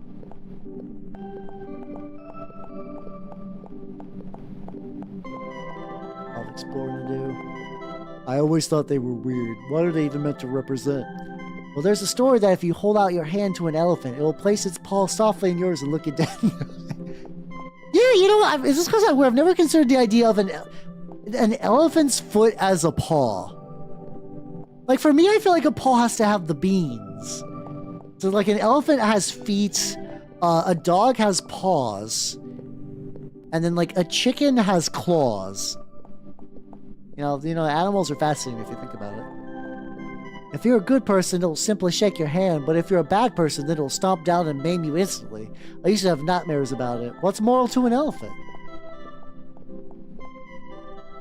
Anyway, Claus says it's probably just a metaphor for man submitting over the earth or something. No, it sounds real. I've watched a documentary about this. That's me, but with YouTube videos. A sign on the wall... sorry, let me take a drink. I'm big thirst. This is the problem. I've been reading so much, where it's like... I'm feeling the scratch. A sign on the wall announces that this is the Hall of Morally Improving Mechanisms. I hope they at least rinse these things out before display. Alright, so we're doing some torture devices. We got a paddling machine, we got a... Hold on. One Paku Dead Wife. Oh boy, new media. This one is a cabinet for One Paku Dead Wife, the video game that will make you cry, from Medium Artur Joe Grown. How many dead wives can you collect? I think my store... How you doing, Jones? Oh, you missed the Skeleton Boner Museum. We literally just went through the Museum of Boner Skeletons. That's not even a bit... Actually, it's not that far back. I could go there. One Paku Dead Wife. I need to know if this game's real. Oh, it's a fucking Splatterhouse reference. What the fuck? Okay. Yeah, this is Anthology the Killer. It's pretty neat. I've been enjoying this. Here, let me show you. Oh, sorry, I can't go back. It's legitimately not letting me go back. Imagine erotic skeleton art. That's it. There you go. I'm sure you imagine that all the time. They do not call you all Bones Jones for nothing. I'm sorry, it's fucked up. But no, I've been enjoying this. Say so, Beaver Deer. That's technically true. I mean, in a weird way, that is technically true. Instructive moral diorama from the 19th century depicting the doleful fates of those who commit simony. What's this on the side? Cabinet 28 of 246. Please insert coin. Got this one over here. Morality Animal by MT Lot. The plinth is empty. Isn't this kind of a conceptual gesture a little played out? Also, she said y'all as her first line of dialogue, so I've just kind of made BB just Southern. It's been fine. This part feels kind of like a storage area, but the pieces that were insufficiently good or sufficient... this part feels like a storage area, but for pieces that were insufficiently good or insufficiently moral or what? Oh, cool, I got a keycard. Hey, someone left their second floor keycard around. Maybe they were overcome by the aesthetic effects. Over here, there's some haphazard paintings of people in security uniforms smiling, playing the harp. Well, at least I can see why these didn't make the cut. Shit, maybe so we actually maybe can go back to the boner skeleton room. Maybe. Nice. Good shit. Oh, I also like the clown at the top. Now we just gotta take. We gotta go back. Well, so yeah, there we go. I guess it's a torture device. I guess it's just like an auto priest or something like that. Maybe. Aha. Max, are you still there? Why is everything all knocked about? This is exactly why I prefer going off by myself. Oh no, this is oh no, everything's all fucked up. Oh, the killer is definitely here now. True. You can torture people with a lot of things. Like my gameplay. It's a stupid joke. I must admit that I could get used to a museum without any crowds. Even the security seems very discreet. I believe we're really the only living people here.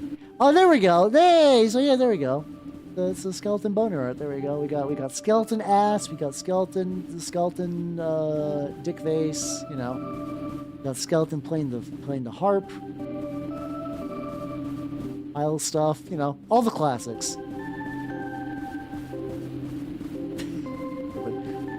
Go back. Now that we get the key card, I can go to the other area.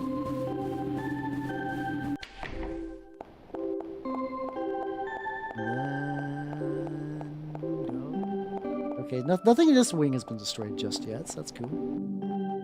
Back to the clown room because that's I must come back here at all times.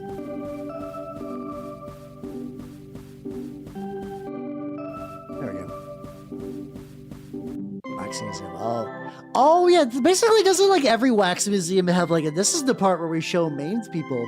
I've never been to one, but I kind of want to go. I kind of want to see that. That sounds cool. Pondering the Immutable by MT Lot. There's sure a lot of paintings by this guy. It's no surprise. Ever since his first appearance, MT Lot was recognized as one of the leading lights of neo-moral art. He was also a skeleton. True and real patriot facts. Okay, what is that? His works include refreshing updates on all the classic motifs: knife safety, don't wake Papa, repayment of a debt. The cynical age was won over anew by the elegance of these simple but lasting moral themes. Yeah, you know, as one does.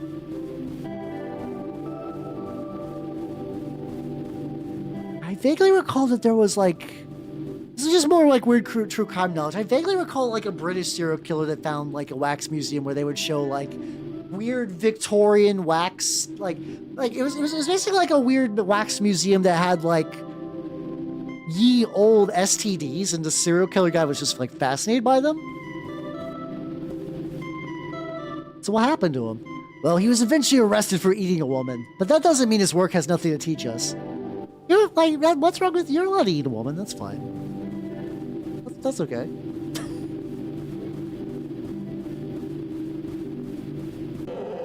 Oh. Incidentally, isn't putting a moral art in kind of... The later I go in the night, the less I can actually read. As one does indeed.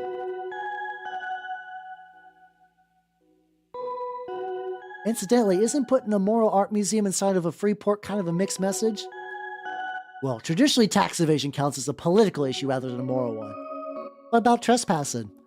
That one's actually moral again. They really get you coming and going with these things. Doesn't mean me. Exactly. Real and true facts. Man, it smells rank in here. I wonder if this is some kind of secret art preservation strategy. Well, that's what we're here to learn. Yeah, we're in the Moral Museum. I still don't really know what we're looking for. Susanna and the Strangler. Hey, a new MT Lot. I never heard of that one. I wonder if it was found after his death. Well, the paint is still wet. Oh yeah, so MT Lot's still alive and is also a killer. So basically, one of the conceits of this game is that killers just kind of end up warping the spaces around them. Like basically, I kind of like the idea of like a building that becomes cancer. Oh fuck! Oh, we got an ad break. Oh, I forgot. Okay, let me wait a little bit then.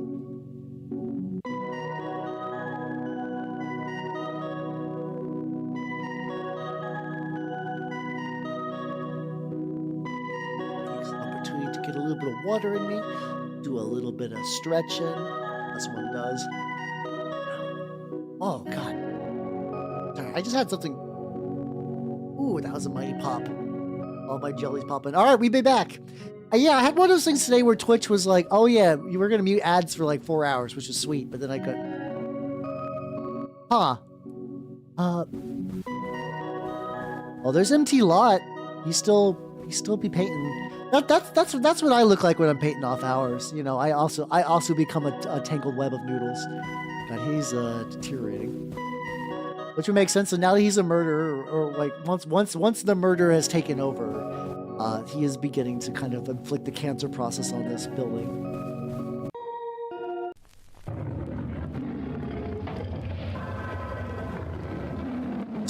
I thought we might have some kind of trouble. Just leave this guy to me. Get you, man. I was the #1 delinquent in my Hans Orbis reading group. Oh no, you're so fucking dead, kid. This fucking moron. He just immediately gets in! Run!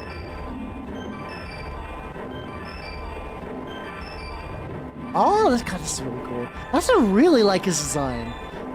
Mind you, I'm a big sucker for a good mask. Oh, camera mix up. Oh, we're fucked. Oh, he's got us. Ah! Bored.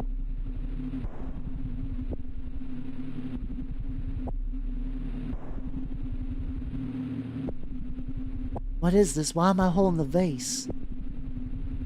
I'm sure there's a good reason in this, the best of all our possible worlds. But now I'd better get back to my tour. There are 88,000 more rooms in the Pantheon to see. This is neat as shit, okay.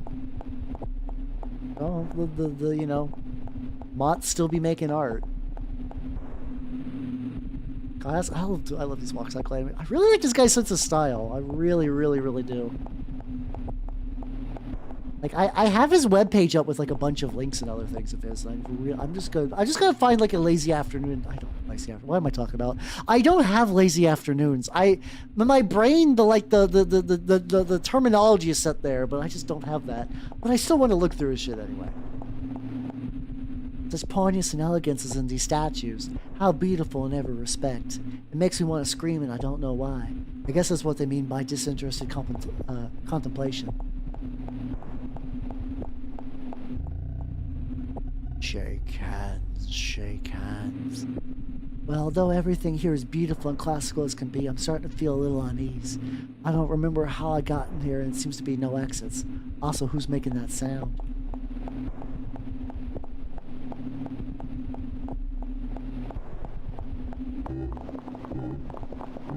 Nice hands, let me eat. Yum, yum.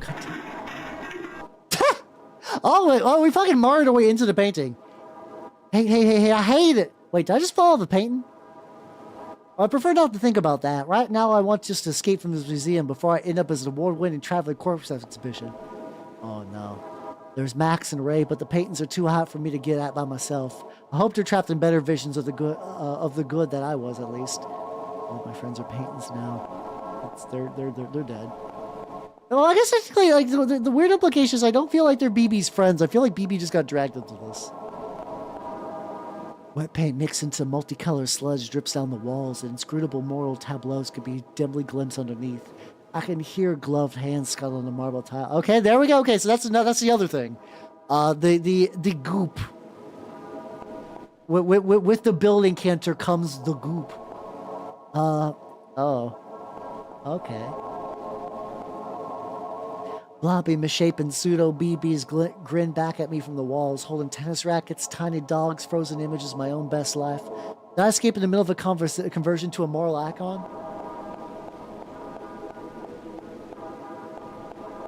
Smiling reflections reach towards me from every side. For a second, I want to climb back into the canvas. And maybe all that stops me is a deep desire to keep remaining annoying instead. A deep desire to remain annoying instead. I mean, that's what I'm doing. I can live a moral life. And that does require stopping being a VTuber, but I'm gonna be annoying instead. Yippee.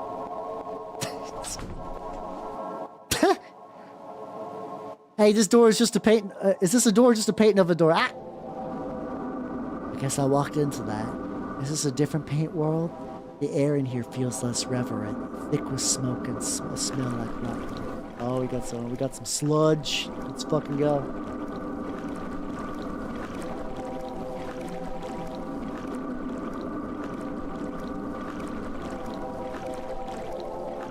In their filthy cave outside of the good.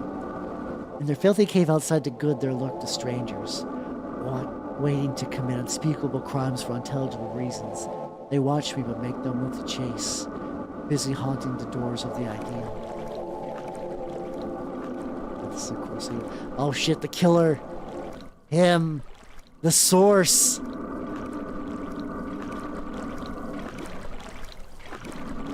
Actually, wait, is Anthology Killer is this guy's latest work? Has he done anything new? Oh, I fucking love the textures of these. I guess this is just digitized clay, I think. It looks super good, though. It looks super good. When I climb back out on the side of boardroom, part of the Freeport's executive suite, the managers hang upon the walls. Mean ex-cops and art world toadies locked on moral display. I do love me a meaty texture. That's the kind of shit I want to do for like backgrounds and stuff. I want to bring more real world texture shit into the streams. I gotta figure out how to do that.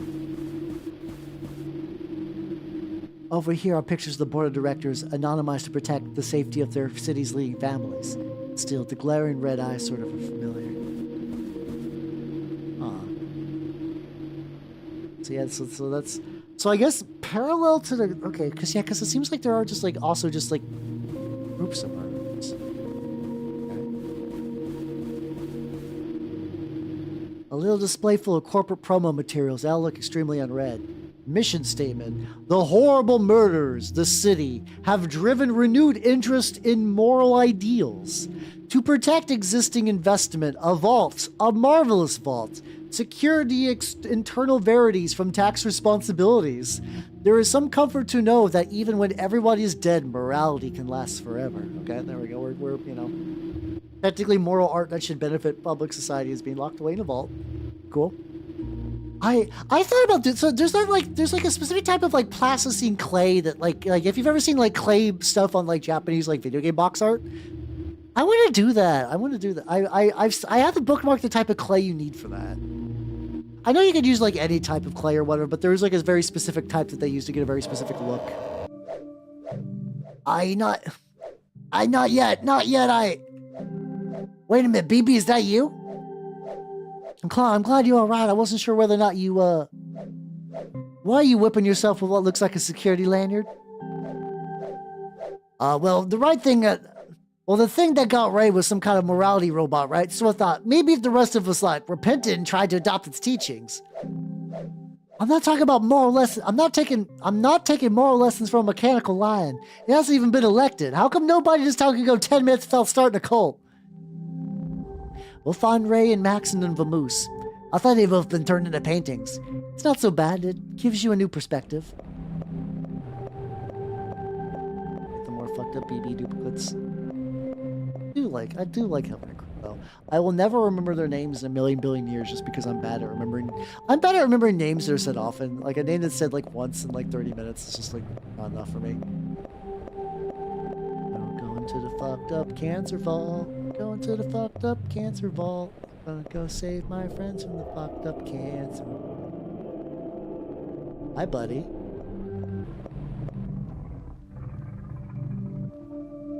It's not moving. It probably won't just murder us, right? Most moral outlooks come down pretty hard on that. If a lion could have morals, I don't think we'd understand them. Back away and don't make eye contact. I was gonna tell you, that's true. He was using the line specifically from their XP of The Lion, the Witch, and the Wardrobe. That's cool. A little back on the way. Is that gonna change the scenery at all, or do I have to... Okay, so there's a little bit of shadow there.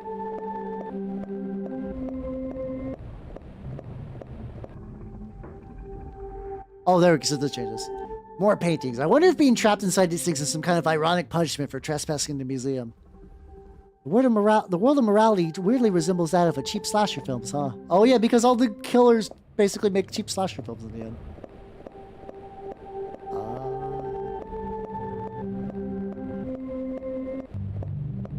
If I was to go back. Can't go back. Okay, so I guess actually going back was the wrong move. I gotta find something else with the killer line. I really like his design. He's probably, I think, my favorite design of a killer so far. A big noodly eye thing with like a cool mask. Hey buddy. See what happens. Round.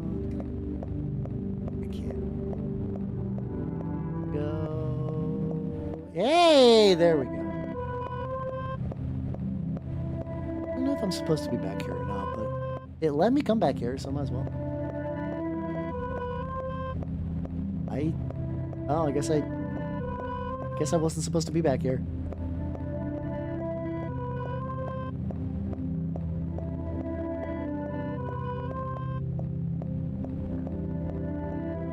What am I missing? Okay, so this is I'm definitely missing some like goofy little trigger somewhere. Can I escape? Let's talk to it. Hey, bud. Hey, Mr. the Killer. In that case, this is definitely one of those I missed a... Oh, I'm blind! Here we go. Cool. That's how this always works out. I always just, like, miss a very obvious hallway somewhere. Lights are covered up. Mr. Lot's celebrated moment of moral awakening occurred after the artist watched 1,000 hours of children's cartoons on a dare. Realizing morality was too important to be left to human fallibility, he set about embodying it in immoral objects known as works of art. Using capital acquired from his many supporters in the NGO space, he soon began to work on his most ambitious project, the unfinished remains of his work. Aw. Oh, okay. Okay, buddy. I wonder what the final arc is gonna be. I mean, other than murder, I guess. Hey, the canvases on here are all stripped bare. Well, except for that one. Oh, my buds are in there! Uh-oh. Garden 2 by MT Law. Is it just me, or does this one seem a bit more worked on than the others? Uh-oh. Realism. In the lion's garden, the air is clear and smells like dried blood.